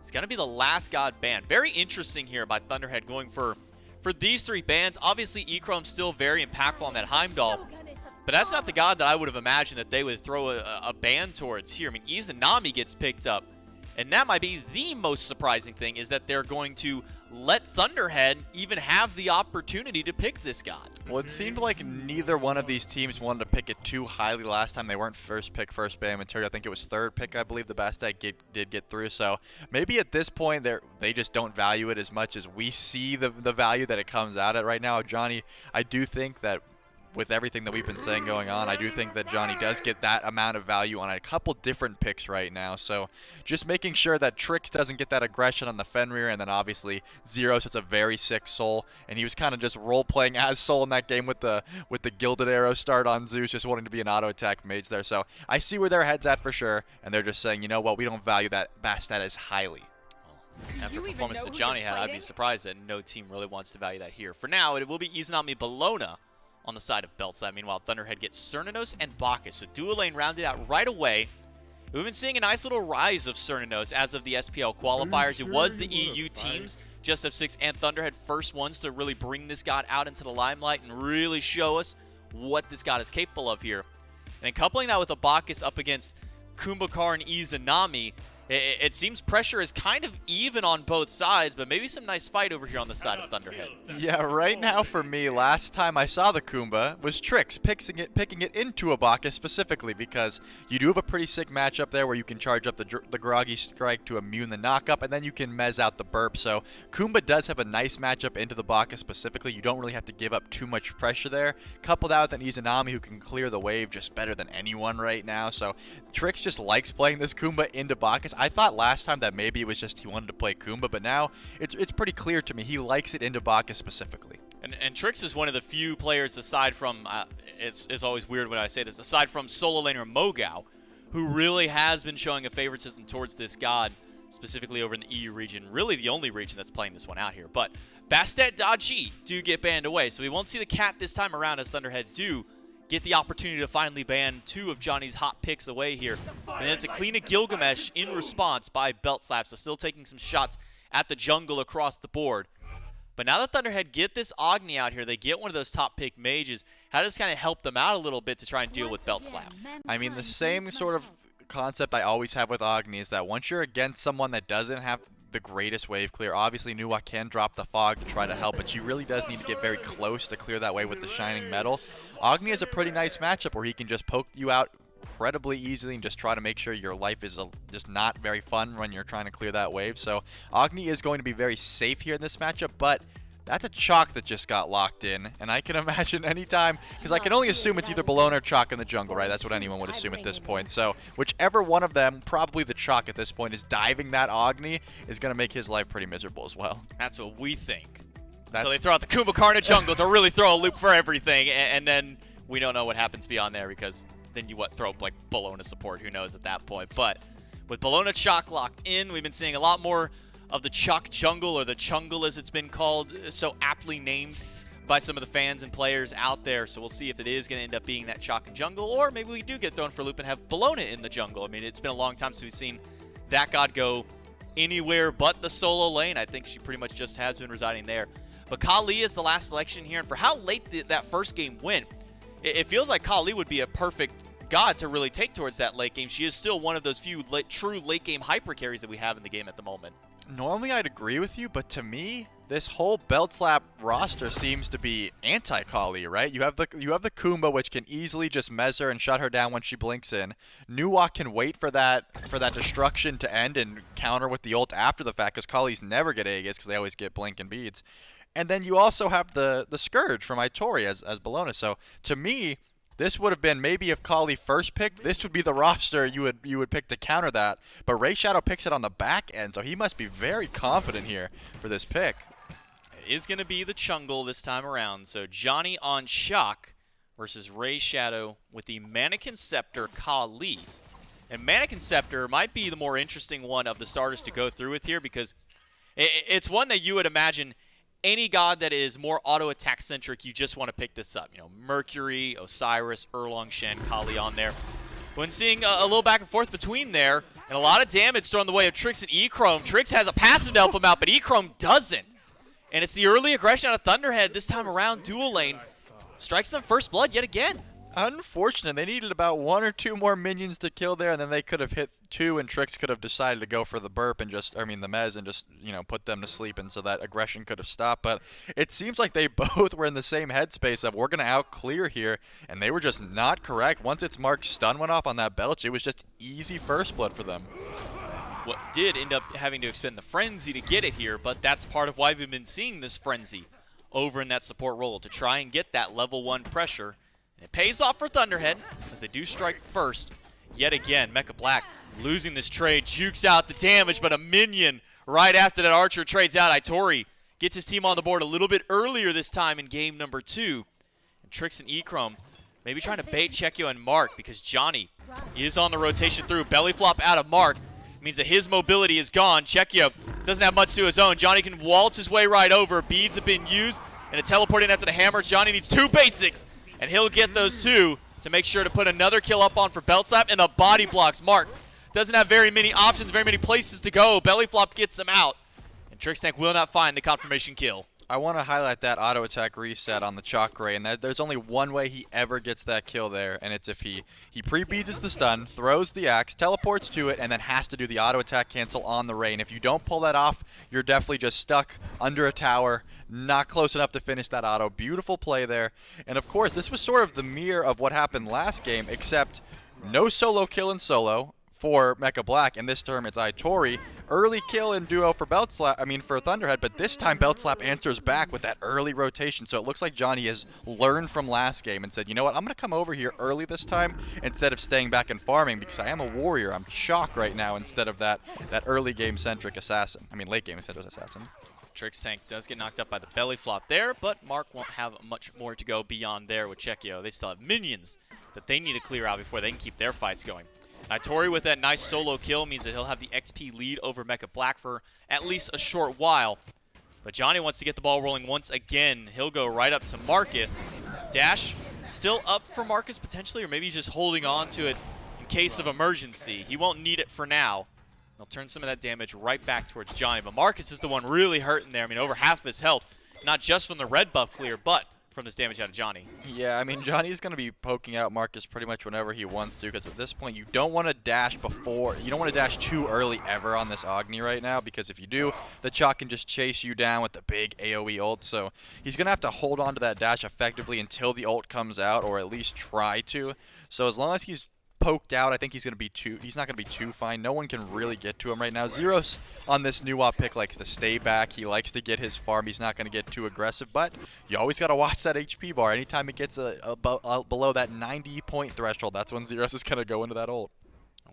Trixtank and Mark will square off in the jungle as supports always do. They won't get a whole lot of value from slapping each other around.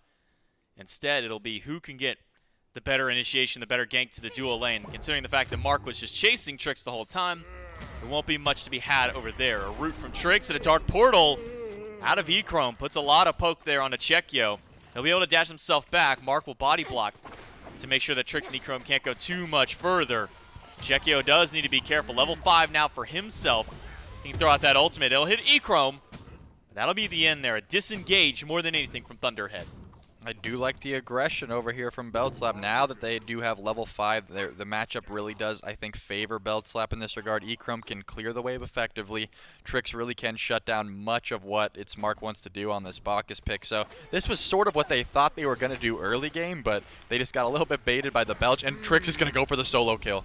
He's going to get the root after. Needs the one more auto after the bump, but he misses it. Has to use the Mez. What?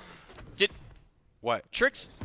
No, okay. Okay. No, I didn't see Zero. I was like, Trix, what are you doing? Like, why are you not going? That's a free auto kill. Zero's had to have called and said, dude, give me this kill, man. 100%. I love that we both had the same reaction of, why is he leaving it? And then you remember, oh yeah, you can just give Zeros the kill from wherever on the map right now because there's no sort of poke there. So actually massive brained me there. So good play by Trix, making sure that Zeros got the kill from far away. And it's Mark, I think, he was able to make sure they confirm that one with the Intoxicate. So nice return for the purple buff at the very least, but love that play from Trix, making sure his mid laner got that kill. The reaction that both of us had immediately was just like the spinning loading wheel on our face at that moment. We're like, what? you that's a free hit, just go take it. And then all of a sudden, all in one crashing moment here with that fire shard, Zeros puts himself up on the board. Like you said, nice play by Trix. And a nice support giving that kill over. I'm going to be honest, if it were me, I'd be doing everything I can to get kills on myself here. But Marcus, with a nice bomb placement, gets a kill up there for Thunderhead's mid laner. So that'll at least try and shore things up here to try and keep Thunderhead in this game. Just shy of 1,000 gold down on the Chaos team. Yeah, it looks like the roles have been very reversed here, obviously because the Chalk is going to want to get very much aggressive early tricks. Getting bombed out right now by Marcus, a lot of damage. That fire tick might do it. Belch will stun him out, but the knockback coming from that ultimate puts Marcus in a tricky spot. Passive pop through by Trixtank. Zeros goes down, and Ray Shadow's the one to pick up the double kill. Thunderhead trying to weasel their way back into this game. Even Johnny eating a lot of bombs out here. It feels like Marcus has been throwing these out all willy-nilly. Johnny will be able to trade out and get a kill, but he's on the wrong side of the jungle. Doesn't get a chance to teleport to that axe. A perfect stun by Ray Shadow locks him down for Mark to get the kill. Ray Shadow was able to pick up his passive target there as Itori steals away the blue buff. So we've said it already. You mentioned it before. Ray Shadow is going to be that ticking time bomb where this late game Kali is going to be extremely difficult to deal with. Almost a GG scenario once that Kali does get full build. But on the flip side, this comp deals with it quite well, but 2-0 early for Ray Shadow is something I certainly didn't expect. I mean, the Kali usually, this Crusher is a pretty big power spike, but a little bit of time. Echrome is going to look for Mark here. Chrome goes aggressive. Fire Shard's not enough. Echrome needed one more auto. Maybe he can find onto Ray Shadow, who's low in mana but has that ult. Ray Shadow playing with fire here, doesn't elect to use Destruction. Trixtank wants the kill, will blink in. Mez up against two, won't find Ray. Instead, will find Mark and take that kill for himself this time around. Trixtank ties up the kill counts at 5-5. Yeah, excellent play by Trix there, holding the epic uppercut. Knew that if he had to, he could have just ulted its Mark and confirmed that kill, but also knowing he has no sort of mana and there's no way he's outrunning my ADC, so I'm just going to leave him Mez there, use it if I have to, but gets to hold on to the epic uppercut now. So Kumba does have the ult if wanted, but Marcus is rotating over for Itori trying to proxy the wave. Itori, Eagles rallies in place, maybe questionable up against three. That should be the death of the soul laner, but maybe not because Johnny is here. Itori low, does go down as Ray Shadow's credit to the kill, but Johnny once again finds a pickup against Marcus. Lord of the Afterlife by Mecha Black just to hold Johnny in place. Ray Shadow might find a second one. Destruction though, Mez out by Trixtank in an epic uppercut to spare the life of his mid laner. Johnny will bait out for as long as he can, teleports away from Mecha Black and Mark, but can he run forever under this tower? It seems so. Unless Thunderhead's jungler has something to say about it. That's the kind of peel you want from your support, but I don't think he's going to have the heal to live this tick damage. Maybe, it looks like he will, but now he's going to have a juke shoes here.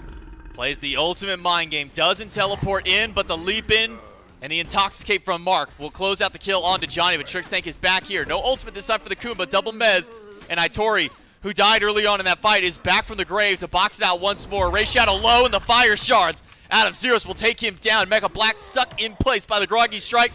And no chance that this Osiris should make it out here unless he's got great peel from his support Mark.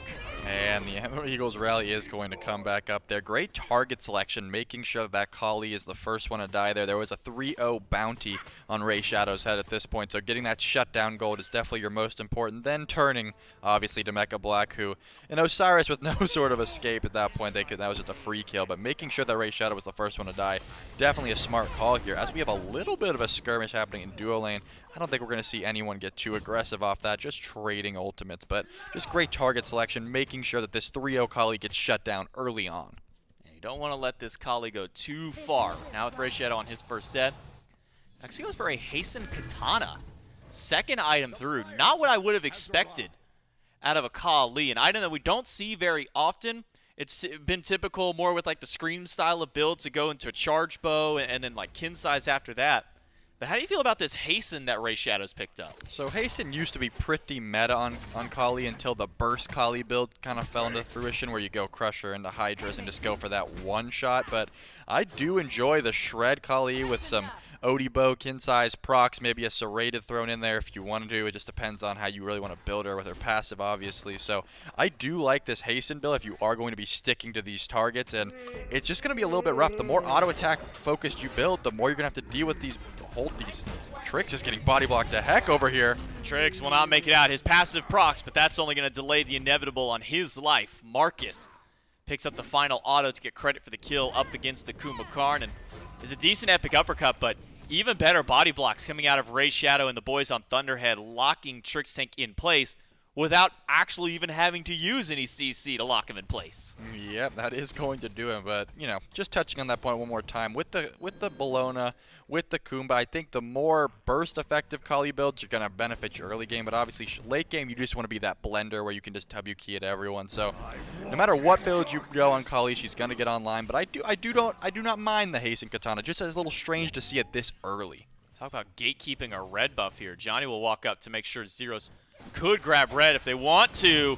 We saw nothing happen over here earlier, but this time it's E-Chrome coming up on the better end of the trade. Ray Shadow blinks in, destruction pop, but Trix Tank is here. Mez will not find its home. Instead, Ray Shadow gets the reset. It doesn't get full value thanks to the help of that new wad. Trix Tank wants this kill for himself, but Ray Shadow, the slippery Kali, able to walk away for a little while. Trix Tank doesn't have blink to close in that gap. Ray Shadow's nowhere to go. The question is, will the tower get the kill, or will Trix Tank get it? Yeah. The answer will be the tower getting credit. I really thought that Kumba might have had the one to finish that, but I think he used it to close the gap and try to peel for his ADC there. Unfortunate. An assist, definitely not bad, but you would prefer that kill as Johnny forced into the ult here. Marcus takes a little bit of damage, but it looks like no sort of luck here, unless Trix has a clutch minion throw.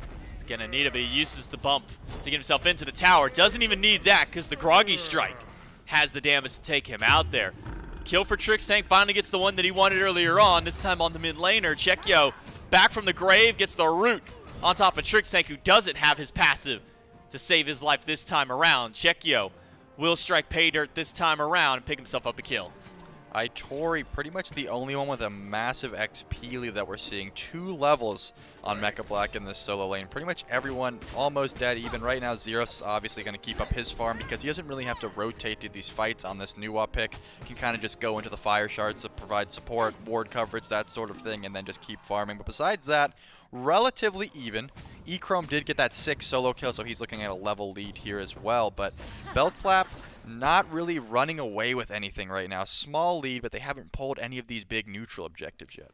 Too bad we can't divide out how much damage Zeros has done with just his ultimate versus the rest of his kit, because he's sitting 3rd in the damage charts right now, 4,300, but I'm willing to bet that all of that is just from the fire shards that he's thrown basically on cooldown. He'll have another chance to use them here. Groggy Strike by Trix Tank off the mark. Chekyo dashes out. Ray Shadow gets mezzed in place and hit by the epic uppercut and will land right into a dark portal. Beads have to be used to get the jungler out. Trix Tank will zone away Marcus to make sure that they can't go back into the fight. Johnny decides to dive back in, but nobody will be able to find a kill just yet. Ray Shadow with the stun just holds Johnny out. Big bomb just off the block bar Marcus, and that'll be the end of his life. Zero puts him down with the Shining Metal. Zeros is doing crazy amounts of burst damage right now, but it looks like they don't have anything to continue this chase. Hold that thought as the fire shards are able to pick up a double kill for Zeros. Zeros wants a 3rd one here, can get it, but Ray Shadow is able to slip right by. Maybe he can get a 3rd one here by taking down Chekyo under the tower. No, it'll be Johnny credited to the kill, but a 3-for-1 trade here. Belt Slap with the advantage of the fight, and Itori fighting at the Phoenix this entire time up against Mecha Black. So we know the state of the game here, 4K gold, 8K XP, and Phoenix dives galore on the right side. I kept peeking over to see if Itori was going to make the big rotation over when they were fighting at Tier 2, and then, you know, you look at the team fight for a bit, look back, and they're fighting at Phoenix at that point. This is that massive lead that Itori has built up in this solo lane as the Gold Fury obviously is going over to Belt Slap after that big team fight victory. A huge gold spike we just witnessed, J-Mac. Looking about 6K gold, almost 5K in the lead for Belt Slap after that Gold Fury went down. Yeah, big one there. It's the Gold Fury, a Tier 1 tower, and 3 kills, almost 4, up against Mecha Black there, but he made it out, even despite the fact that him and Itori were fighting around, you know, Mecha Black's Phoenix at that point when there's still a Tier 2 tower standing out. So Belt Slap, a very commanding early lead in this game, 15 minutes in, and they've got the lead where game number 1, it was about 17, 18 minutes before they were finally get the ball in their court. Yep, as Zeros' build is really starting to shape up here. Going for the Soul Gem, obviously a pretty solid pickup on Nuwa specifically. You don't really get too many characters that get the use out of this item anymore ever since you get double flat pen now, so you really don't have many free slots, but Nuwa, obviously the Fire Shards gets a pretty good use out of it. Great burst damage as Marcus is going to have to beat here. The chase will ensue. Oh no, the dash gets caught there on the wall. That should be a dead Marcus. Maybe on the other side, though, they can get a pick on E-Chrome. He'll go over the wall, but so will Mark and Ray Shadow. They'll claim a kill up against E-Chrome to trade out a 1-for-1 or at least to trade out 1-1 in the engagement as a whole. But they don't want to just leave it at the 1-1, they being belt slap. They want the kill. A dive on a Chekio and Ray's Shadow. Ray does have the stun, but it's an ultimate out of Johnny to make sure to immune it out. Ult comes out from Chekio. Johnny gets leaped on twice, once again, but he's not concerned about the damage coming out here. He's not concerned about Chekio, but nobody is concerned about Mecha Black except Itori batting away at him in the back of the fight the entire time. Ray's Shadow has to use that destruction to stay alive, but may only be delaying. He jumps in place. Johnny gets one. Zeros gets Ray's Shadow, and Mecha Black gets sent back to base on his own accord because of Itori, with Mark surely behind in the grayscale screen. Finally, we are seeing this Fed Bologna make her way over into these team fights. I was wondering when you're going to use this massive lead that you've accumulated at this point. Obviously, split pushing and going under the Phoenix is all well and good, but helping your team win these team fights is definitely what you need to be doing at this point. Make sure you put this game away. So, Itori making the long con rotation over just to ensure that that team fight goes his team's way. Solid pick, but it looks like they're grouping for towers here over the neutral objective. The Pyromancer and the Fire Giant still available if Belt Slap wants to go for it. Zeros will just push this one by himself. He'll take about a third of its health bar. Trix Tank loses a lot of his health trying to steal those offerings away. He'll call it calculated, though, no matter what. As they do get the obelisk to the side of Belt Slap. Belt Slap still holding on to that devastating gold lead. 7,000 now up with the help of that last fight, with the help of the towers they've been getting. And Itori hasn't had to make their presence known in team fights. All they're doing is keeping Mecha Black out of the fights, and it seems to be working out pretty well for Belt Slap. I would say so. I mean, whenever you're winning a team fight and then you look over and see your Bologna at the Phoenix line, I want to keep harping back at this because it was way too early for a Bologna to be at the Phoenix line. You're just like, okay, that lane's probably going pretty good. We don't have to put any attention over there. I mean, when was the last time you saw Johnny over there helping a blue buff? Like, he doesn't have to. He doesn't have to babysit his solo lane at this point, so he's able to make his presence known elsewhere. Obviously, Ray's Shadow doesn't think he can even kill that Bologna, so he's not making any presence over there as well. So smart play, but here we go. We're about to see if he can. They're going to go for the gank. Want the kill on Itori. Eagles Rally is here, but it's another double leap in. Fire Shards deal some damage through. Itori is alive for the time being, but another root with that Groggy Strike from Trix Tank. And this is harping back to what you were talking about with picks and bans, where this team just feels out of Belt Slap like it's a comp designed to counter this Kali. But it's not just countering this Kali, it's countering everybody that's trying to run at them. The CC is just too much. Johnny's damage is too much for Chekio. He can't sustain through that one. But it really does feel like Belt Slap's comp is just designed to peel for everybody. Yeah, that's just kind of the Kumba pick at work, right? It just comes with so much CC. Obviously, Itori can just stop any sort of auto attacker. Mark is way too far up right now. Does have dash to get out. Itori will chase down the mid laner and 3 levels up. Should be a kill for Itori. Aegis will buy Marcus a little bit of time, but the bludgeon is on point from the solo laner. Itori finally joining the team fights and finding a 4th kill for himself. Belt Slap still up in this fight, and Trix Tank will continue to taunt them by continuously throwing out that mez and holding down 2. Yeah, I have no idea why Marcus path that way. I guess he thought that he had more damage or more sort of backup, but look at the levels of the people you're running at. I mean, there's nothing a level 6 Agni can do that far up. Trix is a one-man peel machine, can pretty much just walk up and get huge value out of his mez every time. I mean, last time he just mezzed, obviously Ray's Shadow pre-beads, and then also ended up beating that epic uppercut, so anytime he uses his CC, he's still just getting incredible value. That's that one-man peel show that Kumba brings. Obviously, from behind, it's sort of difficult to make use of it, but when you're ahead, you just stand in front and you're just a walking CC bot that no one can get past. Yeah, one of those more polarizing picks in the support role. Like you said, you ahead, Kuma Karna is probably the worst thing in the world to have to fight against. Behind, it almost feels like a free pick for your team to just continuously bully, but so far, it's been Belt Slap in control of this entire game from basically minute number 1. Sure, Thunderhead were able to get a first blood, but it was turned around immediately. And maybe a turnaround here. Dark Portal locks Ray's Shadow in place. He'll be able to jump himself out, get back to safety. But he always forgets that there's a Nuwa, and I always forget that there's a Nuwa who can just press 4 and end that streak. I mean, that's what I would never tell my jungle to pick a Kali that for that reason specifically. You can't get Aegis, and anytime you do get out with 1 HP and you think you're safe, the Fire Shards are going to come in and just bring you back to reality. It looks like Marcus once again is just way too far up trying to help out his squad. He is going to fall as well. At the very least, there is no Fire Giant on this side of the map, so they have some time before that starts to be looked at, but Mecha Black also just super far up. Just the CC chain from this Kumba alone is such a menace up against any of these players. Mecha Black had to use his only mobility to get out, but every single opportunity that he's had to get away from here. Johnny thought that the kill was over, and he wanted to make sure to get back in range to get that one. Trickstank finds a pick against Mark. It's a deicide here for Belt Slap. 21 minutes into the game, and they can go straight to the Fire Giant if they wish, which is seemingly what Itori had done there for a moment. I thought he was trying to solo Fire Giant for a brief moment in time here, but no, he will just get some wards out there while Belt Slap take out the Primal Fury. Yeah, he definitely pinged it. It said, hey, teammates, get over here, but at this point, just get the Primal Fury, back it up, go over there. I still think they certainly could have forced it. I mean, look at these timers. Mecha Black's still 23 seconds, but playing it safe, probably the smarter way to go about this. They have a massive lead as is, so they don't have to really force anything there.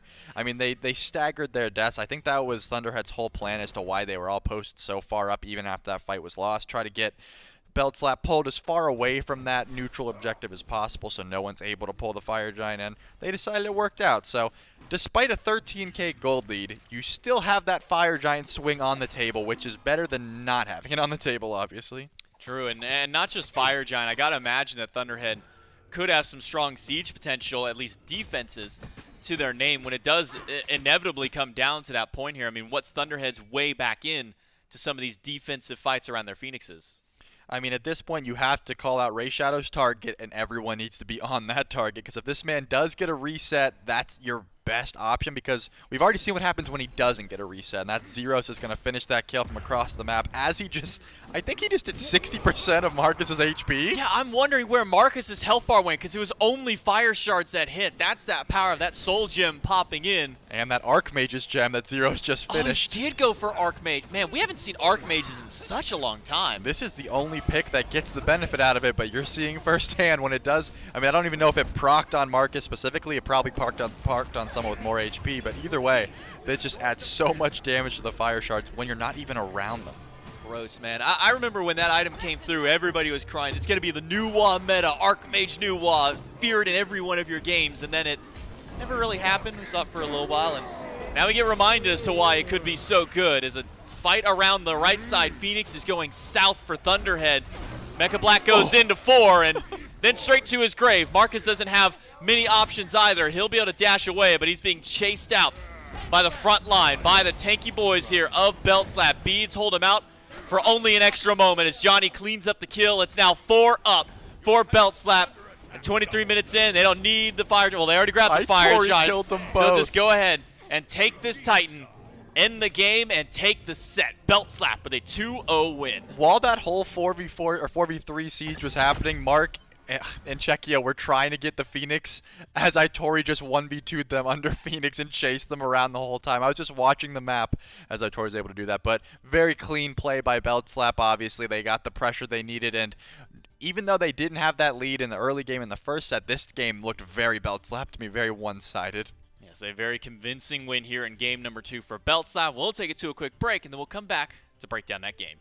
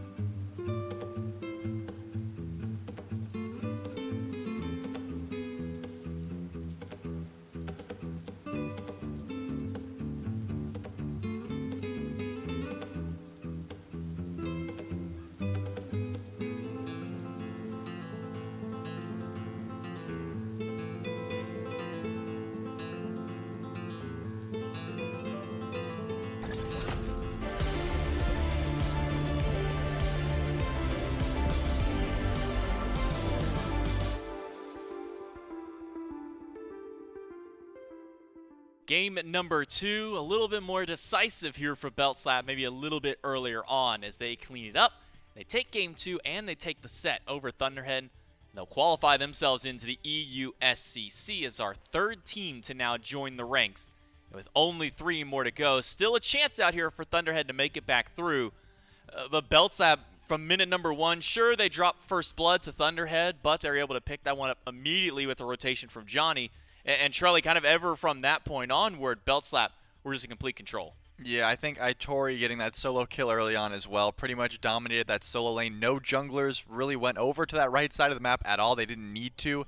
At that point, I think Kali was saying, I can't even kill that Fed Bologna, so I'm going to stay away from Itori as much as I can, as well as, you know, Johnny was like, I don't have to help you. I'm going to come over here and help over on the left side of the map, so they didn't have to. Yeah, left side seemed to be where a lot of the aggression was, and really kind of diving back into this game. That's where pretty much all the fighting was. I mean, sure, we had the early rotation from Johnny in, and then we see a team fight just a little bit later in the game, 13 in. Kills were even. Gold was still slightly up for Belt Slap. But this team fight, this 4v4 this entire time here was so back and forth, but it was Belt Slap at the end who come up with the big advantage. Yeah, this is one of those super long team fights where no one really can tell who's winning, and then a big string of poke right here to Marcus just facilitates everything you need to. And now you're us on the back end where Thunderhead's like, oh, we can't go anymore, guys, let's get out, and it's just try to save each other one after one, and everyone just slowly trickles down. And then you have the problem of these low health targets. Oh man, we can't quite get that kill. And then you remember, oh, we have a new wall, we have Zeros here who can clean up the kill, so we don't have to expend all these resources diving a tank under a tier 1 tower to get a kill. They slammed 3 there, and on the opposite side, that was the point where we were seeing Itori versus Mecha Black at the Phoenix. The next fight that comes like 17 minutes into the game, that's again on this left side. We see it's Itori versus Mecha Black again. This time it was at the Obelisk, not quite at the Phoenix.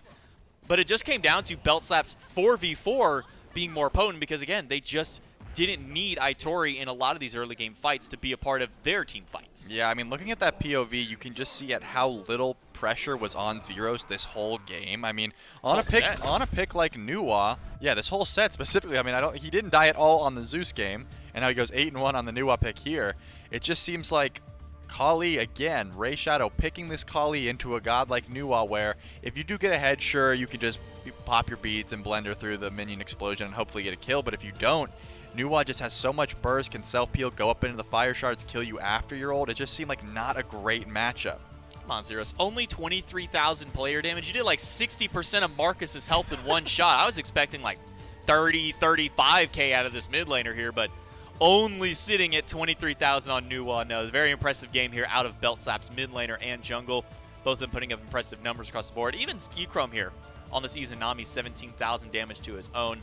Trixie, I think putting up 10k on a Kumba Karn is actually really impressive because it feels like anytime I play Kumba Karn, I'm doing like 3k damage. I mean, I was going to say the exact same thing. All he has is single target damage and a Mez that does no damage. So doing pretty much even damage with a Bacchus with huge AoE abilities that can hit. You can get a 5-man Intoxicate that does like 2,000 damage with the whole team essentially. So doing that much damage on the Kumba is a feat in its own right. Strong play here out of Belt Slap. They'll get to move themselves on in the bracket. Or not even in the bracket. In this whole thing, they go straight up into the EUSCC now as our 3rd team. They'll join Team Copyright and Team Bisco up there in the EU Smite Challenger Circuit. Still one more team today to make it there between Winter Frogs and Late to Scrims. That'll be our 4th and final set of today.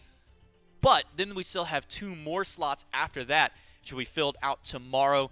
Thunderhead, Just F6 will be waiting their opposition, and we'll also have Late to Scrims or Winter Frogs joining alongside here to see where everything all pans out for the EUSCC. One more game today, and then still 2 more slots to fill out. We'll see which of our 2 teams in our next match will make it there right after this break. Holy shit! It's Smite's birthday! I have to get everyone a card.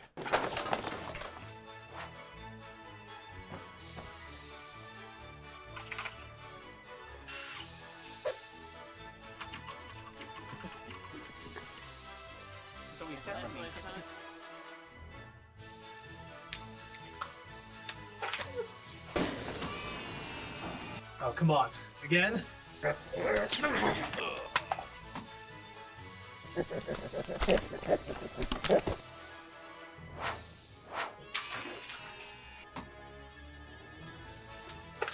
Tarot time!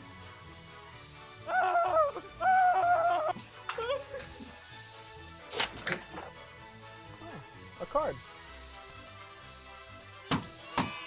Uh-oh.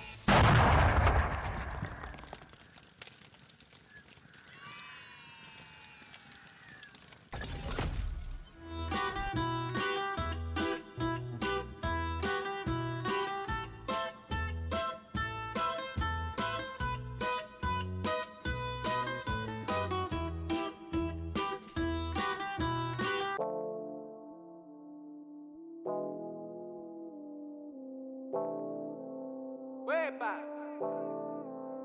Así. Sigue el corriente, saca la botella, cambia el ambiente. Baby, no me mientes, tú sabes que te gusta muy caliente. Y baby, cuando bailas, moviendo suavecito, yo me quedo callado. Y baby, estoy perdido, volviendo loco en mi mente. Yo no sé lo que pasó. Cuéntame, porque el corazón me robó ya. Saca la botella hasta que me olvide. Saca la botella y eso se acabó. Y eso se acabó. Bailando por la noche sin miedo. Y eso se acabó. Y eso se acabó. Baby, me robaste el corazón. Y baby, estoy pelado. Me robaste demasiado. Bailando en mi mente todavía no he pagado. Bájalo, bájalo pa' mí. Tíralo, tíralo así. Sundress, God bless. Let you shine on my love. My love. Volviendo loco en mi mente. Yo no sé lo que pasó. Cuéntame, porque el corazón me robó ya. Saca la botella hasta que me olvide. Saca la botella y eso se acabó. Y eso se acabó. Bailando por la noche sin miedo. Y eso se acabó. Y eso se acabó. Baby, me robaste el corazón. Sigue el corriente, saca la botella, cambia el ambiente. Baby, no me mientes, tú sabes que te gusta muy caliente. Y baby, cuando bailas, moviendo suavecito, yo me quedo callado. Y baby, estoy perdido. Y eso se acabó. Y eso se acabó. Bailando por la noche sin miedo. Y eso se acabó. Y eso se acabó. Baby, me robaste el corazón.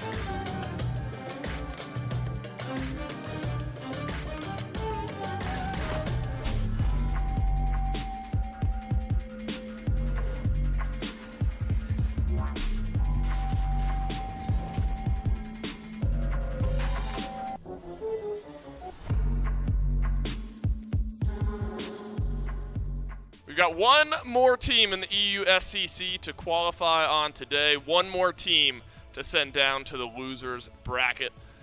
Some high-octane Smite up to this point. Lots of 2-0s between all the teams that we've seen play so far today. Could be more of the same. Could be a 3-game set. Those are literally the only 2 options. So I'm playing ball with 100% certainty here. Mifflin joins me on the desk for the 4th and final set of the day. And Miff, up to this point, we've seen a lot of one-sided Smite over here in EU. The expected teams, I think, winning so far. Bisco, Team Copyright, and Belt Slap winning so far. In our 4th and final set of the day, Winter Frogs up against Late to Scrims. And you know what? I think this one probably going to go as expected as well, because I know all of the names on Winter Frogs, like literally every single one, and I've actually played against some of these guys back in the console days. No, not them specifically. That was Vaporish Coast, the Penta Kid. He already played today. Yeah. So and he won't be in this one. He No. he did it to him earlier today, too. Winter Frogs versus Late to Scrims. That is the last team in that qualifier round, down all the way at the bottom. And then the loser of this one will move on to face the winner of Sacred Hunters versus the Radical Rodents in the losers round number 2. Let's talk about the Winter Frogs, Miff. We had a Winter Dogs over in North America. They were always the favored North American SCC team. The Winter Frogs over here in EU, to your point, probably favored in this matchup. Kana, Sarpei, Angry, Preds, and Spudio, a team that has played together for a little while. At least individual members of this team have played with one another. Especially at the SCC level, have definitely made their names known. Yeah, although they have been around longer than the Fun Havers, because we saw Fun Havers earlier this week, I'm going to use them to contextualize this team. Yeah, I think they play very similarly to the Winter Frogs. They like going for these fun, early-game, aggressive picks, but they've also got some of the same faults in that they'll dominate the majority of their games. I think that it is seldom that the Winter Frogs lose out in the early game. When they do lose matches, it's off the back of over-aggression. It's off the back of not being able to kind of convert these plays into objectives. It's hard to, like, you know, talk the downfalls when all these sick plays are happening on the screen. But I think that... I guess he was 12-0 at the beginning No, of the yeah, season. he was dominating. He ended that game like 14-0, by the way, so that was one of his last couple of kills. Right. This is a squad that I'm really keeping my eyes on, not so much of what's their identity, how have they improved, have they figured out what they're trying to draft. It's more so, have they cleaned up some of the mistakes they made in the past, and if so, this is a squad that is certainly ready for the SEC. Yeah, agreed. It feels like in every single role here, you've got a player who's playing near the top of the SEC in their respective role. It's a very threatening duo lane here between Preds and Spudio, sticking those two together. Spudio, the ability to make plays, turn 2v1 situations around. I guess it would be 1v2 from his perspective. You can't take anything for granted if you're this Late to Scrims team going up against the Winter Frogs, hoping for a shot in the EU SEC. So let's talk about Late to Scrims a little bit here, Miff. This is Sager, Apriel, Ardun, Ali, and Davey. And so there are some individual names on this team that are familiar to people who have been watching the SOC in the past. Also, some newer names, some players that we can still gather a little bit of data on. So definitely the underdog in this matchup. And in matchups like this, it's the players that have been around the scene and been there and done that you need to step up. Are done that. You're absolutely right, Miff. That's their mid laner. Maybe Ardun will step up here up against the Winter Frogs. Yeah, I mean, when I look at this squad, the names that jump out to me are Ardun, because there's so much just pun potential, I suppose, and also I've seen him around a little bit in the past, but more specifically it's Davey. I think he's going to have to act as the veteran for this squad, the one who's been around a little bit longer, who can kind of transition some of these mechanical players into an actual team. So I'm keeping my eyes on that, and it's something I talked about last time I was on the desk here. It's a lot easier to be the underdog. It's a lot easier when there isn't a whole lot of expectations around you, because if you perform well, it feels pretty good. You're kind of performing above your expectations, but if you lose, well, you don't go home just yet. We're still in the winner's bracket. That's right. There's not this mountain of pressure in this individual set just yet. Sager lived with 5 HP, by the way. Kind of a wild replay. And so really across the board, Miff, when you start to look at some of the individual matchups, I still stick with Ardun in the mid lane, because Angry for the Winter Frogs has really impressed me over the SCC matches that we've watched him play in the recent years. And so Ardun really needs to step up for this late to scrims team here today. Not only in picks and bans, playing some comfort picks that can maybe find some pressure in that lane, but also the ability to absorb pressure because you know it's going to be there when you're going up against Angry, Sarpei out of the jungle as well. So Apriel plus Ardun, that kind of jungle mid combo, I think becomes wildly important in this matchup in a way where it might not be in some other matchups. And so you have to go into a game like this. Nice quad from Apriel there. You have to go into a matchup like this if you're this late to scrims team. I feel like worrying about your own game plan because it's easy if you're an underdog in a matchup to try to counter out everything we know that the Winter Frogs want to do and start to play their game, get dragged into their mindset. I think this late to scrims team, and from what we know about them, certainly a confident bunch. Got to follow your own game plan, set your own stage in picks and bans for game one at least. Allow yourself to put your best foot forward. Yeah, to speak to your point as well, there is just less data on this late to scrims team. That is the clips that we just saw is the only bit of data that I know that we have on them available to the public. That's the only set. The archives are incomplete. Yeah, we don't know much about them. And that makes it so much easier for you to execute on your own plan because nobody knows what your plan is just yet. They've seen exactly 2 games from this squad holistically. So you've got a lot of giraffes in the back pocket. The same 5 bands. In the same 5 bands. That hasn't changed against them at all. No, I mean, because that's the only thing that we've seen, right? Might as well stick with what ain't broke, but it is broke because they won their last set. So maybe don't ban out the same stuff. Yeah, it is literally already different for the Winter Frogs here with a Soul and a Daji ban to provide you some clarity on what we're talking about. Bottom right, against late to scrims, it's only ever been Kabrakan, Bastet, Ares, Thoth, and Fenrir all banned out against them. So, obviously now the Winter Frogs playing with a little bit of new data based on the first round matchup that this late to scrims team played. Daji, Bastet takes a seat as well. The Soul also gets banned out. Bastet has been, Myth, I think, like top priority. It's been so fought over, not only in EU but over in NA, where Bastet has like an 80-something% win rate. Bastet has just skyrocketed up the priority chart, and it's not going to be first pick here because banned out by the Winter Frogs. Though Medusa can have a similar argument, but a 25% win rate, Myth, across 12 games. That's like a decent amount of games and a really bad win rate. So Medusa's just not matched the success that the priority has been at. I did the math. It's 3 wins out of 12. Yeah. Look, sometimes wins aren't everything, okay? It doesn't really represent... Coming from you, Myth. That's a lot. The value of a pick. Well, I didn't win super often, so I kind of need this to be true. Medusa is incredibly strong. I'm not going to mince words. She's got some of the best 1v1 potential. She pulls a lead. She's very similar to Danzaburo in that she is just simply going to win harder. She's only received buffs in recent months. Lacerate now deals damage to wave. Easier to apply that acid spray in some of these fights. Even Viper Shot sees some buffs. Minuscule buffs, but buffs to be sure. I think that Medusa is properly valued despite not consistently winning. Right, and depending on where Medusa gets picked, if it's a team that had lost the previous game and is in the first pick slot, and you pick Medusa first. So the losing teams might be picking Medusa a lot because they get to pick earlier. Things like that definitely come into play. That's Medusa smart. I didn't has thought not of that. fallen out of the draft at all. Every once in a while, I got a nugget of info, Myth, and it surprises some people. Maybe it's you this time.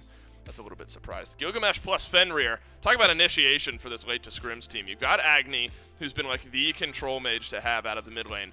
Pair that with a Gilgamesh and a Fenrir for initiation, and you've got some good space creation. You do. Fenrir is going to be the consistent beads burner as well, but even looking at the other side, Ardio is going to be able to restrict Fenrir. I mean, the Cripple Field up against Unchained and Brutalize, very strong. Stun to help out your teammates to stop that Brutalize as well.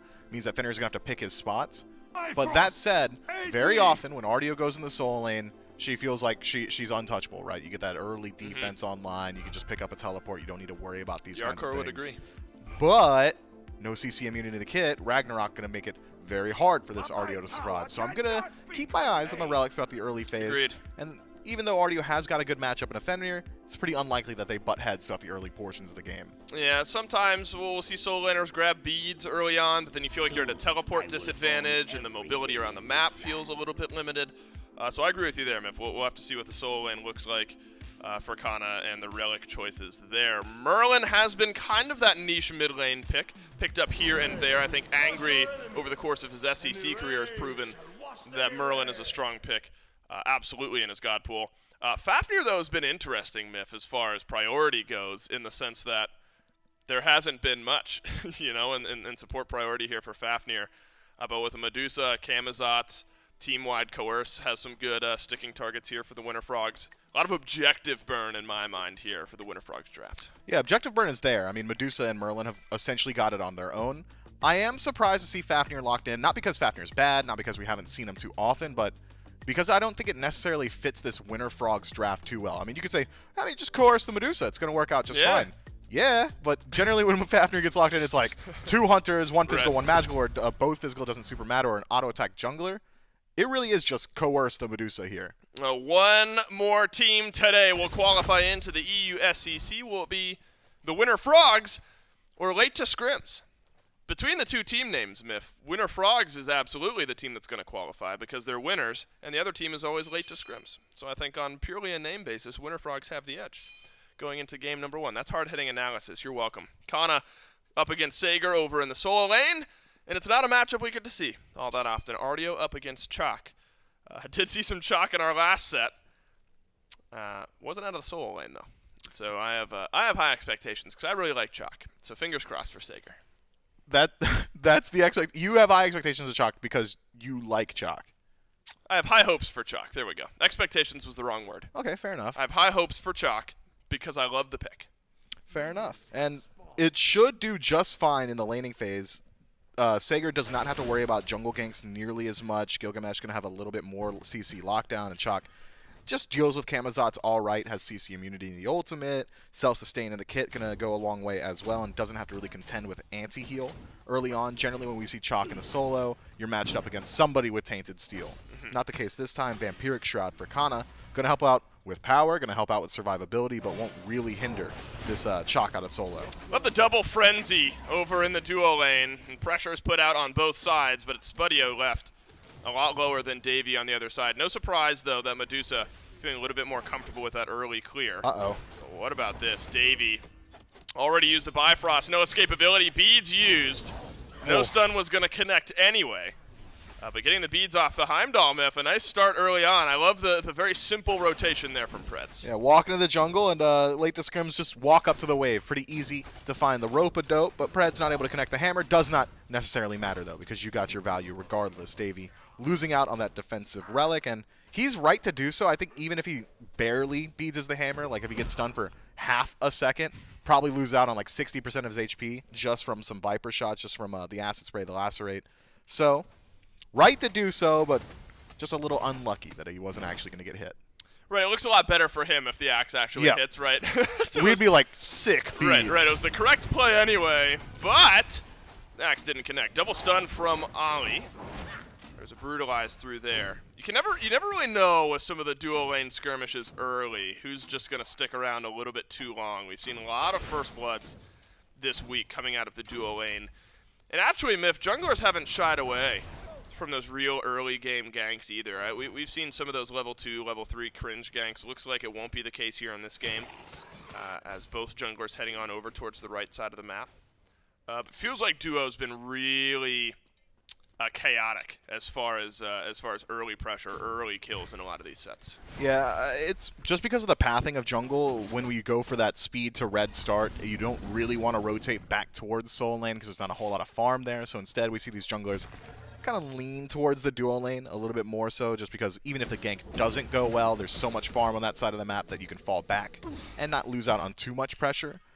I would say that it's pretty unlikely that we see Sarpei make a whole lot of rotations over towards the duo lane, just by nature of Davey playing Heimdall, and Heimdall is super annoying, probably the second safest hunter in the game right behind Charybdis. You've got CC immunity, the ultimate, that is also a dash, and a teleport that is essentially a global, so very, very difficult to lock down this Heimdall. If he doesn't want to step up, if he's not going to, you know, not use his one, I suppose, because he's also got that additional vision, then you could get to him, but when's he not using the one? Never. Yeah, probably not very often. You did want to keep an eye on Kana's relic choices. It is beads to start off for the Artio. So if at some point the support Fenrir rotates all the way over to this side of the map, you know, throughout the game it'll be helpful, of course, but early on, pre-level 12, Kana selecting the beads, sensing that maybe there's going to be extended pressure out from Apriel on this side of the map. Maybe Ollie makes a rotation or two before level 12.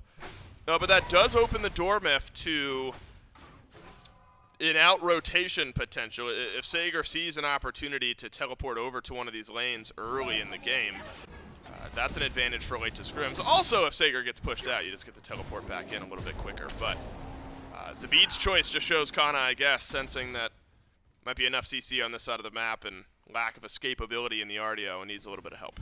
Yeah, I would argue he's right to do so as well. Anytime you go for that more selfish relic in the first slot, it really does open up the door to a lot of pressure. So I think just going for that safety, better to have it and not need it than the other way. Sarpé forced into the bat out of hell as the first Ragnarok of the game gets used, and it's an immediate flicker out by Angry. And so a relatively simple disengage for the Winter Frogs. No relics have to get used. But Ollie does send out the Ragnarok. So early look at where some of that pressure might fall. Angry obviously had beads just in case the Ragnarok had connected onto the Merlin, but there is some safety there with the flicker away. Sarpé does have the bat out of hell. And so the targets myth actually might end up being sort of difficult for Ollie to find throughout this game. You might hope that Spudio is the one left in range without beads, because that's an early glimpse at how Sarpé also, just by nature of being Camozoth, it's going to be a very difficult target. Yeah, bat out of hell, just always going to get you out of every single situation, man. It removes you from the playfield. It creates so much space. Yeah, everything. All the jokes and all the puns you can go for. I would say that Preds probably... Hey, I'm here for you, man. I would say that Preds is probably going to be the ideal target for Ollie once we start to see these supports rotate towards the center of the map, because he's the only guy who doesn't have beads, and going for sovereignty that early on with already some flat pen available to Ardoon means that there's potential for this Agni to at least drop him low enough to force him back to base. TKO is probably the name of the game as of right now for late to scrims. But once we start to look at some of these more mid-game team fights, Pyromancers, Gold Furies, I would argue that late to scrims have got significant advantage. Not only the teleport that you already brought up for this chalk out of soul lane, so Sager should have the better end of the majority of rotations, but space control from Winds of Shamash, Agni's poke potential in some of these team fights, even Davey with his ability to get enhanced vision around these objectives means that they are just going to have the inherent advantage around these ward and vision battles around these neutral objectives. You bring up Sager, Myth, with that teleport. First one of the game gets used just to get back to lane, because Runeforged Hammer had been completed. And so it looks like some early damage is the name of the game here for Sager. I mean, the Chalk Ultimate feels so oppressive. But the CC in the kit for Chalk, sort of maybe Sager's way of building hybrid and setting up for some damage later on in the game. Yeah, generally we see Chalk go towards like Transcendence, then Runeforge, because you just really want to get some of that scaling online. That's a lot of additional healing for him, but going for Runeforge this early means that his damage output is legitimately a lot higher. You might have sacrificed some CDR, but you're always applying CC. Uh-oh, Spudio actually brings the Brutalize of Ollie way beneath the Tier 1 tower with the Slither on away, and holds on to the beads just in case a Ragnarok was used on the other side. Might have been enough damage there if Ollie had stuck around, but don't want to risk too much this early in the game. Purple buff now looked at because Spudio had to be forced away a little bit, but Sarpé is here to cover a bit of that health discrepancy, and Spudio will grab his purple buff just fine. Red buff will be picked up just the same as well. And it feels like Ollie's the support myth that's been driving a little bit more of the pace early in this game. Maybe not surprising, just by nature of Fafnir versus Fenrir. But Ollie has been doing his job and making life difficult for a couple members of Winter Frogs. He has. Look at the difference in relics, though. Already, Preds has upgraded that belt to the second slot, so going to have that cooldown a little bit more often. Match that up with the Dragon Transformation. It's essentially a double belt early on. I'm thinking we're going to see the Winter Frogs very shortly start making some rotations over towards these objectives. That's the only reason I can see why you'd upgrade that relic so quickly, is the ability to bounce between the Pyromancer and the Gold Fury, play around your pressure. More likely we see him head over towards the duo lane just because Medusa does so much to objectives at this point, and Gold Fury is legitimately just that much more valuable. Much more important early in this game as well. Could be Yikes. A meeting between these two teams as Pred takes down half of Ollie's health bar. And there was a slight rotation behind by Sarpé there, but not a full-on commitment from either of these two teams. And you'll get a good idea, Myth, of when the Winter Frogs are considering one of these early objectives, specifically maybe the Gold Fury, because if you want Kana to head on over to that side of the map, you're going to have to send Kana pretty early if you're hoping that Sager isn't able to find a tower to teleport to somewhere in behind that fight. So wherever RDO goes, you have to imagine that's where some of the early pressure of the Winter Frogs might be as well. But Kana's just stuck to the lane for the time being. Good reason. He's got a lot of damage into Sager. Taking a couple tower shots. Ult out from the Chalk. And the silence enough to keep Kana at bay. And Sager's got teleport up, so he's just going to head back to base and immediately re-show up in the lane. We are starting to hit that point where Kana's like, I don't know, 4 waves away from ticking over to level 12, so get that teleport online if he so chooses. Doesn't necessarily have to be a teleport anymore. Could go for more so a team fight relic. That said, I would probably go for teleport, just considering how much pressure we've seen from late to scrims on the left side of the map.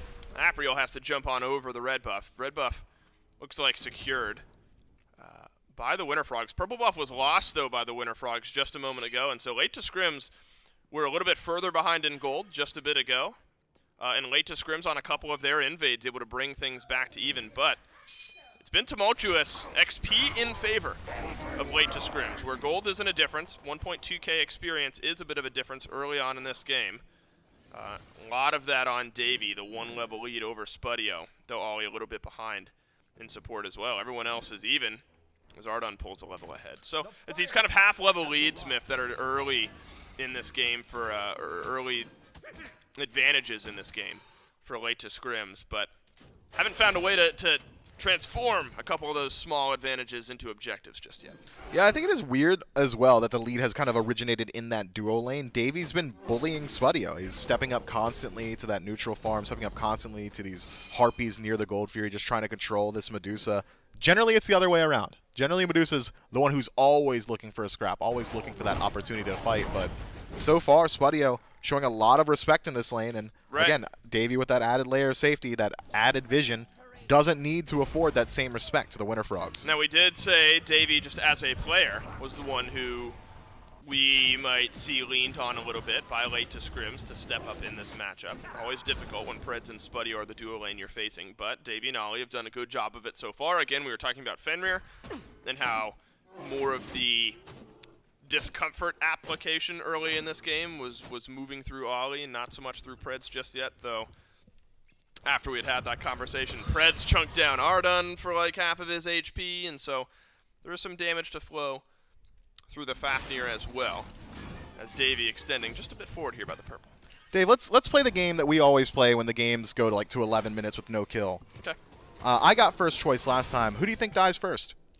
Preds. Just kidding. Could be in this fight, so it might not be fair for me. Preds transform. Sarpei alone in the back. I bet it's Ardun. As our Apriel closes the gap. It is a bat out of hell, and I don't think there's going to be a re-engage. 3 low health bars. What happened here? Is that a big petrify maybe from Spudio that chunked down? Oh, it's Apriel. A lot of that HP. Apriel jumps up and over the wall, and no, it's not Apriel, Myth. Apriel lives, and somehow nobody dies in that fight. We are fully disengaged. Now we can have a clean discussion on who we think is going to die first. I actually do think it's going to be Apriel. I was looking at the junglers. It's not going to be Sarpei with bat out of hell. No shot. I think Apriel dies first in this game. All right, you take Apriel. Well, then I got to pick somebody from Winter Frogs just to play devil's advocate. Right. Can't be biased. Yeah, cannot. We got to have somebody for somebody. I think the Pyromancer is going to be the first thing to die here in this game. No, I'm sticking with Ardun. I'm sticking with it. Oh, no! Oh, Sager steals away Pyromancer. That's a fadeaway from the chalk. That's what you pick him for, to steal away those objectives. Sager walks forward, takes the Pyromancer away, and hey, it's a 1,000 gold lead to late to scrims. That was a clean early objective for this Winter Frogs team, and experience spikes up just a little bit there as well. And that's taking away one of the early advantages of this Winter Frogs draft, isn't it? I mean, with the Merlin and the Fafnir, and if you had rotated Spudio there, this early objective shred is what we figured the Winter Frogs might lean on, and sometimes just a good play takes it away. Yeah, Sager goes unchallenged. He just walks up like, maybe I throw out the axe, and it finds pay dirt this time around. I think now, with Pyromancer down, despite it not going to the Winter Frogs, they can feel more confident in their ability to force a fight around this dual lane, especially with this positioning, man. Late to scrims are so far up all the time. Oh, look at this. Apriel, the one I picked to fall first. Under pressure. Jump away, though, by the Gilgamesh. Angry filling that space now in behind. The Merlin is rotated over to this side of the map. You see Kana as well, back from base. He's walking over towards left. Gold Fury could get pulled here. The late to scrim's close enough by. It might be a fight. Dave, I want to add another layer of entropy to our game here. Okay. Over, under, what time do you think it's going to happen? I'm going to say past the 17-minute mark, but if you are so betting... you think 4 minutes from now. Wait, so I'm supposed to say before or after the 17 Yeah, before minute or after 17 minutes. Oh, God. That's this next 3 minutes is going to go quickly. I think it's after. Okay. I think we're chilling for another 3 minutes. Surely not. They've been chilling for 14. Right, so what's another 3? I suppose you're right. What's another 3 minutes when we've been hanging out all game long? I mean, it truly depends in my mind if one of these two teams starts to feel comfortable enough to pull the Gold Fury. Because we're not fighting over... Oh, and they haven't been. We're not fighting over nothing just yet, right? I mean, we haven't reached that level of chaos. And now we're down to 2.5 minutes. I think we're. I'm moving the goalpost to 18. Ooh, 18 does keep things interesting. 18 would have been my minute mark. Okay. I think I could take or leave 18 minutes. I'll say past 17. Sub 18. You're giving yourself a 1 minute window? Giving myself a 1 minute window. Past 17, but beneath 18 is my guess. Might even be beneath 17 if Spudio, unable to get out of this initiation from Ollie, which he is able to do just fine. Gold Fury looked at. We got to chill out for 2 minutes. 2 minutes here, team. We got to just take a breather around the Gold Fury for a couple of minutes, but then immediately fight after the 2 minute mark. Late to Scrim's a little bit more aggressive as far as their positioning right now around the Gold Fury. But Myth, both teams seemingly happy with the pace of this game. The 1,000 gold lead, not that massive. Maybe Winter Frog's feeling okay to catch back up and outscale. I don't think either of these teams outscales incredibly hard. If I had to give the edge in a late game team fight, let's say hypothetically this game goes to 30 minutes and we're still sitting 0-0 across the top. All right. I'm probably favoring Winter Frogs. Easy. You've got a Merlin, you got a Camazotz, you're scaling on Medusa and Fafnir. Gonna feel pretty good, but it is worth noting some very significant power spikes have just been hit. Soul Gem for Ardoon finished up. We're going to be looking at either a Rada Zahudi or a Chronos Pendant for Angry very shortly. That should be the go button. Or maybe like the scrims, just choose now. Wow, we are in the final hour of the 17-minute mark. we move over to minute 16 here. And level 16 for a couple players. Let's go. So far in the game. Gold Fury considered, but dropped on down by late to scrims. Ward coverage great for both of these teams around the Gold Fury, so no one's going to be taken by surprise. Oracle control there's is the teleport. For the Winter Frogs. You're right. Teleport in. 40 seconds, It squad. can't be Preds. 40 seconds. Preds Ragnaroked back in, but he jumps up and over the wall, buying us another few seconds on the 17-minute mark that we've got set for ourselves here. Merlin Lance Angry over in the mid lane. Fire Giant. That's fast. Waits over on the right, and it's Gold Fury that we're fighting over now. Preds in the fray. Transformation is out. But the Gold Fury gets dropped. Preds is stunned. Jumps out. We got 15 seconds to reach the threshold. No! It's 16:47. First blood goes over to late to scrims, and the second blood is there to follow as well. The Winter Frogs show up, and the Winter Frogs are swept by the side. Apriel not only doesn't die first, gets a triple kill to start off this game. Apriel just says, yo, Spudio is for sure in the shop right now, and was correct in his assumption. Late to scrims bide their time, slowly accumulating a lead over the course of 16 minutes and 48 seconds, and then immediately explode onto the scene at the 17-minute mark with a 4-for-0 into a Gold Fury off of a phenomenal engagement, man. Preds was thrown off balance immediately by that Ragnarok, jumps over the wall, tries to re-engage, actually forces the beads off of Apriel, but leaves himself high and dry for all of that damage that Ardoon has been stacking up with all this free time farming. And so I was wrong about literally everything. So the first kill happened sub 17 minutes. Yep. And not only did Apriel not die, Apriel gets a triple kill to start off. I couldn't be more wrong if I tried. First Pyromancer was stolen away by Sager. And no chance for the Winter Frogs to steal that one away. So the biggest swing of this game by far, because not much happened. Yeah, it's the only swing in this game. As late to scrims find themselves, call it 4,000 or 5,000 gold ahead, 18 minutes in, and that's a decent chunk, Myth, moving into this mid to late game. This is late game. And gold and XP both heavily in favor of this late to scrims team. And so the Winter Frogs, they were okay with the pace of the game. It looked like they weren't attempting to make these big plays. Well, one play goes wrong, and now they're looking down the barrel of a 5K gold deficit. And this is something I talk about when I talk about that unique, distinctive European play style of wait it out, get that first team fight, and roll through. If you lose a skirmish at the 2-minute mark and you die at level 4, that's fine. You're already back and alive before I finish casting it. You lose a massive skirmish at the 18-minute mark as the first one of the game, all of a sudden you're looking at a 5,000 gold deficit and things are getting way more dire. 2 objectives go down immediately off of the first fight we saw when you could have been establishing small leads early on. The Winter Frogs now going to have to play a very defensive style. I'm excited to see whether or not late to scrims are willing to leverage this lead, go in towards that Fire Giant. Generally, the 17 to 19-minute mark is where we start to see these teams work their way over towards that most major of the neutral objectives. But as of now, it seems to be both teams resetting themselves back to neutral, and that's going to favor the squad that is not loser, or the squad that is losing, rather. They don't want to fight. The Winter Dogs would love, or Frogs, rather, would love to slow this one down. Winter Dogs are no more, Myth. They're now the Valkyries. They're now the Valhalla Valkyries. Excited to watch them perform all this year. Late to scrims, don't get it twisted. They're the underdog in this matchup. Winter Frogs, a more storied roster at the SEC level, and late to scrims kind of taking it to them after one big team fight. Is a slight hovering towards right, Myth. Where does Davey go? Straight up the gut towards the mid lane. Visceral. Maybe. Maybe gives you the mindset. There could be a Fire Giant pull, but no, Davey's starting to list back on towards the left side of the map. Level 19 for 4 members of late to scrims. As we reach the level 20 mark, Ragnarok is out. Preds still doesn't have beads, and he won't have beads for the rest of this game. The transformation delays his death just a little bit further. Frenzy gets used as Sager's rotated in behind the fight.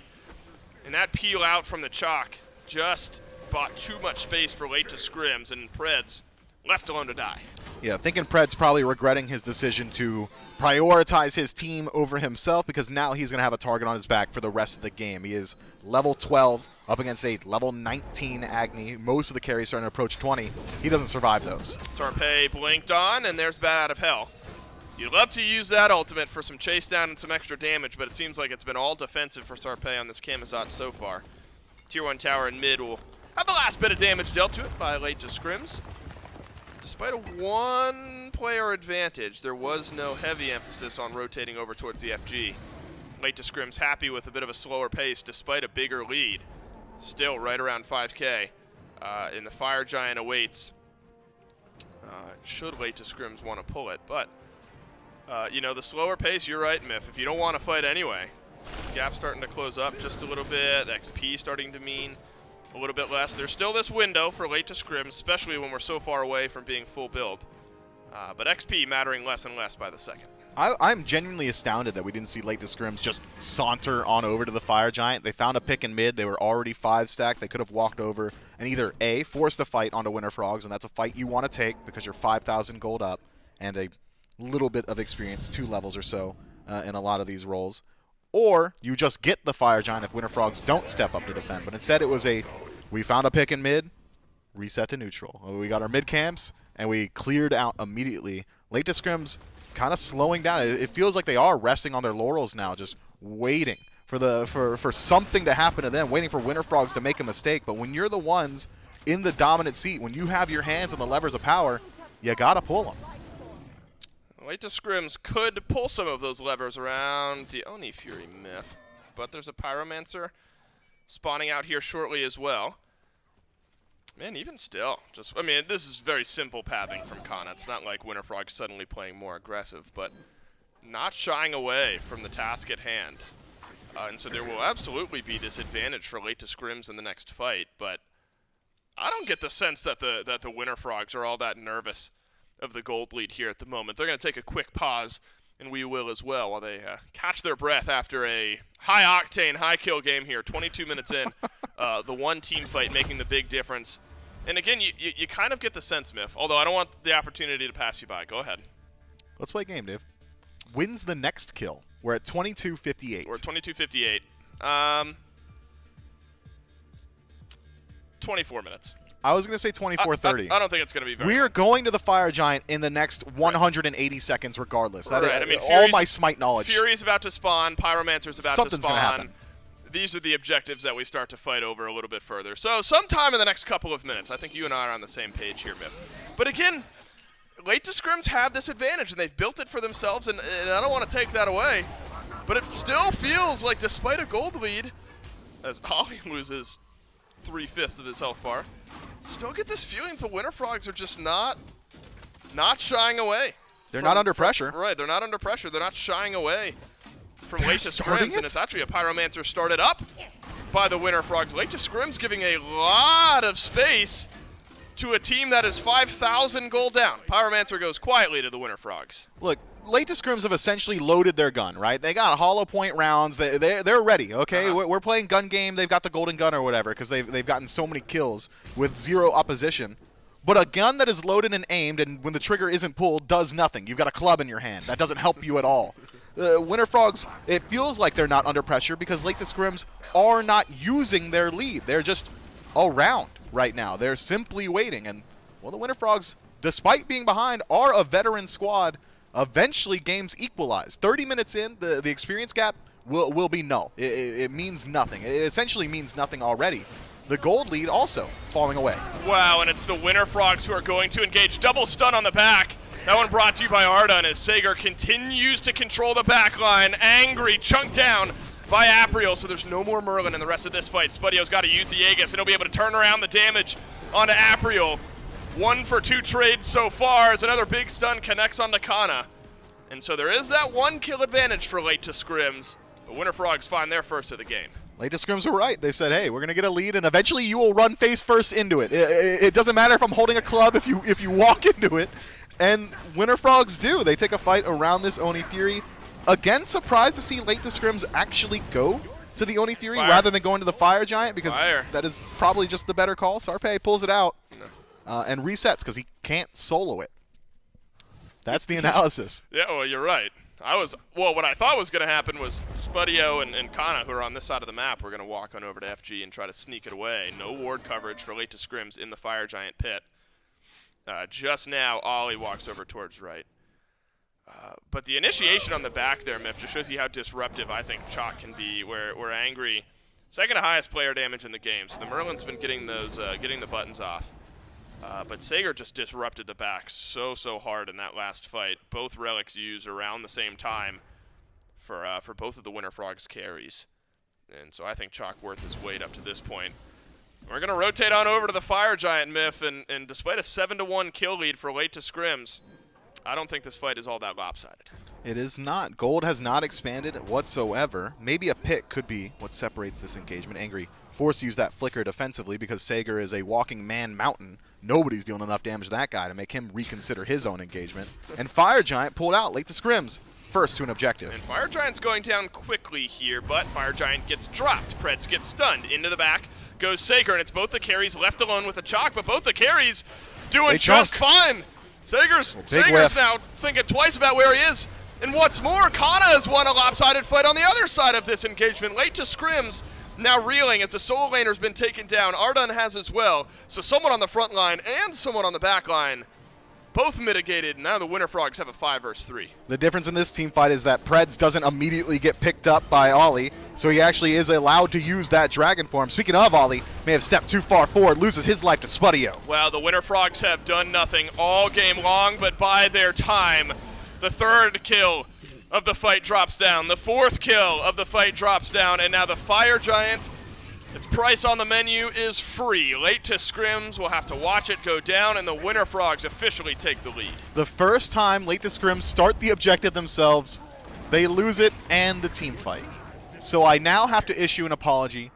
Late to scrims were right to play defensively. Yeah, they knew. They knew. They simply knew. And Winter Frogs knew it as well. They eventually got to that 30-minute mark. There were more kills than 0, as I had predicted at like the 10-minute mark, but eventually this composition from Winter Frogs will at least slightly start to outscale. I thought maybe a wrench would have been thrown in the works because of Preds going for that bracer rather than a beads, but Ollie was not able to connect the Ragnarok, and the team fight goes handily to the Winter Frogs immediately afterward. Now this is the largest separation we've seen in the entirety of the game. And not in gold, but in map state. Fire Giant on 5 members.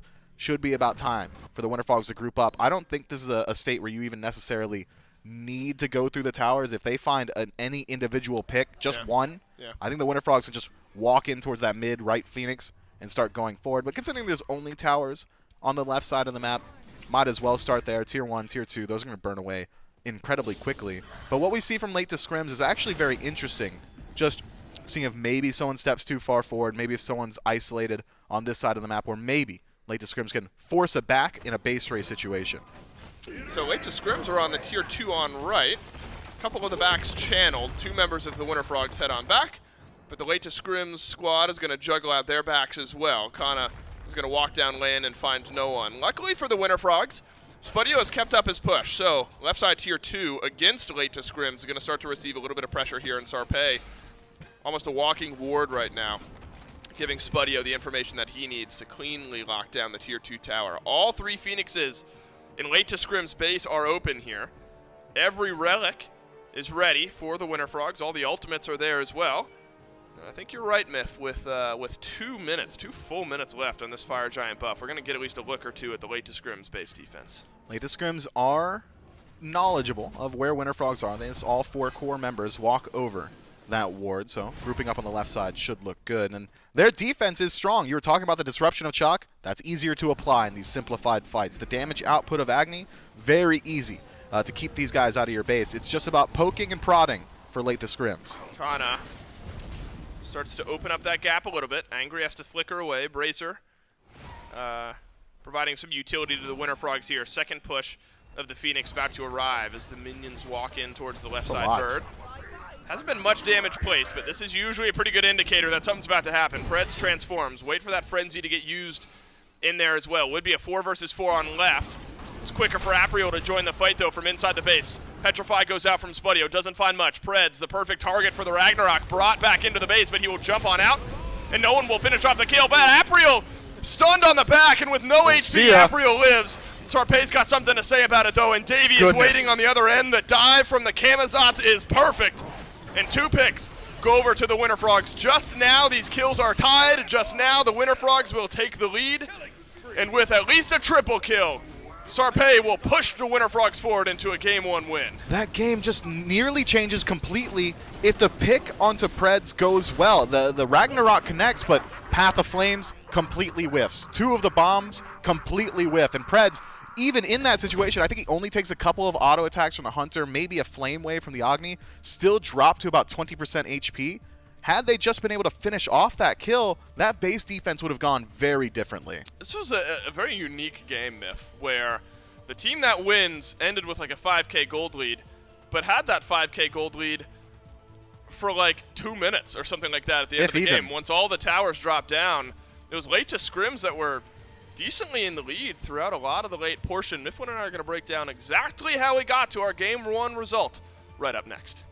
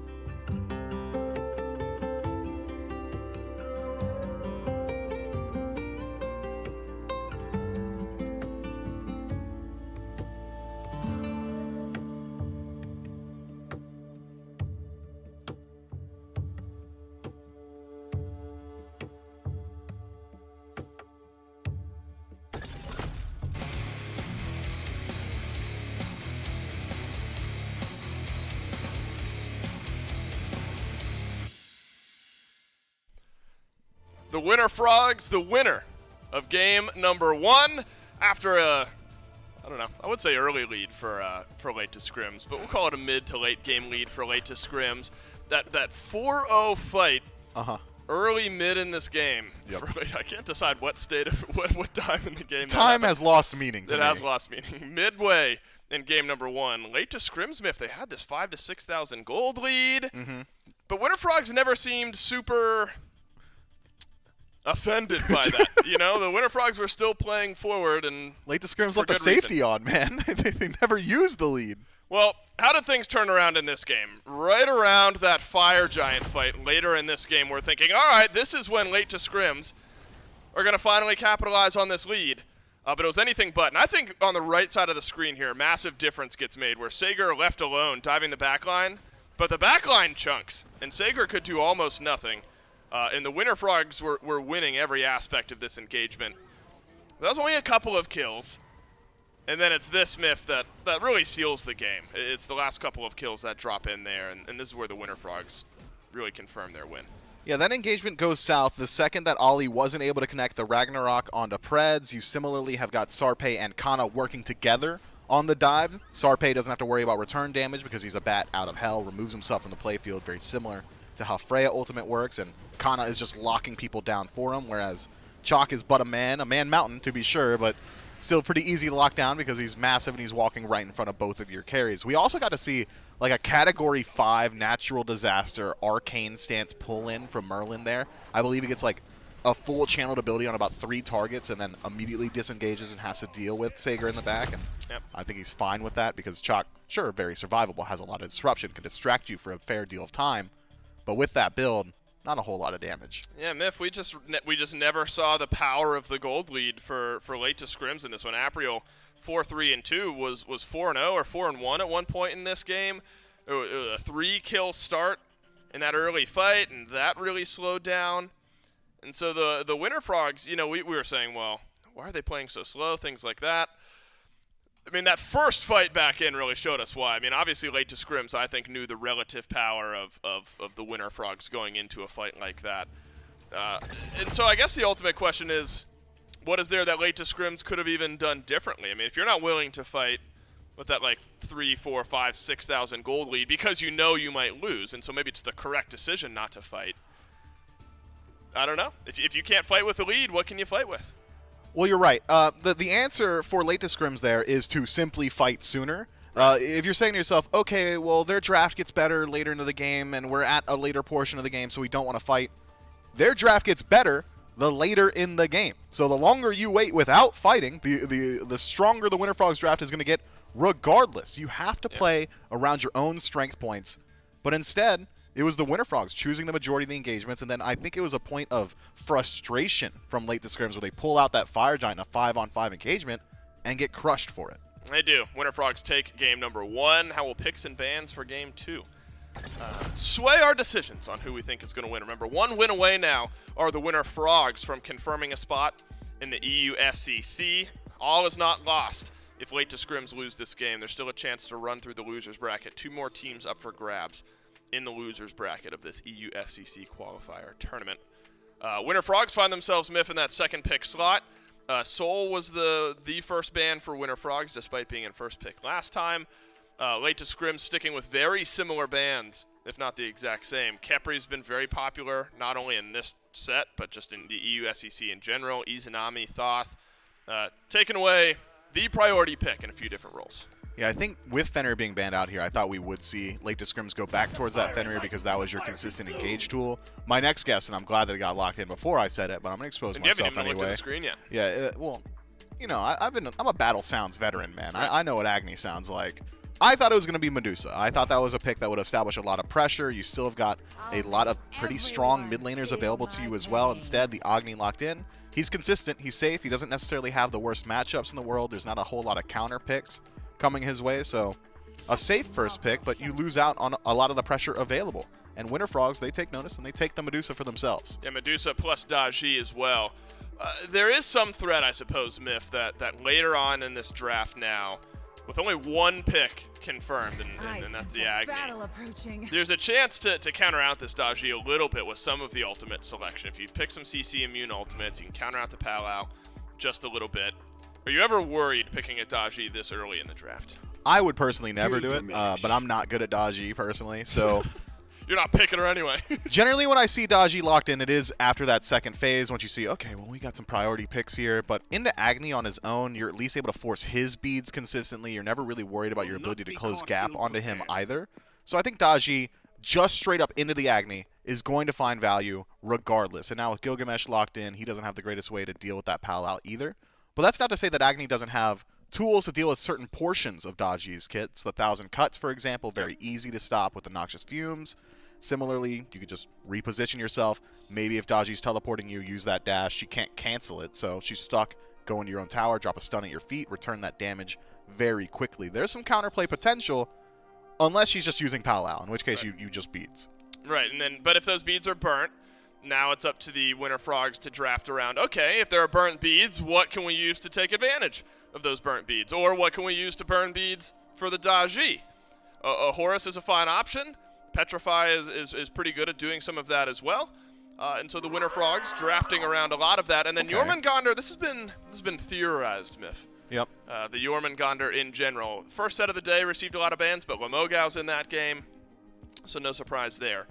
Jorm at 16% ban rate and a 16% win rate. Admittedly, it's higher than I thought it was going to be this week, like maybe a Jorm pick here or there. But Jorm has actually been sneaky looked at a little bit here in EU. Yeah, he's a consistent, very safe pick that is super hard to kill in the early, can make it to that late game phase consistently. That seems to be the name of the game here. I will say that last time we saw Jormungandr, it was, I believe, a Tainted Steel immediately into a Chronos Pendant. Not a massive fan of that. I think that his auto attacks really synergize very well with Gilded Arrow. It's going to help you establish a lot of pressure, and then maybe going in towards defense, going to keep you a little bit more survivable in these team fights as well. I'm excited. Less fun. Yeah, definitely less fun. But these guys are willing to wait 20 minutes to fight, so I don't think, you know, like fun's the name of the game. They're here to win. Right, they're here to win, which is sometimes two different things. Merlin, the last pick of the draft here for the Winter Frogs. Yeah, two things can be true at the same time. At the same exact time. That's definitely the third time we've said that. So that's in a game of threes. Now we're officially done with that phrase. Merlin again for Angry here from the Winter Frogs. You know, we didn't see much from really any of the Winter Frogs in game one, Myth, but Angry did have close to the top damage, if not the top damage in game number one. Just through virtue of farming on up and finding some good poke damage in the fight, can the Winter Dogs make it a 2-0 and move themselves into the EU SEC? We're late to scrims, send us on to a game number 3, and I think this player right here, Sarpé on the Daji, will have a lot to say about that. How many of these 4 beads, at least early, are going to get burnt? Can you then put some pressure on Ollie with the Palau? Things like that in Sarpé's control, and that's where the Winter Frogs can maybe start to heat up a little bit earlier on in this game. If we do see priority from Sarpé onto Ollie, it's going to have to be reactive ultimates. You wait for the Dragon Transformation, then you use Palau, and it's confirmed from there. There's a slight moment of post-fire where he's waiting for the ability to jump and can still be hit in that dragon form. So that's a slight moment where Sarpé can line up that Palau and make sure that he's pulled back in every single time. Dave, I want to get ahead of it, though. I want to approach this a little bit earlier. We waited till the 13-minute mark to play our game. Let's do it now. When do you think it happens? Set a timer. You know what? I sneaky think. I think Sarpé is going to get first blood. I was thinking that too. Not get first blood in. Yeah, agreed. I think Sarpé finds the first kill in this game, and it happens around 8 minutes. Oh. Okay, well, I get to choose over or under. I'm going to go over, or under, rather, and I'm going to say significantly under. I was thinking like 4 to 5 minutes into the game, we see Sarpé get involved. All right, so we both think Sarpé. Yes. And we both think sub 10 minutes. We'll at least throw ourselves a bone on that one. Well, throw yourself one. Because I'm going to be more right. Right, you're going to be more right than I am. I'll say 8 minutes. Myth is under at like 4 or 5. We'll see if the Winter Dogs jungler can get more active early on in this game. The solo lane matchup is intriguing here, Myth, between Bologna and Jormungandr. I think intriguing, like maybe in lane only. You talked about the survivability of this Jorm. It'll really take a lot of emphasis on the right side of the map to get this Jormungandr killed off, and maybe even for Bologna as well, with some of the disengage in that ultimate. Angry's got to be careful here, as Apriel is in behind. Angry uses the beads, a lot of damage connects, but the CC misses. Oh, Sarpe. Oh, Sarpe is close. He's got Sarpe blink. has blink as well. Nope. Ardun is low, and it would have been right on track with what you were thinking there, Myth, but no first blood. Yeah, Apriel actually keeps his mid laner alive there by hitting Sarpe, making sure that blink doesn't get through. Had that blink been able to been channeled, it would immediately been followed up by the Trickster Spirit, and there was nothing the Agni would have been able to do in response to that, considering that huge commitment onto Angry. But now Angry, having lost the beads, is going to be a pretty decent target for Apriel to look towards in the near future. Could be we see the other jungler get involved early on.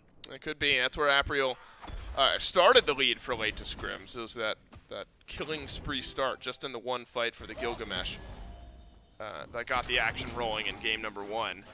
Spudio and Preds have a lot of pressure in this lane here, Myth. Horus plus Medusa feels like it's going to be good at doing a lot of exactly what we're seeing here, pushing in this wave. Preds, you good? Yeah, I was going to say, though, Preds is going to have to dash on back, receive some of that healing.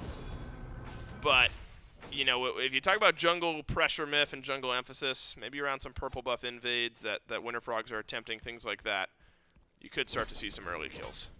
We could, but it's so hard to shut down a Horus. He's so mobile once he gets that ultimate available. Spudio, though, maybe a little bit less safe, and he is being very annoying right now, trying to steal away that purple buff, taking a play from PBM's book, but unsuccessful in the steal attempt. Allows his ADC, Spudio, to solo out his own purple buff. So now an experience advantage for the Medusa in lane, about maybe a quarter of a level over his opposition. That's going to come into play, or could come into play, rather, on the next wave once he ticks over to 5, just a little bit early. Ollie was knocked up, but no threat of first blood just yet. Myth, your timer's got a couple of minutes on it. Level 5 for Sarpe. Not worried. 4 sets of beads ready to go for late to scrims. Doesn't mean the Daji won't turn our eyes towards a couple of those targets, though. Angry was just fine with the scaling in game number 1. Never worried. Get a couple of the flat pen items online on this Merlin, and then move into some of the chunkier damage items later on. That's got to be something late to scrims are mindful of, though, right? I mean, Angry specifically did so much damage late in that game, received no pressure throughout the entire game.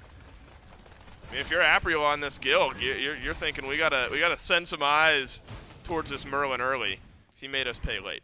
And luckily for Apriel, the decisions on where to gank have been limited to him, because Gilgamesh just does not do much into a Jormungandr. You don't really have anything you could do to slow him down, especially now that he's got the World Serpent available. So it's, do I go mid or do I go duo? And, well, he's already in mid, so it could be we see some pressure his way. And Dave, I'm not worried. I know we're 4.5 minutes into the game, and I said 4 to 5 minutes, but I want to remind you and everyone else that he's going to die right here. Watch this. Nope. Ardun dashes away. Remind you and everyone else that the game is over or under, and you set the 8-minute mark, so technically I still right, do. You'd still be right. You just got very specific. You got Yeah. very specific with your guess. Sarpe on the speed buff was not there in the mid lane, and so we will crest over the 5-minute mark. So Myth not wrong just yet. Still got a few minutes to go. Won't be wrong until we get there. As we take a pause, though, Myth, both of us, you know, jokes or not, both of us did guess that it would be a quicker game as far as some of the action, and both of us put it at the feet of Sarpe. I mean, I guess that's just Daji and that style of pick. The ultimate good at finding early initiations. Maybe that's where we see some of the early action starting. But so far, nobody's burning beats. In order to find value with Palau, sometimes you got to use Palau for no value. The value is taking away that defensive relic, but so far, no commitment just yet.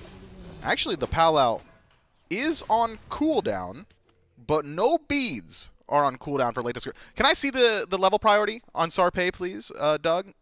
I just want to make sure he put a point into it. Yeah. He did. All right, so okay. just used it. Maybe at some point during the pause, Sarpe went up. And that's it. Threw some chains out, didn't connect on him. Whatever. Minute on that cooldown. It'll come back. But that means we're 1 minute closer to that 8-minute mark, man. That's all I need. Keep using it for no reason. Didn't we both say under 8 minutes? No, I said over. Oh, okay. No, I just said 8 minutes. Oh, you fair. said you took the under, though. Oh, you're right. So I can't take the same. I guess we're saying kills, not only on Sarpe. And mid lane has been receiving some eyes here over the last couple of minutes. Gotta be a great Palau opportunity. No, with enough beads here, Ollie has transformation as well. Frenzy for one of the two supports here. That's Ollie. Surely not. Uh-oh. Yeah, no chance it's in the solo lane, right? With the Jormungandr. That has a lot of damage from Sager. Keeps Kana thinking twice. Teleport ready to go for the Yorm. Beads for Sager. And so, you talk about kind of annoying, Myth, right? Solo lane matchup. You're able to chunk down the Yorm, and then there's just a teleport, and he's going to come back to he's lane. Gone. Yeah, no kill here. Watch him just drop right back down on the... the Uzi up down. Right, goes right back down and continues taking away some of those flowers. No, he had completely drained it. Over in the solo lane, you got to be obnoxious, right? You feel like you can finally get this Yorm low, and then just teleports back to lane. Fully completed Celestial Legion Helm Chalice there as well. Kana seems to be in farm mode.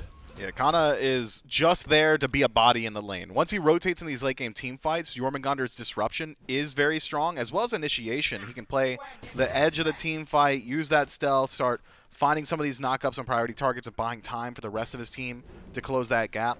Jormungandr's not going to put a whole lot of threat on beads. Sure, he's got a knockup out of the stealth. Sure, he's got a knockup out of the ultimate, but both of which are pretty short duration, both of which, one, you're not really dedicating that defensive relic to. So it's more so about his ability to deal damage, which is why I'm seeing him not completely forego defense like we saw earlier today from a Chronos Pendant first item, Jormungandr, but at least going towards that Bruiser tree so he can generate some level of threat.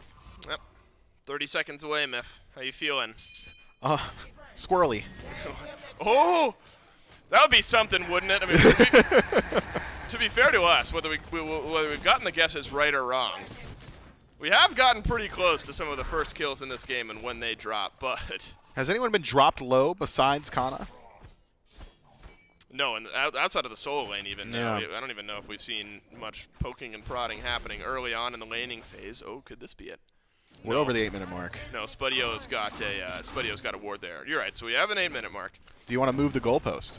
We might here in a minute. I do want to know, though, some actual analysis. I mean, do you have a similar mindset to Game 1? I mean, if this pace continues, though the Winter Frogs have a slight lead in this game, 1.2k gold, do you still feel like their composition slightly outscales the late to scrims comp in the way that it did in Game 1? It depends on the value that Ardoon is going to get up against Sarpe specifically. These are the two key players for the late game team fight. Daji and Agni have got similar potential to just one-shot each other in some of these engagements. I would argue it's probably a little bit easier to execute for Daji. Sarpe should have an easier time applying that damage in these fights. So if we're not going to talk about the two key component players, I'll talk about the one question mark I have for the Winter Frogs late game, and it's the guy on your screen right now, Kana, on this Jormungandr. I'm not sure, because I haven't seen it in actually like 365 human days, what a late game Jormungandr really does. I know it does damage, I know it's survivable, but the disruption factor isn't really the same level as what we see from Chalk. His ability to stick around in these team fights in that normal stance isn't really as high as a Bologna's. No, just the beads. Unlucky. Sarpe is here, but it's not Davey who had to use the beads. Ultimate out from Davey. Actually, the target that Sarpe is going to drop back down into Palau underneath the Tier 1 tower. Davey gets chained on up, but has the beads over on the other end. Davey just going to take the pull, and out go the Winter Frogs. That's a pretty cool way to disengage. No joke, that is just like cool visually. I like that. You know, immediately channel the ultimate for Pred, says, hey, when you land, we're gone. I'm going to take you out of here immediately. That's how it works. All right, I don't know why you'd ever have a Horus and a Sylvanas on the same team. Sylvanas mid, Leon. Could you perfectly time a Sylvanas pull while inside of your own Horus's ultimate? Davey, no beads. That's the slow. The zapping of the scepter, and the damage is there, and Preds in 10 minutes exactly finds us first blood. Wasn't expecting it to be the support. really was thrown for Lucia. Preds back stopped, but nobody around, so Ollie just being a little bit annoying, but first blood at the 10-minute mark, that's 7 minutes faster than Game 1. We're on a much quicker pace than Game 1, but still no neutral objectives look toward. But to answer your question, I think so, yes. Like if you hit the pull... It definitely works with Hercules. Right. For sure. For sure. You could hit a Herc pull while being taken away by Horus, and it would... I think so, because it works with Blink. That's nuts. Could be a second kill here, and it's Angry. Yeah, he's going down. Late to scrims immediately answer back. And it's Apriel who walks on into the jungle. Angry doesn't even bother using the beads. And you'd think you're okay rotating way behind your red buff, Myth, but Apriel had something else in mind. No, was not expecting that early aggression from late to scrim. Speaking of, can they maintain it here? Spudio 12 to Apriel's 11. Is this a good trade? I'm not sure. Apriel actually jumps back in. Big Petrify whiff. not there. There's a stun in on a Spudio, and Ollie's got the kill. Here comes Preds. Pred's gonna dash on through. Frenzy gets used. Sarpei dashes on into Apriel. That'll be the last bit of damage there. Palau is ready. Davey does not have beads. Ollie is in the dragon. He's gonna get pulled right back into the Palau. Is there enough damage though? Ends up being the question. Doesn't look like it. In a 1-for-1 trade by the Tier 1 tower. Not often the slow from Fafnir's first ability, ticking off of Preds, is going to save your life, but I think Sarpei was nearly in range for the Trickster Spirit. Had he been able to connect with Ollie, likely would have been able to finish off that kill. Leap was used to escape the Palau. Stun was already used on the other guy, so 1,000 cuts would have likely been fully channeled in that situation. But at the end of the day, a nice mechanical play from Ollie will maintain his life, and the Winter Frogs will maintain their own lead. Sarpei also similarly goes back to base and picks up his second relic. Beads now available for the Daji, which should spell some more confidence for the Daji as well. That's right, walk forward a little bit more often. Pyromancer pulled by the Winter Frogs. This time, Sager not in range to steal it away. And the gold lead is going to widen just a little bit further. In the Winter Frogs now, if you're able to keep this pace where you find a couple of kills, First Blood being a big difference maker, now you get the neutral objective. This is how you can build up a lead and transition it into what, if you're looking at Game 1 and how that ended up, would be a pivotal Fire Giant fight. And so over towards the Gold Fury Myth, that's where my eyes go. Teleport for one of the 2 Soul Laners, though. Kana just had to use it. So it's going to require a wide map rotation for the Soul Laners to find involvement. Preds finishes up Belt of the Berserker, so if we are going to be talking about objectives shortly, they should have an advantage, Winter Frogs that is, around the ability to burn them out. Not just because you've got a Daji out of the jungle, as well as a Merlin just shredding these neutrals, but now also the additional power for the entirety of your team. So I'm excited to see how Winter Frogs decide to play around this one, especially considering Pyromancer's already been removed from the map. You don't have to worry about late to scrims going for a reactionary play elsewhere. That said, Winter Frogs not exactly showing a lot of face around the objective right now. Just Pred seeing if there's a reaction check, whether or not anyone would step up. These Oracles could go a long way. Wouldn't be surprised to see these contested at least slightly. Vision around this objective legitimately very important at this portion of the game. Preds and Ollie will meet one another around the Oracle. Spudio and Angry. I think the damage numbers are there for the Winter Frogs, and they are. So late to scrims misses out on even splitting the Oracles. And you're right, Myth. Vision confirmation around the Gold Fury could be a big difference maker. When you're looking at a difference of 2,000-3,000 gold, that's late to scrims getting back into the game if the Gold Fury gets confirmed by them, and the game gets a little bit further out of reach if the Winter Frogs are able to snag the early objective here. But it looks like, you know, and this is what happened in Game 1, where you saw like a couple minutes, and in this case really like 1 minute of early fighting. And then we just pumped the brakes until late on in the game. There was another 10-minute gap. Finally fought around the Fire Giant yet again. So the teams kind of get their beak wet with a little bit of fighting. They say, you know what? I enjoyed it, but I want to get some more items before we do this again. Yeah, that fight didn't go as cleanly as either team would have liked. 2-for-2 trade at the end of the day. Winter Frogs, though, may be happy with the pacing. Whoa, this Gold Fury is going down quickly, and late to scrims. We'll steal it away. It happened in Game 1. It's going to happen again in Game 2. It was Sager again, man. Sager jumps away. This guy's a bandit. Scourge. This is the thing that grabs it. Winter Frogs lose out on the objective. And luckily, the gold lead doesn't shift that much. But late to scrims were able to deny it from the Winter Frogs. This Sager guy is an animal, bro. He's on full demon time around these neutral objectives. That is that should be on notice now. The Winter Frogs now realize if they're going to do it, they need to have eyes on Sager beforehand because it's not going to go down easily when he's around. That's as simple as it gets. Maybe we get to look back at it, Dave. It's Sager sauntering on up. Last time Chalk, this time Bologna. And he's going to walk in and press 3. Pretty simple. Yeah, even I could do that. No. Right? Even I could press 3 every once in a while. Let's not get crazy. No, not as. I mean, I can't press 3 as good as Sager does it. Timing it around the objective steal, that's for sure.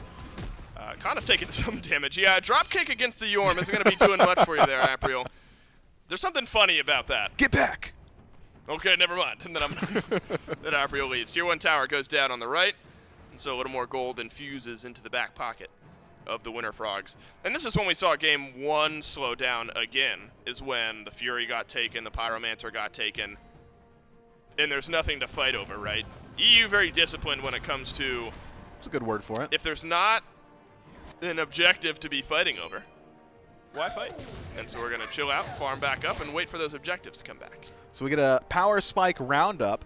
We're starting to get a lot more defense online for Sager, going down that Cloak of Concentration tree. Runeforged finish for Apriel. Not going to do a lot up against Jormungandr because you can't CC that guy as Apriel, but everybody else going to take additional percentage damage once he applies it to him. And this is something Ardune's been going towards a lot so far this week, this Soul Gem in the 3rd slot. That's something that most players have kind of foregone. Soul Gem's really fallen off the face of the planet, but it is still a pretty strong power spike. 12% lifesteal, 10% cooldown. If you're foregoing Chronos Pendant, I mean, you got to get that CDR somewhere. Stacks very well with the CDR you're already getting from Spear of Desolation. Will help out your survivability not only for yourself, but your team as well. But there's a reason not many people are building it. Ardune sticks around to send some bombs Winter Frog's way. Now he's thinking twice about his decision. Angry, that's big damage. Onto the Agni, confirms the kill for the Winter Frogs, and the Tier 1 tower should drop down in the mid lane as a result. Oh, he transforms, but he's got everyone from the Winter Frogs looking at him, and when it rains, it pours. We've learned that today here in Georgia. 2 more kills roll through for the Winter Frogs, and 2 more towers as a big gold swing happens. I think they could just keep backing up. I was not going to say keep going. Or maybe it's a roundabout. Pred's going up to the air. To the Fire Giant? The Fire no. Giant. Okay, yeah, okay. All right. It's on over to the FG. That's good, too. But guess who's on the map, Myth? Sager is here! Get him! Yeah, stop him! Sager is walking forward, has the ultimate. Yeah, this is smart. There you go, Winter Frog. This guy, when the hot hand is there, pull back in onto Sager. Should be a kill, at least an ultimate. One more. Output. Apriel's in the back with Preds, and Apriel is winning that fight. Preds will not die. Yes, he will, as Davey has found the opening. Bifrost awaiting on the other end. Apriel being chased down now by Sarpei. And we have gotten a little messy around the FG. Apriel will go down. Dropkick no good. And now Ardune and Ali, last 2 on the map, but Fire Giant's been denied. You know, it might not be Sager, but there still is good steal potential here. Ardune hovering nearby, and Spuddy was taking a lot of damage. Yeah, that's what we just saw, where even in a numbers advantage, a lot of that burst found the backline of the Winter Frogs. And so in a 4 versus 2, the Fire Giant's still not feeling comfortable enough when the artillery of Ardune is ready to go and swinging for your backline. And so job done, Myth, by late to scrims. You lose the fight, but the remaining members on the map will stall out the FG. And this is the difference in veteranship, I believe, now showing its head. Winter Frogs had a small lead in the early, and sure that it's not the fastest pace we've seen, but they used that lead to force fights around the Gold Fury. Unfortunately for them, doesn't go their way, but very likely could have. Fight did, Gold Fury did not. Then they immediately regroup around the Fire Giant, or regroup around the Tier 1 tower, force an engagement there because they still are nursing a slight gold lead. And they win that engagement, pushes the lead even further, and then immediately reset. Okay, we found our picks, we found some structures, let's go for another objective. They force the fight on late to scrims, who are still trying to scrabble back into position, trying to re-find their footing, and it continually pushes this lead further and further in favor of Winter Frogs. This is the position that late to scrims found themselves in, where they were 5k up, and they just waited. Winter Frogs are not affording late to scrims that same opportunity. They said, you need to earn your farm. Yep. If you want to play the map, you're going to have to play where we're playing, because they're creating threat everywhere. Now regrouped yet again on another neutral objective. Oni Fury spawned up. It's that second wave of respawns where the fighting could continue yet again. There was nothing around the Pyro. Doesn't look like, Myth, there's going to be anything around the Oni Fury either. Surely late to scrims know that this is happening. Just respawned. They don't have much vision, though, and there is good vision from the Winter Frogs on the right side entrance to the left side jungle. And it looks like the Oni Fury will quietly head its way over into the, I was going to say into the Phoenixes, but I guess technically there's little doors by the Phoenixes where that Oni buff goes to let the minions walk out with it. Yeah, what do you think the minions are like talking about in the barracks when they all of a sudden all their weapons are set alight? Oh no, my sword's on fire. Right, it's a Game of Thrones moment, right? Although I don't want to spoil. There's probably you don't know either. I read the books. I'm waiting. He's gonna put that last one out. I'm sure of it. Uh-huh. It's been a couple years. All right, let's play our game myth with George R.R. Martin. He's taking that one. He's never releasing it. Yeah, we'll see. Fire Giant, though, is pulled now by the Winter Frogs just over the 20-minute mark. Kana burning away at Ollie. Whoa. Sarpei, just straight up solos are done, unless I missed something there. That's an easy kill for Sarpei, but now Apriel in on the chase. Good juke. Up and down isn't there. Sarpei will live, and Angry is there to separate out one by one in different parts of the map. Late to Scrims walk into the waiting arms of Winter Frogs, and this should be the Fire Giant. There's no Sager on the map. No steal potential for Late to Scrims. Yeah, Davey doesn't even make the rotation of that fight whatsoever. Surprised to see Late for Scrims, or Late to Scrims rather, dig in their heels there. They weren't 5 strong. They had Davey split pushing. The entire strategy should have been slow down the game. Just show face, don't dedicate your body, try and get them off the objective, buy time for Davey to clear out these towers and then regroup. Instead, overcommitment from Late to Scrims, immediately into a Fire Giant pool, and now potentially a Phoenix. Immediately into a Phoenix as well. The shielding and the gone. frenzy will help out. But before the camera can even pan over, the right side Phoenix is gone. A perfect start to this Fire Giant power play for the Winter Frogs. Remember, they set the stage earlier on, the Winter Frogs did, knocking down both towers in the mid lane. So there's also a mid lane Phoenix that's already opened up. But with how strong the Winter Frogs are at this point in the game, can absolutely shift your eyes on over towards left. The gold lead, 10K, Myth. That's a hefty margin for the Late to Scrim squad to overcome. It is, and I like to call Fire Giant 10K, so let's round up, call it a smooth 20. Instead, let's have a Season 9 conversation. A relic gets picked up for the Winter Frogs that I feel like we just don't get to see super often. Scorching Blink for Preds. You're right. It does a ton of damage. It's super hard to track, but even more specifically, it's hard to tell which Scorching Blink is Scorching Blink or which Path of Flames is like Path of Flames. You know what I mean? So Ardoon going to have to play the mental battle up against Preds. Yeah. We'll have to play it as well. Yeah, that's true damage coming out of Scorching Blink. I hope we see something impactful out of it because we haven't seen it much, but there's such a lopsided game. So it's got to work.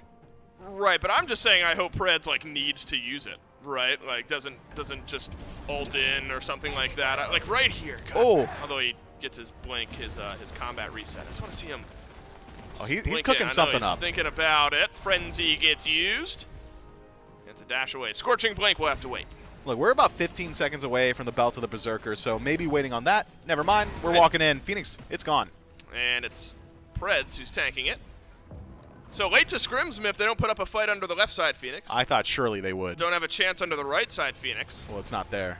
The mid lane Phoenix. It's the last place you can.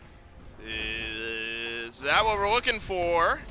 Okay. For the time being, yes. Sager into the back, up, down, as Apriel closes the gap as well. Spadio. There's a good re-engage from Apriel, but it's the backline feeling just fine for the Winter Frogs right now. Look at Kana on how much space this Jormungandr has created on the front line. In the initial initiation, Myth met with a Yormo. Yeah, Sager, Apriel, and Ollie all use their ultimates there. Those are a lot of your team fight tools lost before the Phoenix is even started up on that siege proper.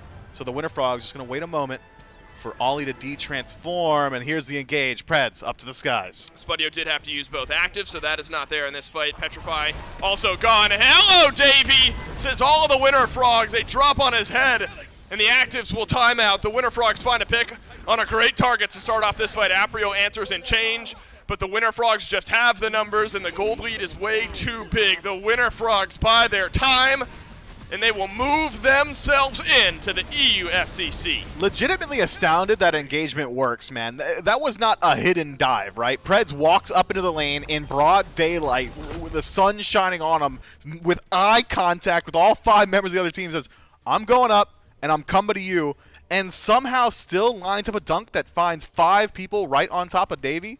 If you're not fighting on the left Phoenix, you're not fighting on the right Phoenix, why are you digging in your heels when you got no ultimates and you know they're landing on you? Could have just maybe walked away, played with your Titan, I guess. I guess for what it's worth, the Winter Frogs did an okay job of backing away from the initial engagement. Oh, it was great. And then re-engaged. Oh, there yeah. was an attempt from Late to Scrims. Didn't work out, though, at the end of game number 2. Winter Frogs. They'll move on to the EUSCC. Miff and I will break down how we got there coming up next.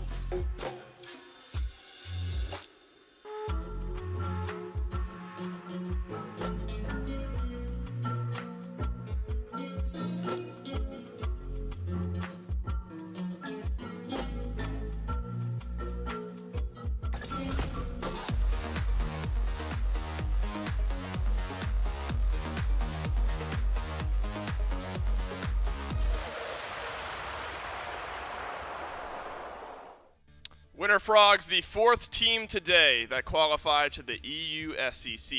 2 more teams will qualify by the end of the weekend, and that is the losers bracket that'll send 2 more teams into the EU SEC. Only a couple weeks away at this point from the start of Season 9 of the SPL, and the time is now to stock up on gear from Season 8 of the SPL. One more chance to get Smite Pro League gear at shop.smiteproleague.com Sunday. This sale ends, and sale is right. Discounts across the store at shop.smiteproleague.com. So if you're looking for SPL gear to celebrate the start of the SPL year, have no fear. What? Shop.smiteproleague.com is here. Come on! Someone's got to buy something, man. Someone's got to buy something for that. That is unreal. Let's you get to. All right, either you buy something or you remix it. Those are your options. I don't know if you can remix that. The original's always better, than anything that could be remixed. But head on over, shop.smiteproleague.com. Winter Frogs Myth in a very similar game to game number 1, able to grab the win.